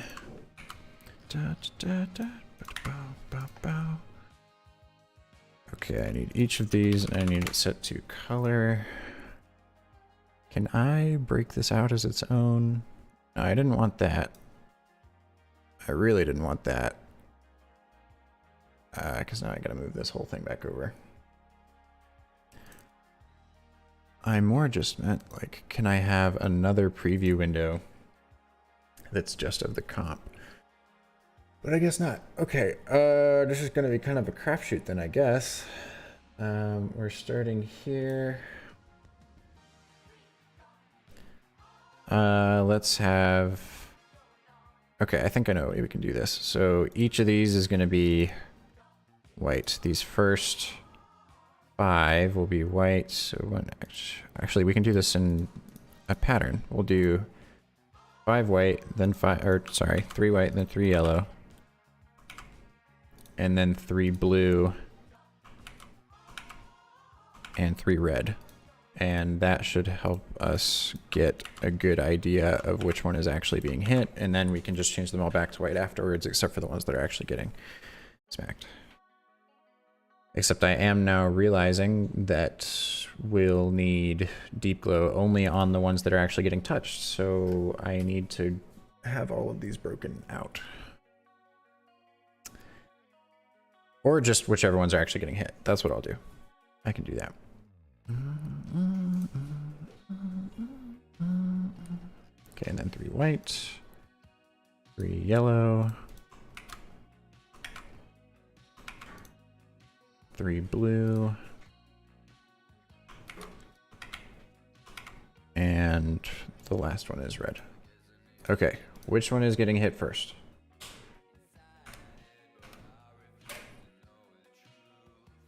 Okay, we've got blues down there, so the second of the white ones, is that right? The second white one. Which, if that's true, would be... Actually, wait. Is it the second set of whites? Yes, okay. So it's this one, I believe? We'll just make it some strange color. Got it. Okay, cool. Cool. That's done. And then which one gets hit next? It's the... Oh, it's the same one on the opposite side. That's fine, I guess. That kind of breaks the illusion, though. Let me update that. It should be hitting this one instead. Why is that adding another point?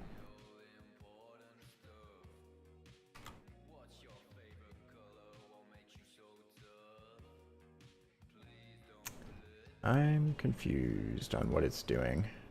Oh, I see. Okay, so I need that negative 163.9 there as well. Got it. Okay, and that still works. Okay, so I need the third white. This one? And I'll make it like a pink or something. Nope, wrong way. Okay, so back to white with that one. This one will be like a pink. Okay. And then which one gets hit next? Back to the green? How does that work?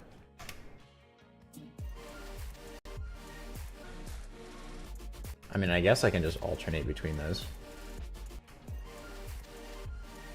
Weird.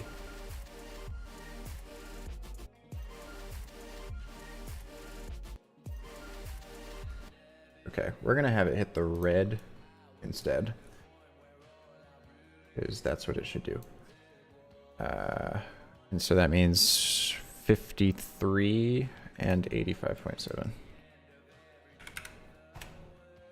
85.7. Okay. That's not quite the right position though anymore. Okay. That should be good now though. Nice. Okay, so that's the red that's above these. Okay, so it's just this group right here. And the rest of them can all be the same white. Boom, boom. That makes it much, much easier.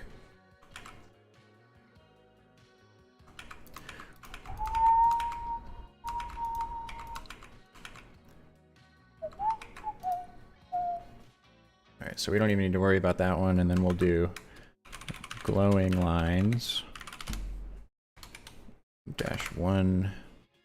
And then just delete all of the ones in here, except for those top 3. Whoops. I meant to delete the top 3 from this one, and then in this one, delete everything except for the top 3. Okay. And these should all be the right... Yes, okay. Cool. So we'll do glowing lines 1, 2, and 3. I'll delete 2 and 3. I'll delete 1 and 3. And then I'll delete 1 and 2. All right. And then I just need to figure out where each of these gets hit. But first, figuring out where they're visible would be good. Let's do this one as the yellow. This one as the blue. And this one as the red. That sounds fun. Oh, this is the one that's... Okay, I'm realizing a problem now. Which one is this? Is it this very, very last one down here? Okay, I can delete that one now. Got it. We got one, add deep glow. Nice. And so now, once that one gets hit, it gets lit up on both sides. Cool. And then same thing on these other ones. And then we will just fade those off. Yeah, okay. So where do each of those hits happen? We have hit number 1 is here, and it's on the red one, which is the first one, right? Oh, okay, let me relabel these. All right, so that one will have its glow start here. We'll do exposure 1 is there, and exposure is 0 there.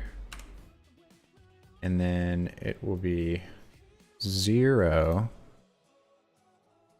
What am I looking for? Or the color, that's what I'm looking for. We'll have the stroke be red there, but the white color here. And we'll keep it there the whole time. We'll do 1, 2. How long does it take for it to actually show up? And it's just before it gets to the other one. Or actually just when the other one gets hit. So we'll just turn it off there. We'll do color will change back to white after a flicker of each of these values. 1 and 0 and 0.5 and 0. And now I can just copy paste this wherever the other ones happen. So next one happens here. Therefore, put it there. And next one happens here. So put it there. And then same thing with the color. And then wherever it is on these. So right there. Oh, actually, I think I did it in the opposite order. Let me just put where these markers are.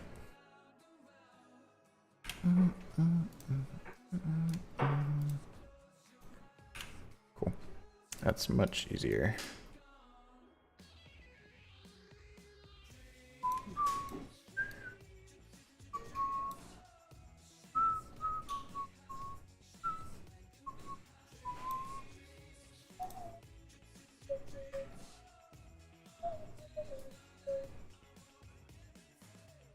And then where's the next one happen? Here. So that's where this one will start. And then what else do we got? Oh yeah, the color thing.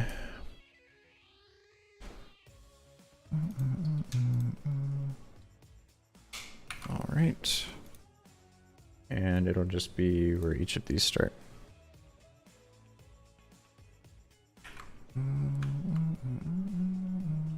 Except this one was originally blue.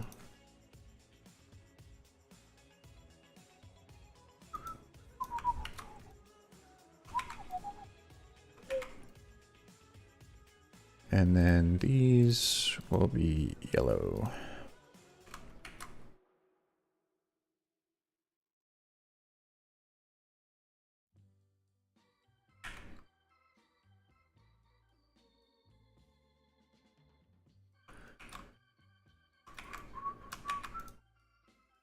Okay, and now that should all work, I hope. Oh, let me remove the color palette from this.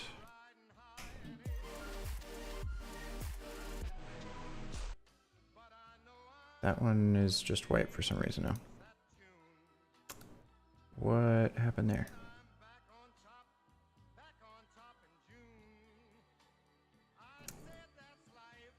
Oh, I see. I put it in the wrong space.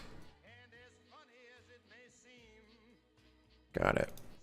Okay, How about, no, oh, and that's in the wrong spot too, isn't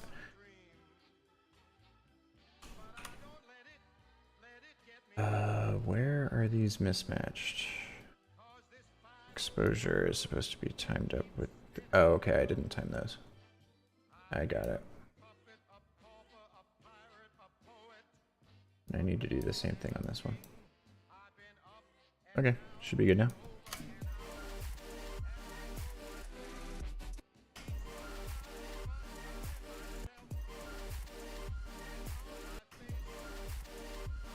And then just do a little flicker on each of these once they get hit overall. We'll do 100, then 0, then 50, then 0, then 100. Cool. Do that there, do that here.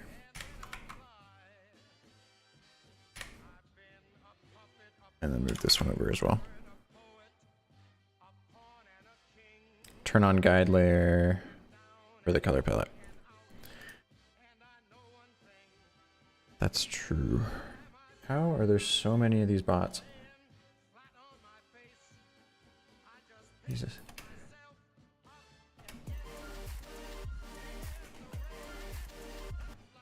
You kind of can't see the flickers on these.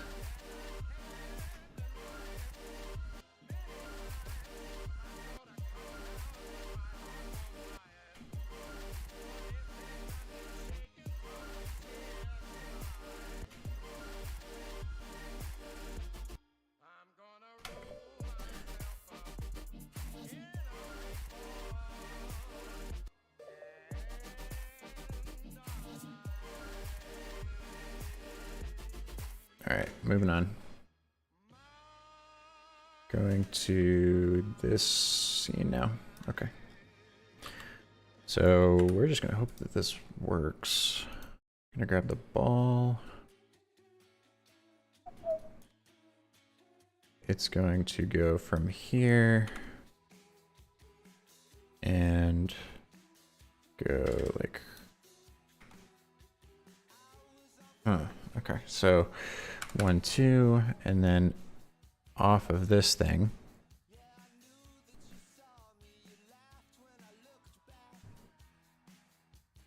Which should cause it to slow down slightly. We'll go like 1, 2, 3, 4. What would this look like? I need a reference for this.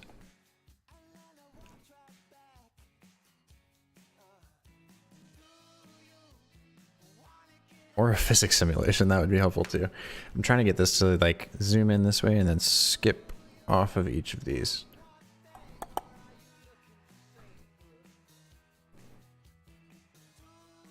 I can get it from there to there, and then I just need to go 1, 2, 3, 4, 5. Let's go like in the air.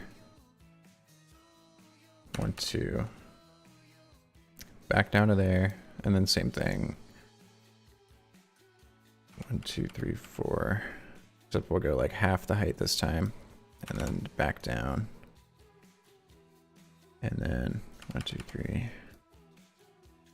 Just like barely over the top of it. Back down. And then over again.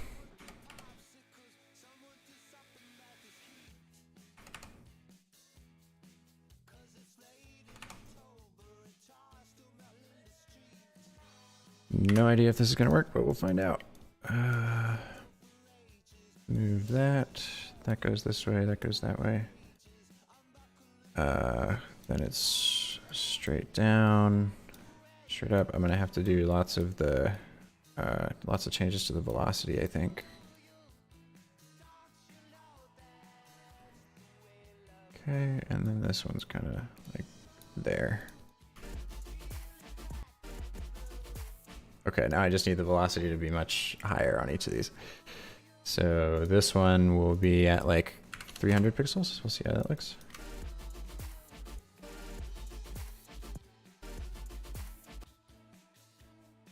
It really gets hung up there. I think it might need to be higher than that. What if we do 600 pixels?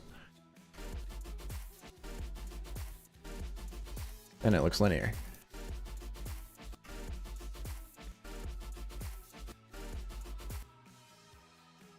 Let's keep it at 300 and then just change the rest of them to 300 as well. 300. Back up here again. 300.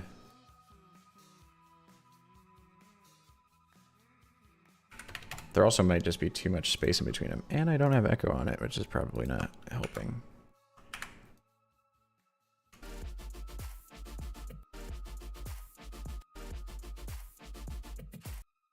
That looks so silly. Let's do... What if we have 0 on these?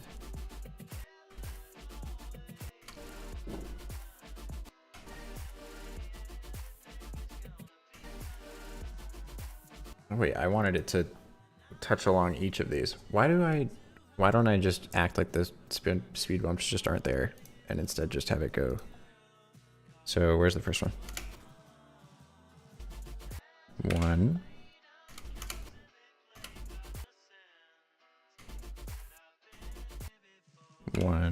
Okay, so this one's 2.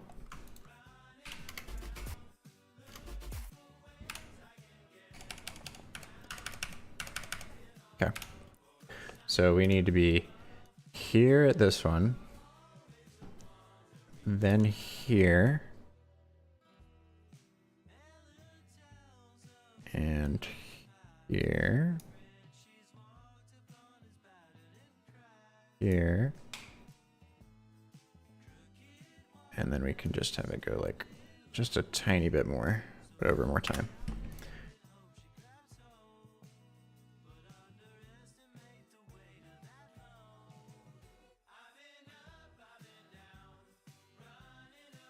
This is not gonna... I mean, that wasn't bad, honestly.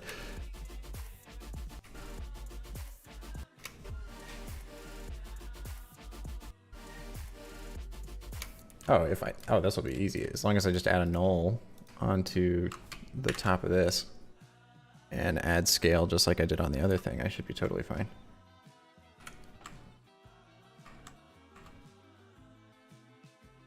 We'll stop that one there and attach. We'll just call this one scale again. Grab each of these and add them to the scale. And we will start at 100 and go up to 120.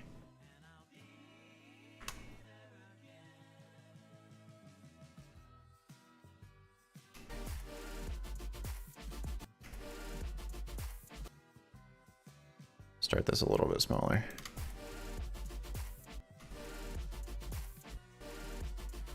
Ooh, and slide it over.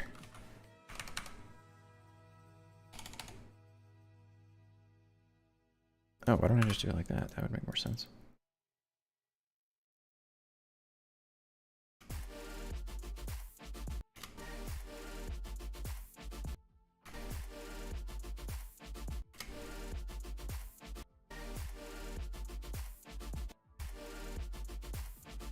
Okay, and now I'll just up the velocity on these, 200, 200, and potentially the same on that one.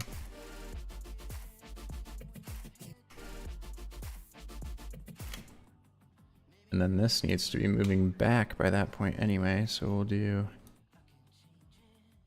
a null on top of this that is attached to scale. This one will just be called ball. Ball pull back. And then attach that one to that one. Okay, and then start it like here.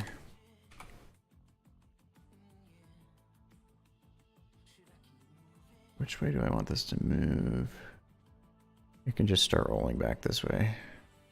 Oh, and I'll need to even out the speed bumps at that point, I think. That or it just hits over them again.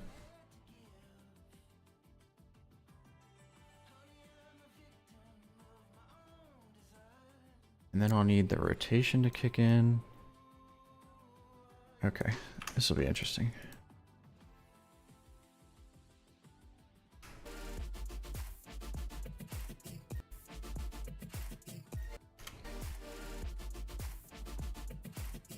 All right, and then each of these, this one is the, okay, cool. So one is here, it'll be 0, whoops. 100% there, 0% there. Stays at 100%, then goes down to 25, back to 100, and then 0.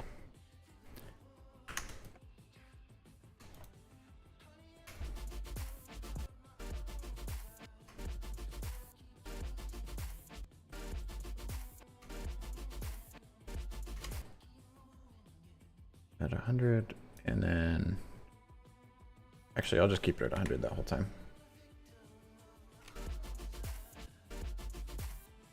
And then just do like a stroke width animation, I think.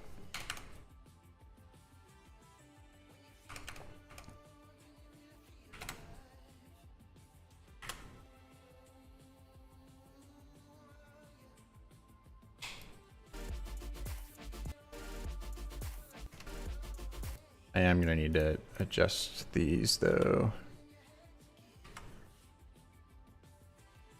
Since right now, at the beginning, they are slightly off of the artboard.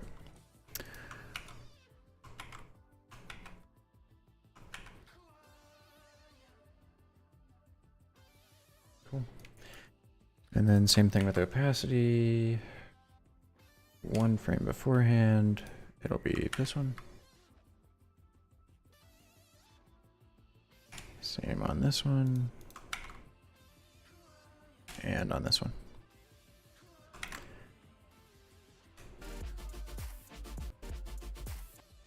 And then I just need to add the stroke width. Oh, that's one frame before also. Huh, okay. It shouldn't be though. Okay. Now we'll add it to the other ones. Yep. And there. And there. And then I just need deep glow on this. Except not that intense.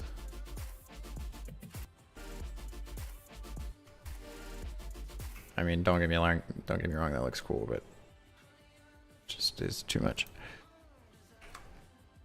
Okay, so we need it on this one. Actually, I can just change that to 0.2.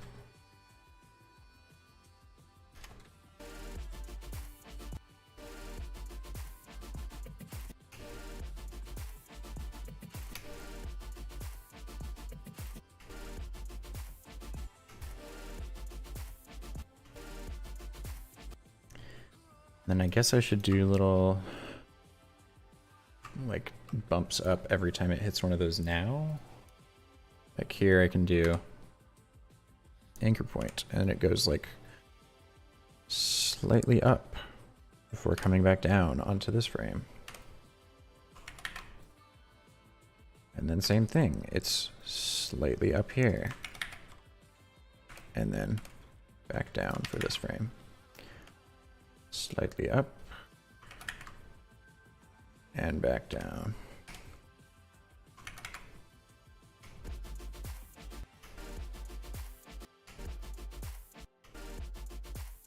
Too much, I think. Let's do like 15 and then 10 and 5.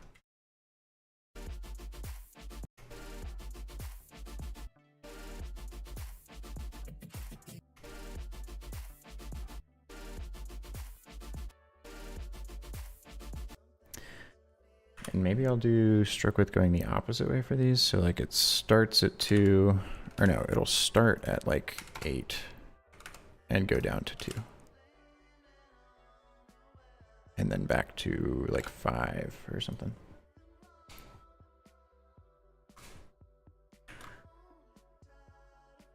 Let's do that for each of these.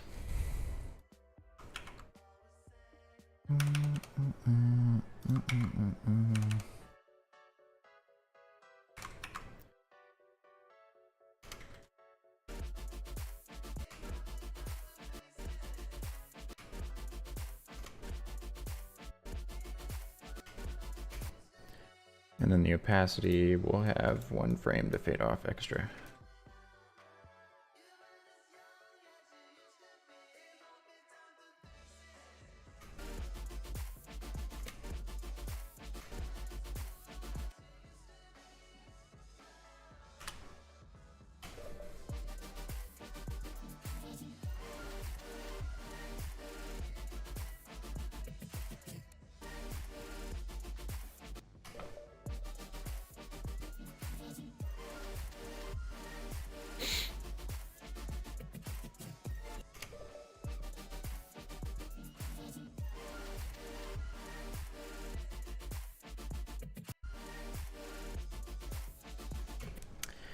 I feel like they're all just there for too long now. The opacity doesn't feel quite right. Okay, let's do 0, then 100, then down to 50. And then it fades off from there. That feels much better.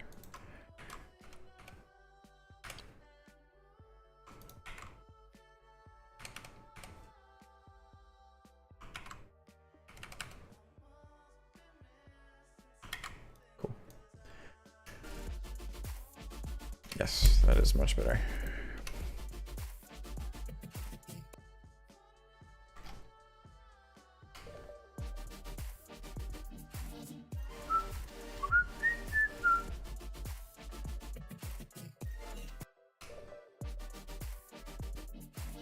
All right, just past the 5-hour mark. I'm finishing this in the next 45 minutes. Calling it.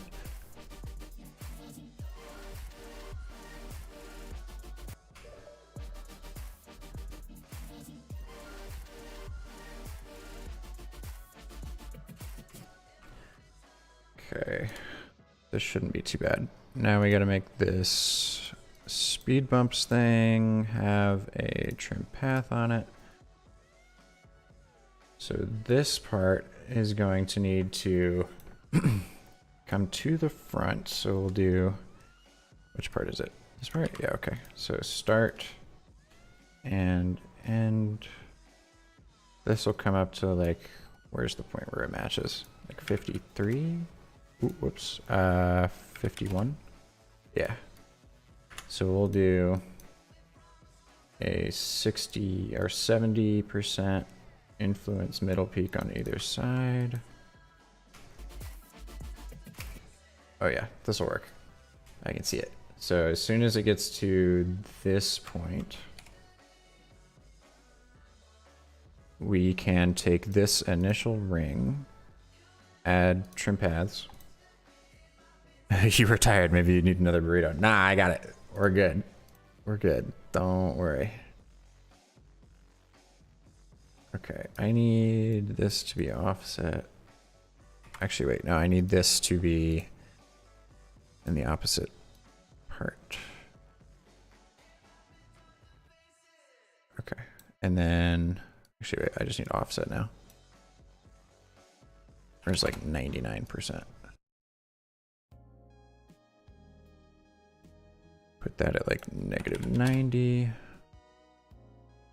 Set it to 100. And then we'll do this part. Here we go. Okay, so then here we can have this start going 1, 2, 3, 4, 5, 6, 7. Like that'll start shrinking down and cause this thing to come out, I think. Let's have this start to come out to like there. And we'll just have to scale this down, I think, from the top, or like add some mask to it.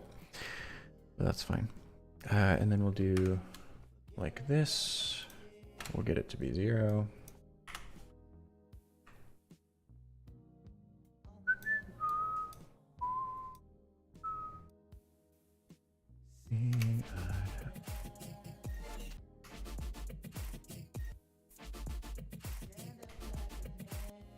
Oh, you can't quite see it. It's just slightly off.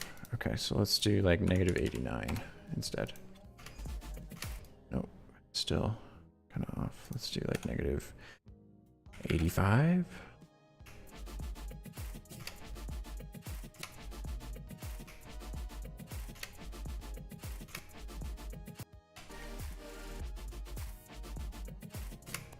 Okay, and then we're not gonna have that just disappear right there quite yet. We'll do 1, 2, 3.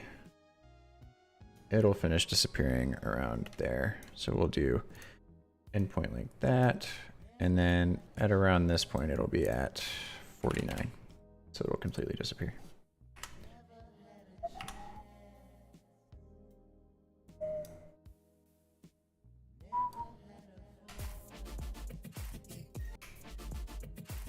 Oh, that doesn't quite work.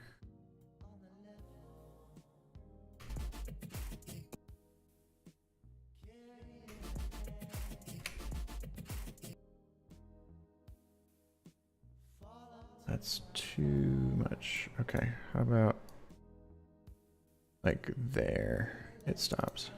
Okay. I'll do some scale stuff to cover that up, or like position things sliding down. That should work fine. All right.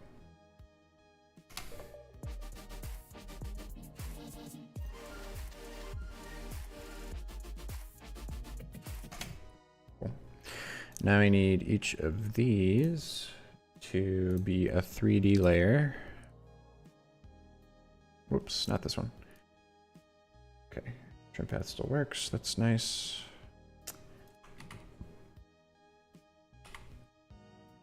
Okay, there we go. I accidentally putting it on the null messed some stuff up. That's fine though. Is it good now? Ooh, no, just having 3D stuff in general messed it up. There we go. I just had to change the camera. Okay, let's make these have some depth to them, shall we? We need the same echo we have on this. Kassan says, how do you find music for your project on Artlist? Can you share keywords? Primarily, I'm looking up electronic and then that mixed with indie, funk, pop, or what's the other one? Hip hop. Any of those typically work well, but also sorting by newest is helpful for me. Whereas usually it's sorted by staff picks to start with. All right, let's do some echo on this. My computer's gonna hate me, I bet. All right, and then we will do geometry. Can I not do geometry options? Oh, I have to do Cinema 4D, don't I? Ooh, computer's upset. I should have saved before I did that.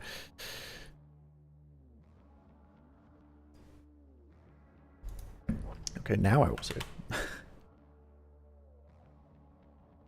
Oh, but now it's messed up my background and some of the other stuff. Because it's just not... what if I change this to front? Default? Active camera? Huh, that's annoying. I guess I'll just pre-comp those and have them rendered in that. Or I'll just add a shape in the background that's the right color. Let's do that. Color palette. That color. Nothing on the stroke. It just looks like it's so much darker than it was before.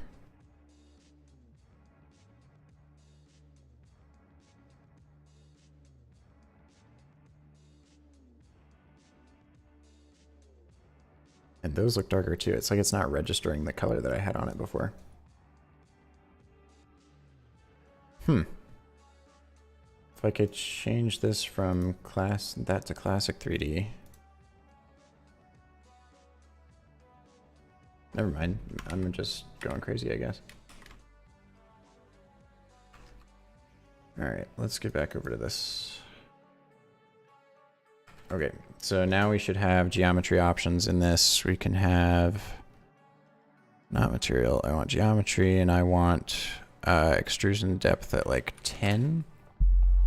And then I want to be able to rotate this like that. Yeah, there we go.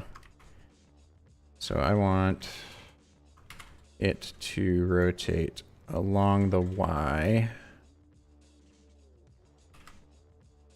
but also kind of on this side. Kind of like that, maybe. What if I do like negative 29? And then do it. That's more of what I'm looking for, I think. Okay, that's fine. So set that to 0 for now. Both of those to 0, actually. And then we will do, once that's starting to appear, we've got, okay, so each of these needs to then appear once this one has. Kai says, "Hey Austin, how's it going, man? This is looking dope." It's going. Trying to get this done in the next 45-50 minutes here. Cool. We will have these come in at this point. They'll start at like 120.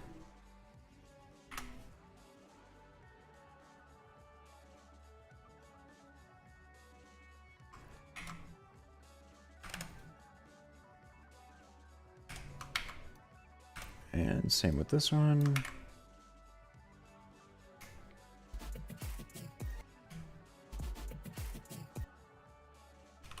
Maybe extend these out a bit.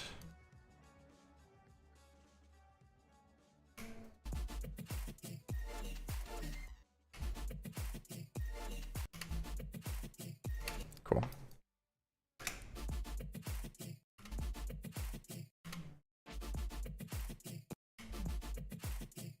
Nice, I like that. And then we'll do, okay, now they need to do the rotations.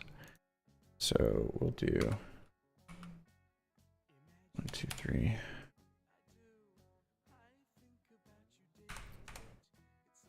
Within that amount of time, and we'll do 2 rotations, and we'll see what that looks like.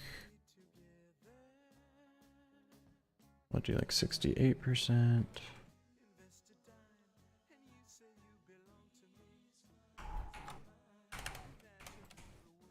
Same thing on this one, and this one, and we'll just see how it looks.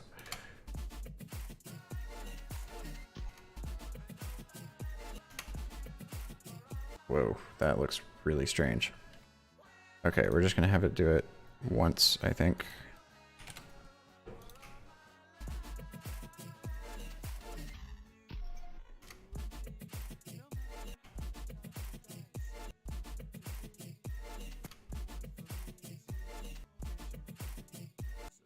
I need more depth on this, I think. Let's do geometry options and like 25 on the extrude.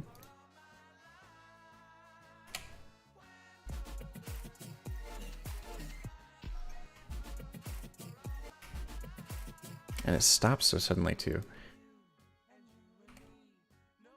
Okay, what if I do this and then have the rotation last longer?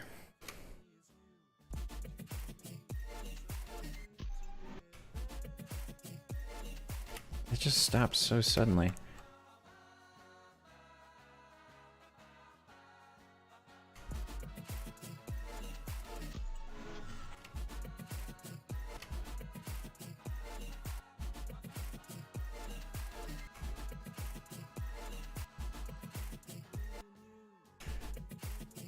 Maybe I'll just have it do it once.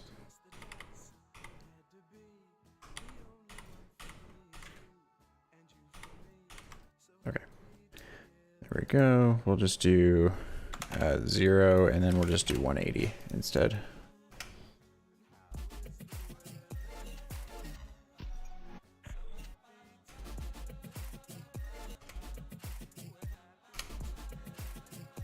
And then some anticipation probably. Maybe that's part of the problem.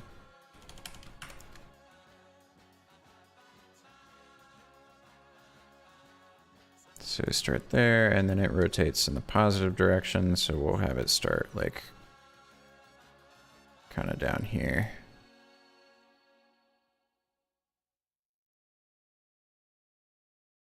68%, 68%.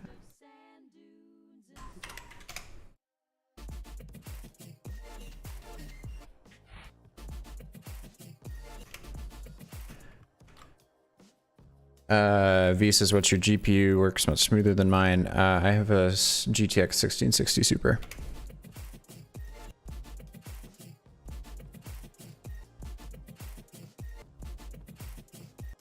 That looks so strange. Is the easing messed up? I don't understand why it's... We'll do like 89%.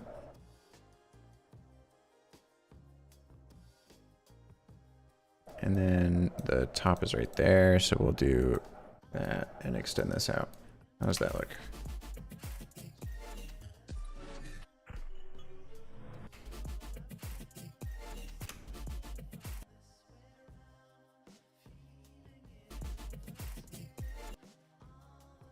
Why does it look like it's already off at this point? Like the orientation looks a little strange.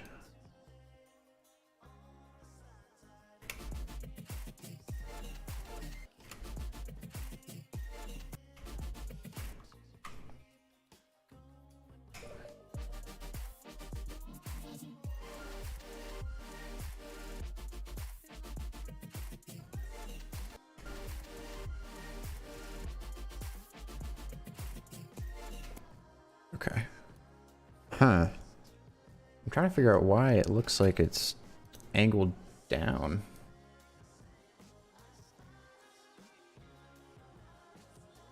Like at the very beginning, it looks like it's a really strange angle. Oh, because it doesn't even, it's not even here by that point. Okay. I see. Let me move those.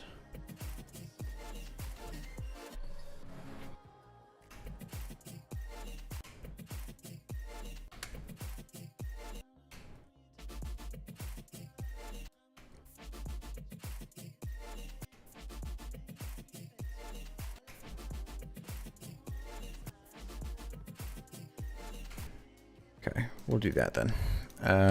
Y rotation, and then Y rotation, and Y rotation, and Y rotation. And then geometry options, we will keep the same as this one, like 25. And paste those on these as well.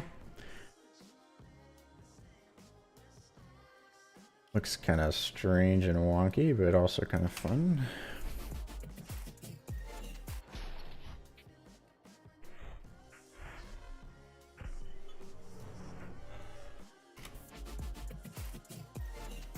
Ooh, that is fun.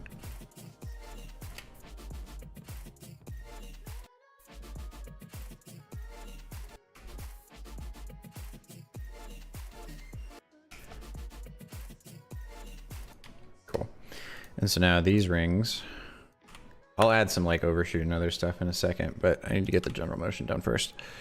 This will be going up. So it'll be like 150. Oh, let's try 125. That seems a little extreme. 130. And then 1, 2, 3, 4. Down to like 80. We're going to have all of these rings scale in different ways and then come and collapse back in on each other to where we can make a ball like pop up towards the camera. There we go. Okay. Let's do that. And then same with each of these, except instead it'll be like, whoops, did I accidentally mess with that? No, I didn't. Okay.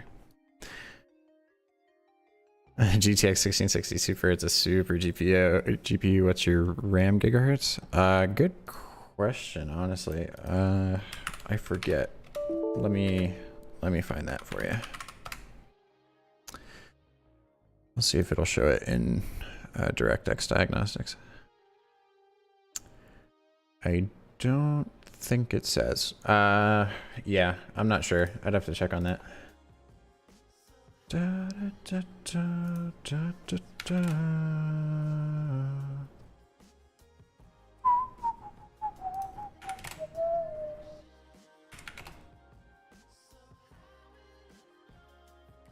Cool, and then let's do this one as like 115.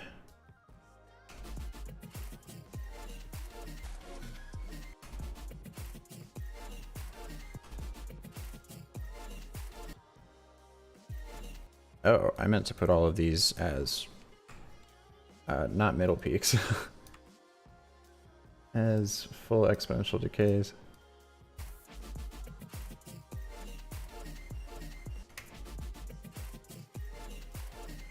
Oh, that looks cool. And then I need to echo on them just like this one has, which is probably not going to be very nice on my computer, but oh well.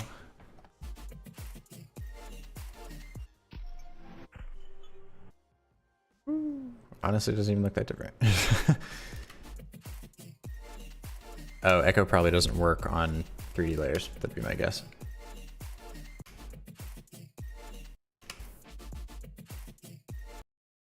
And then this thing can just rotate on the Z. I guess starts there. It's moving that way, so we'll have it rotate like that.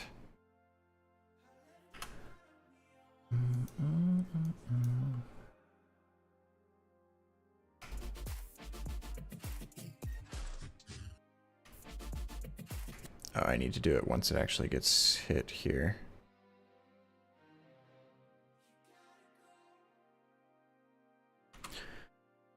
B says in the task manager performance memory tab, it says the speed in there, but if you've enabled XMP and BIOS, it can be higher than that.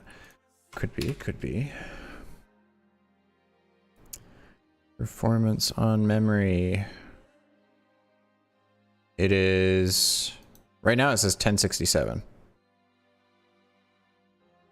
1067 megahertz, but that sounds really, really slow. But I don't remember.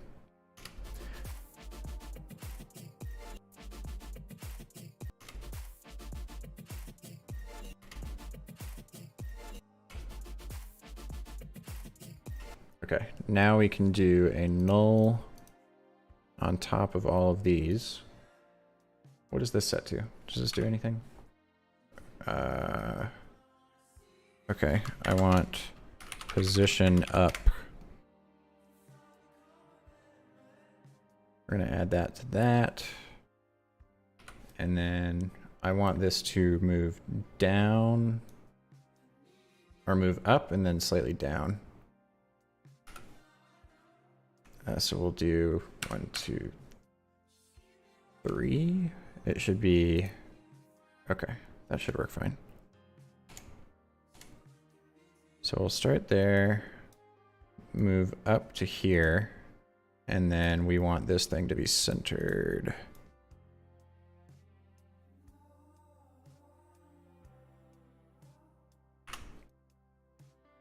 We'll do 60. Actually, let's do the same thing for both of them. 70% on either side. And see how this looks. And then go down.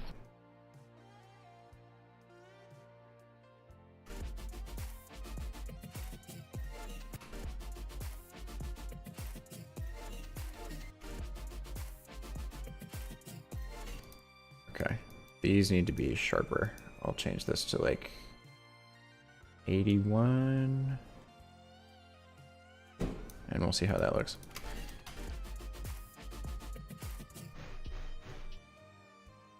I'm gonna have to clear my cache in a second.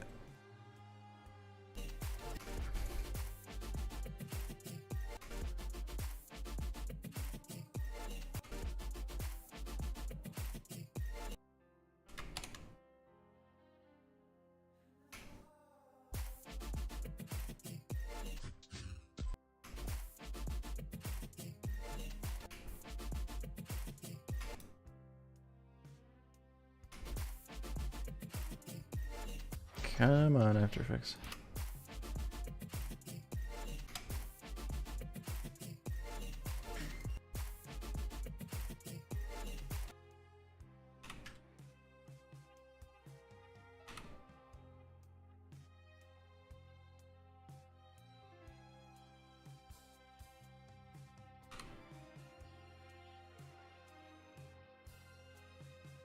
Whoops, this is not way far down there. So I'll do it on this one.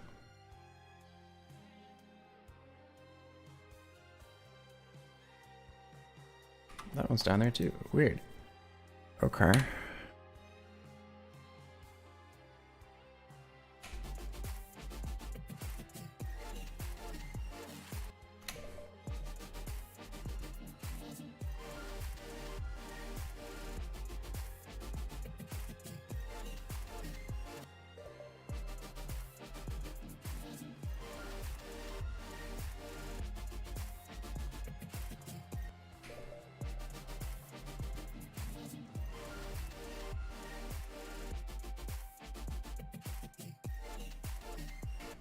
Okay, now we've got this ball that comes up. We are so close. So close. Grab that one and do 1, 2, 3, 4, 5. Bring it up to like that amount, and then 1, 2, 3, 4. Back down there. And then 1, 2, 3, 4, 5. Bring it up to like 150. 1, 2, 3, 100. 1, 2, 3, 4, 5. 110. 1, 2, 3, 4. 1, 2, 3, 4.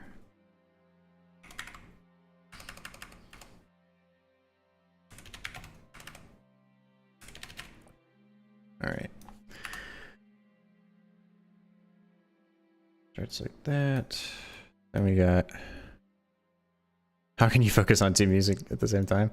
I don't know. After a while of listening to this audio of the video over and over and over again, it just doesn't really sound like music anymore. So I just kind of tune it out, and I'm able to enjoy my Spotify more.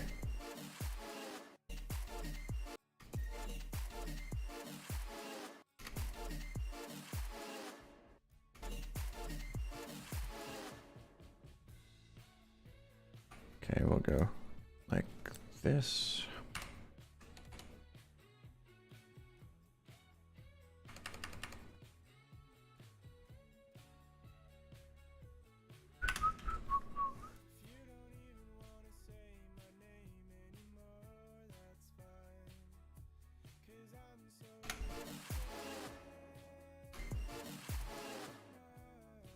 Okay, we're gonna do this like that instead.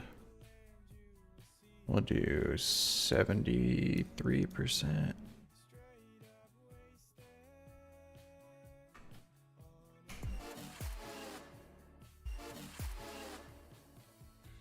Actually, let's do 1, 2, 3, 4, 5, 6, 7.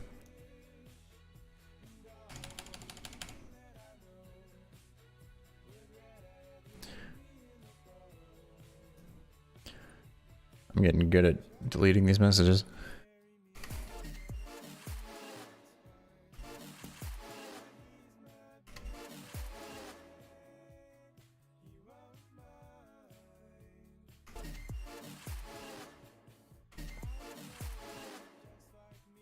There we go.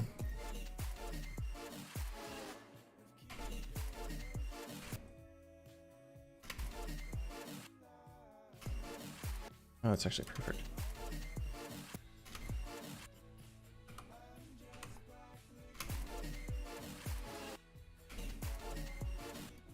Okay, this is going to be a really annoying part. These four go up top, and then what's outside of them? These are underneath those. Okay, that's fine. And then I need colors and deep glow on these. Ugh.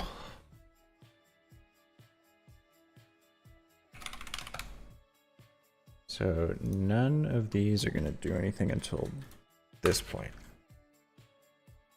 Kassan says, I have i9 processor and RTX 2060 with 32 gigabytes of RAM, but your PC worked better and faster. Well, it depends on what you're working on too. I'm realistically only just working with a couple shapes, so it keeps it pretty simple. Let's see. What are we gonna do here? So there, it starts like that, and then we'll do what color first? White for 2 frames, followed by red, yellow, and blue for 2 frames.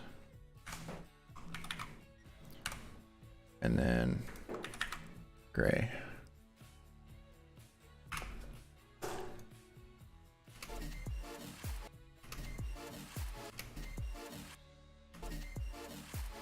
Cool. That's gonna be a lot, isn't it? I should probably just have each of them do one of these colors. So like this one will be red.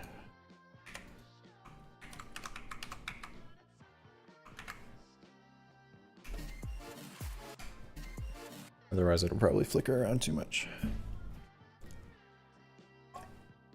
So close, so close.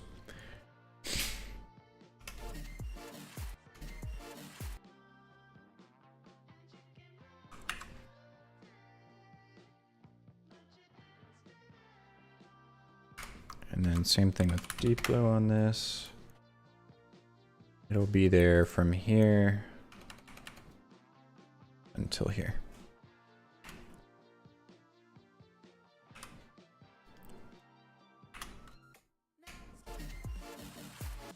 Oh, I guess I should probably have it be at 0 before then.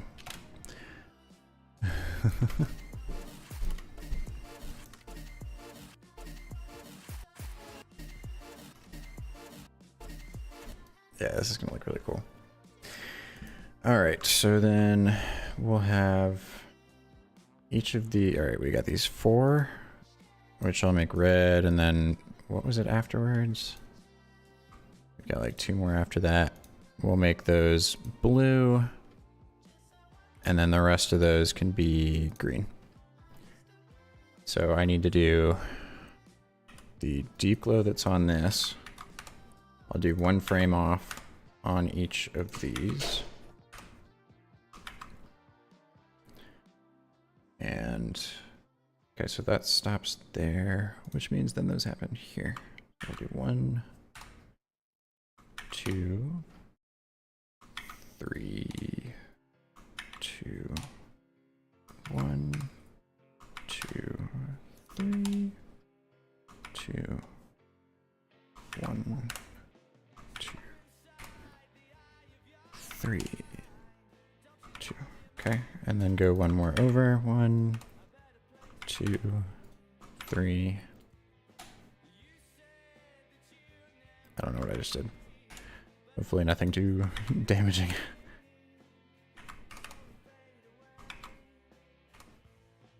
Okay, now I can do colors. So we're going to do colors for each of these. Color. All right. So we're good on this one. It'd be cool if I could see the keyframes for each of these at the same time.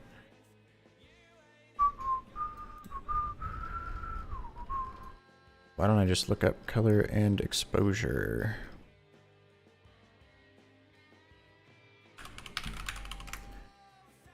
There we go.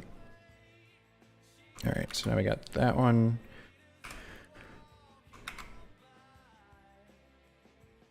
And then I will go in and change the colors afterwards.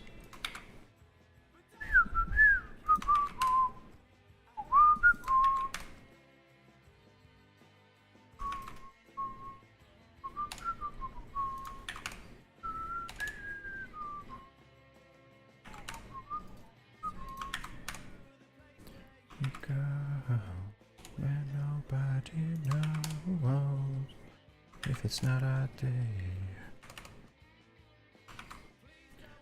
Show life in our hands. Da, da, da, da, da, da, da. I'm speeding up now. I want to beat that 6-hour time. It's not even like a feeling super stressed about it sort of thing. I just really want to do it. I know that I've done it before. All right, that's all of them. And so now we will just change each of these. Oh shoot, I can't see the actual color. Oh, but I can if I do. If I go in here now and just hit U to show all the keyframes, it should show me the actual colors. Yeah, there we go. So now each of these will be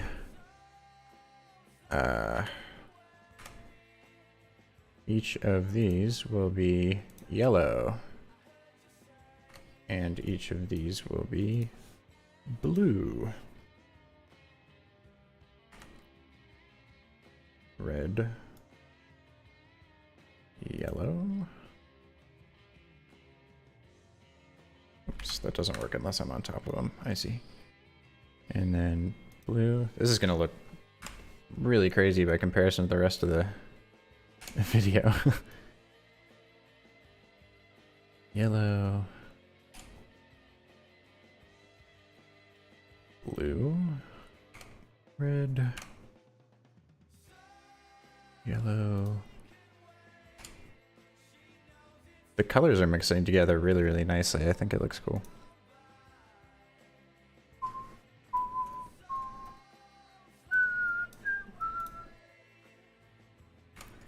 And then a blue.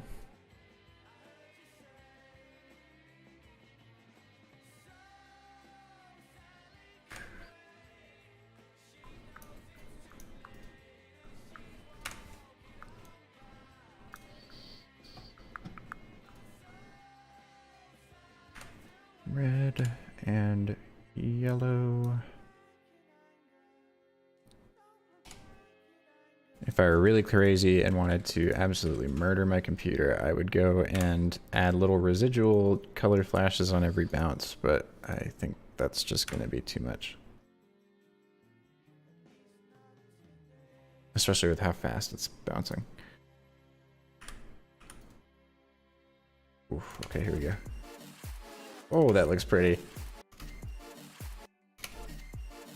That was totally worth it.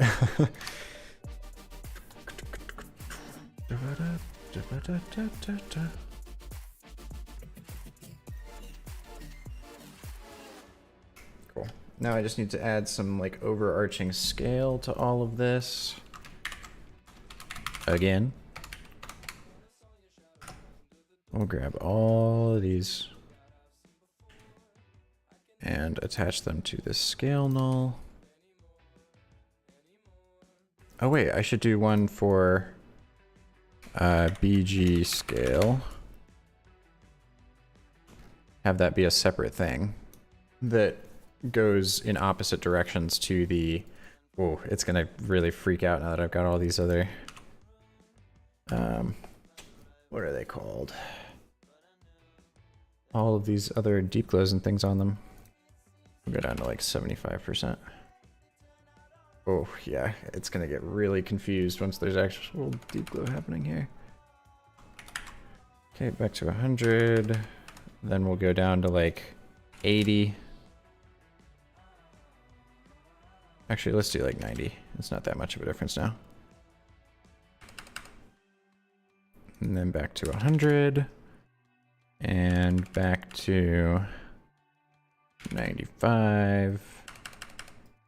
And 100. And I'll just end it there. We go like this and like that.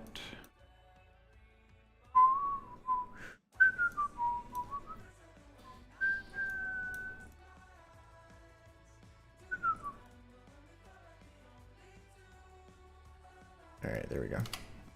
It's probably not even going to render this, honestly. I should save it first.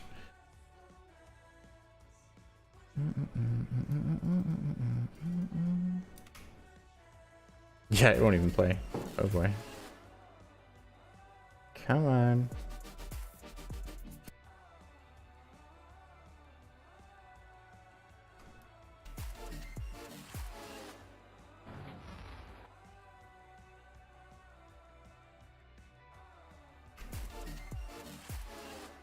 Oh, it's so close. Come on.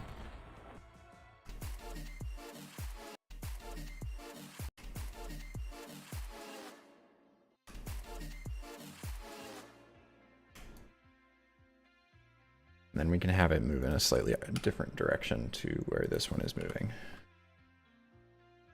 So this one moves left, we'll have this one move right, but just ever so slightly. And then as it moves back that way, we'll have it move more. Copy the easing, paste it. Cool.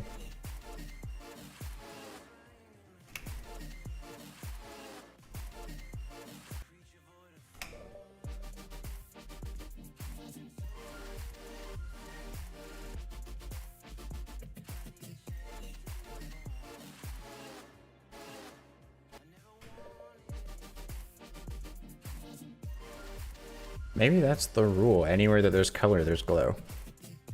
Because it was looking weird not having glow on these. Deep glow. Oh, it doesn't do it because it's a 3D. Interesting. I'll have to pre-comp all these before I can add any of this stuff to it. That makes a lot of sense, though, that I wasn't able to get echo working earlier. And now the moment when AE is going dead. That's very true. Okay, I'll have to pre-comp each of these somehow. Where is this layer not doing anything? Okay. So I'll say rings and take it to the scale. Oh, that messed up a lot of the a lot of the things that were set up though.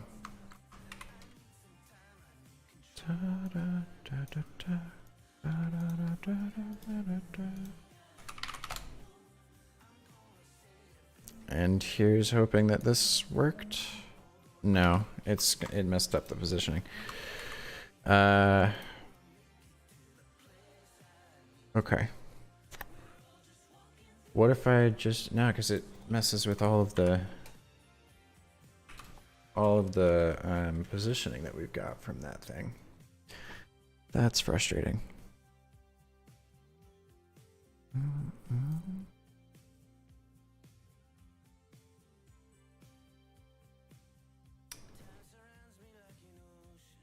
I think I might have a way I can do it though.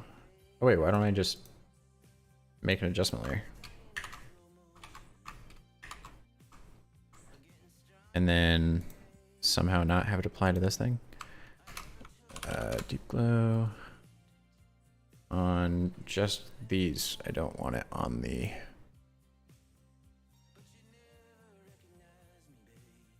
Oh, I can't do like negative threshold.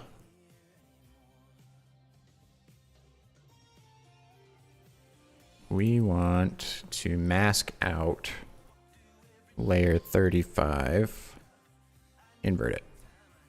Ah, okay. Got it. Set that to like 0.2.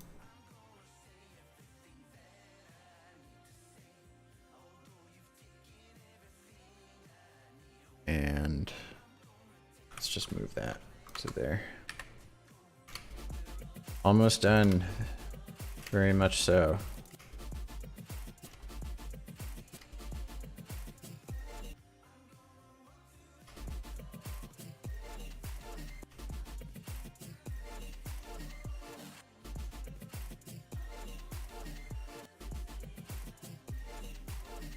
All right, now I just need to do this bit of text here, I think. Ooh, I don't have echo on this ball. That was what I was missing. I was like, something doesn't look quite right here. There we go. Which means that scene's going to take even longer to render, but oh well. And then this one is going to show up kind of letter by letter. We'll do opacity and position. First one will be just these first two letters. Call it 1. And then opacity is 100 there, but 0 there. And then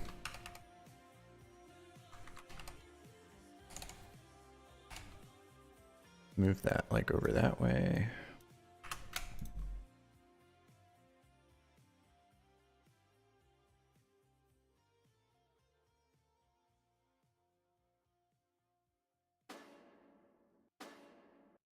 Cool.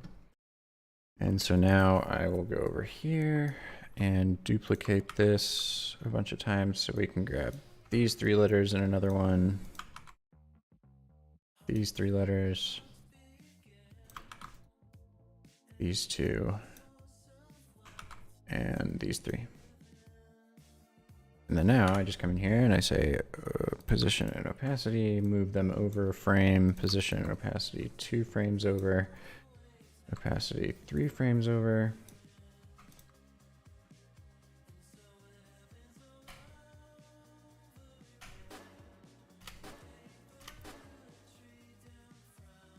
And we'll do, excuse me, a little bit of echo on this as well.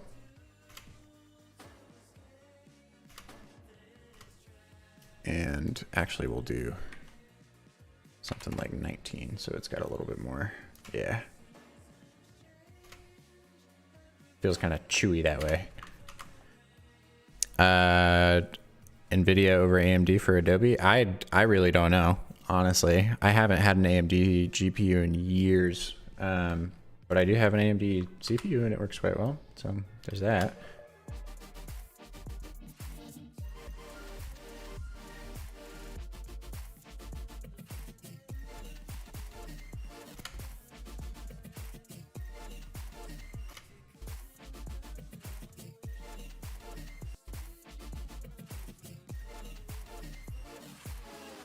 Oh, it's loaded the whole thing now. That's nice.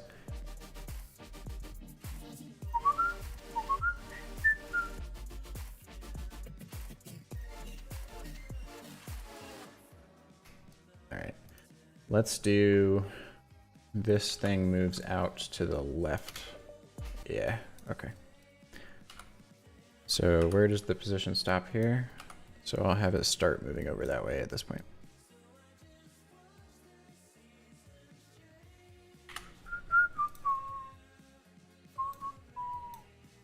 Ooh, that's a lot of smear at that part. Da,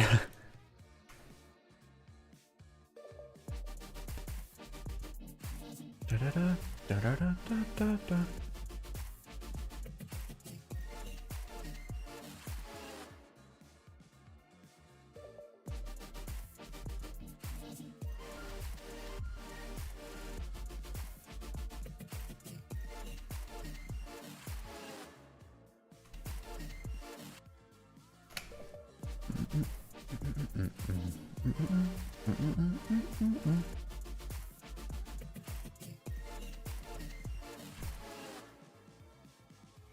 Okay, I'm going to delete this adjustment layer because it's brightening up that scene too much.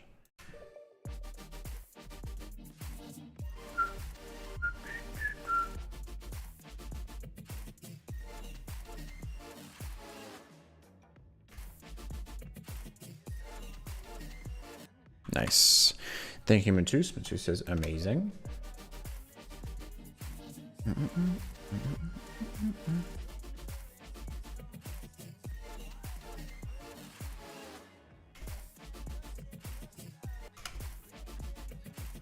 Ooh, maybe I should have these move over slightly. I'd have to make another null to make it happen though.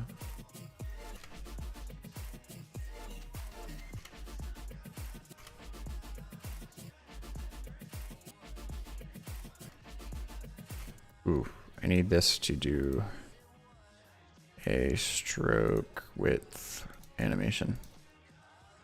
So here, it needs to be rather large. Ooh, we're not even in the right area on this. Like, not even close. Where is that Z rotation thing? There we go. Okay. Have that start like that, and then very quickly come down to 2 stroke width. But at least that way it should do more of a match cut.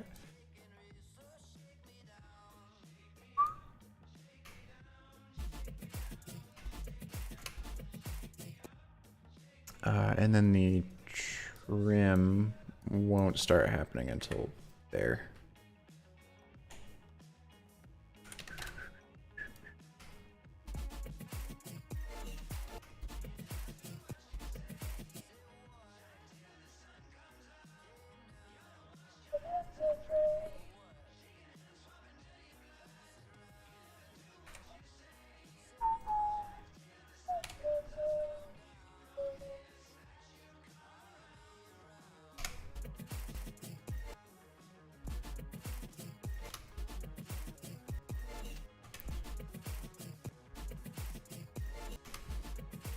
Cool.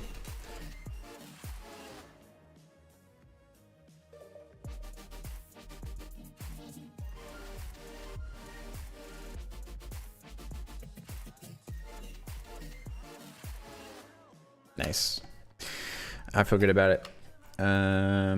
Anything that I would change on this?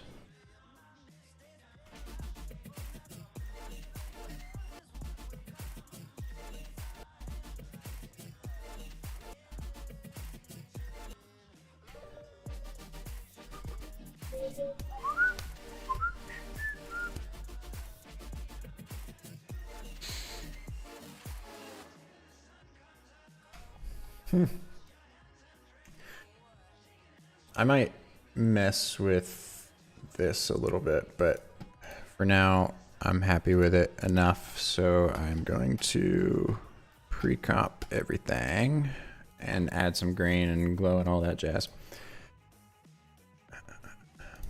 All right, let's do one overarching deep glow on this. That's way too much, like 0.1.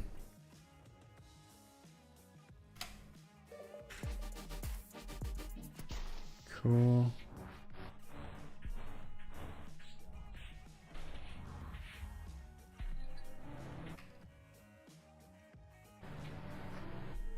Got it.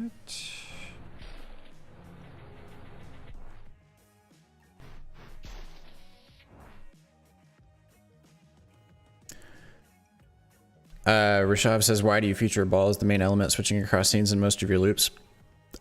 They're just super versatile. You can do so many different things with them. It's easier to roll a ball than a square per se. So it's just an easy thing to use, is like the same way you use a cursor on a computer to be able to show where you're going. It's just an easy way to direct the eye, I think.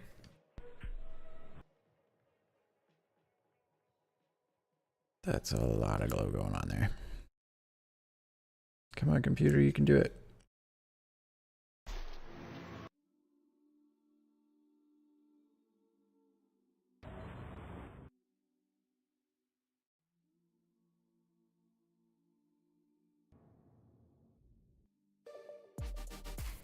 I haven't even seen what this looks like on my other monitor yet. Ooh, a little desaturated, actually. Let's add a hue and saturation and then bring that up to like 35. That feels much better. And then actually I'm going to add a curves adjustment as well. I'm going to bring those darks down. Just make everything a little clearer.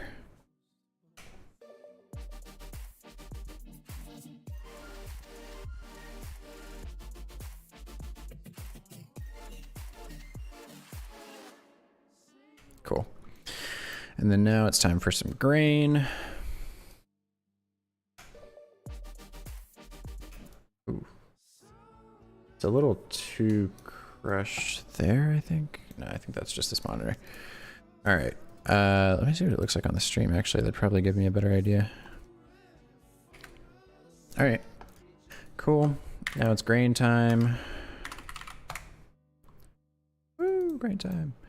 All right, so we need one for shadows. Rashav says, is it possible to scale this up to something like 8K easily by just increasing the comp resolution and scaling it? Or do you have to go in and change the resolution of each comp inside and scale each element up individually? It depends on compatibility of different effects and things you might have used, but generally you can, as long as you have this little like star size checked, it'll continuously rasterize whatever shapes you have in your comp.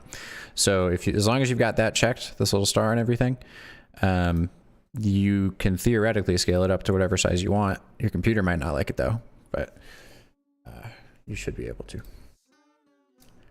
All right, so size on this one is going to be, actually, you know, I kind of like the thicker grain on this. I definitely want to make it monochromatic.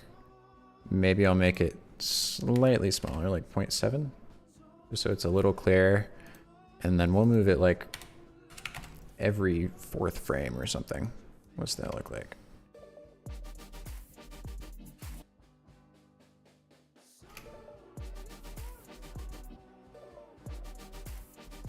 Ooh, that adds some cool texture. Nice. All right, so we'll do pretty low intensity in the shadows. I'm going to take it all out of the midtones and the highlights. Cool. And then we'll duplicate that one, call this one colors or midtones. All right, so I need one that's got a lot of color going on. Let's look at this one.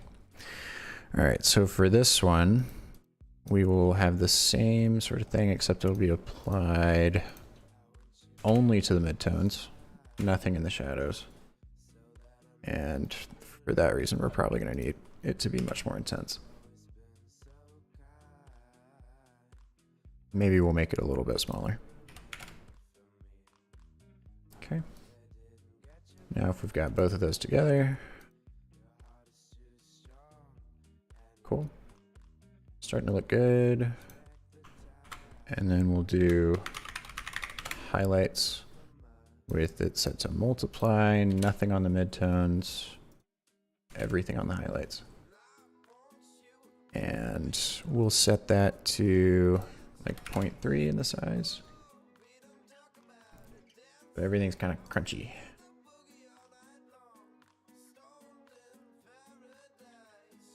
All right.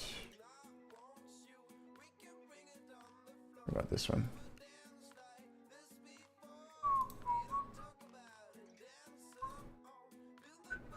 Whoa, there's a lot going on in that part. Okay, I really want to watch, or I wish I could just watch it full speed right now, but alas, we cannot. Let's pre-comp all this and say pre-chrome ab. Duplicate those, set everything to add, and then we'll do channel mixer. Boom, bang, pow. This will be our red. This will be our green. And this will be our blue. And then I'll just scale 2 of these up. 100.5 and 100.25. Cool. Now I've got a little bit of chromatic aberration.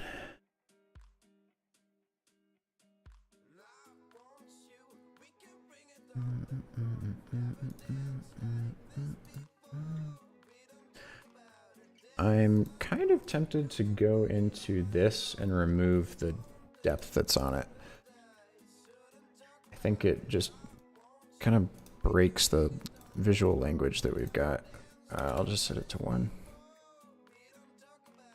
And then change that on the rest of these as well. And now, as long as it doesn't get to be nothing, that should still look fine. I think that should look better. Yeah, that looks a lot better. Doesn't feel as out of place now. I will go back in here and re-raise the audio. Put it at 0 decibels. And then I'm gonna put it in export right now and I'll have technically finished in 6 hours. Exactly. So my media encoder has to open. But I'm saving and calling it done. So 1 hour off. We're getting faster, but we're making it work. Oh, come on, show up. Oh, it just hit 6 hours. Gonna be like 10 seconds before it adds to the media encoder, but whew. I mean, it took a while, and there's definitely some things that I would change, but we got there eventually. Maybe I'll go back and change some stuff later, but for now, I feel good about it. I'll say 6. Oh, wait, I forgot to. Ah, man. Here we go. This is a whole thing. I have to add the replay in here. There we go. All right. 6 hours and 1 minute, I guess. That's all right. Come on, media encoder. There we go. All right, starting to render it now. 6/3/2022 loops once and render. It's happening, y'all. Thank you, Clinton. Clinton says good job. I appreciate it. That was a tough one, y'all. It's rendering out faster than it was replaying, though. But I'm waiting for it to get to that scene with all the glows and slow down. But as per usual, I'll wait for it to render. Then I'll play it once or twice here on stream. And then I'm not going to be posting this until late Sunday night, probably around 11 o'clock or midnight or so. And then you can expect the project files to be up on the Gumroad on Monday morning. Anybody who's already subscribed to that and is a member will just get access to those via email.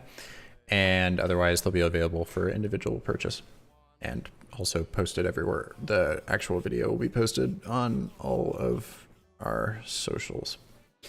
So be on the look for that. Be on the lookout for that there.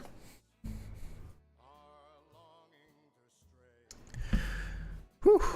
We're gonna watch it. Don't worry. I'm just waiting for it to export. It should take like another 5 minutes-ish, I would think. But in the meantime, I know I haven't answered nearly as many questions this stream. I have tried to be very, very focused as much as possible, but the energy is definitely leaving me. But in the meantime, while this is rendering, happy to answer any questions or anything like that. Appreciate you guys for sticking around this whole time as well. I know it's a Saturday. People have stuff they got to go do. Ivanimator says, why do you post on Sunday night and not on Monday morning EST? Well, there's one thing where I just enjoy waking up and being able to see all the comments and things and start my day off productively that way.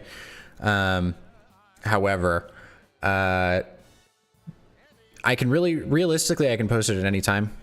For a little while, I had my Instagram account as a creator account, and so I could see insights and data on when people were looking at my posts most.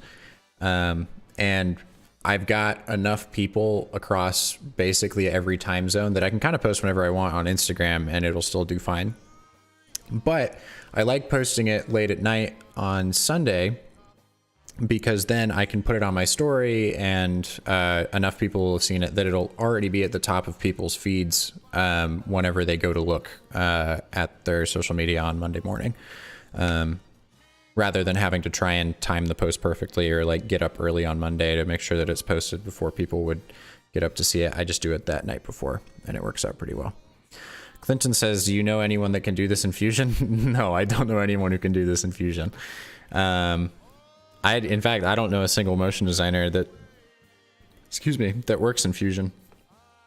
I'd be very curious to see if someone could try and recreate this. And have it look as good in Fusion, because I always struggled with trying to figure out the node based workflow in that. But yeah, nobody that I know is working in Fusion, but maybe eventually they'll be closer to competing with the feature set that After Effects has. But for now, it seems very heavily geared towards video editors and traditional video production companies. Cool. The export is done. Let me switch on over to the big monitor. All right. I'm going to turn the music down and it's going to start playing once I open it. Nope, stop that. All right. I'm going to hit repeat. All the sound should be up, should be good. And let's give it a look.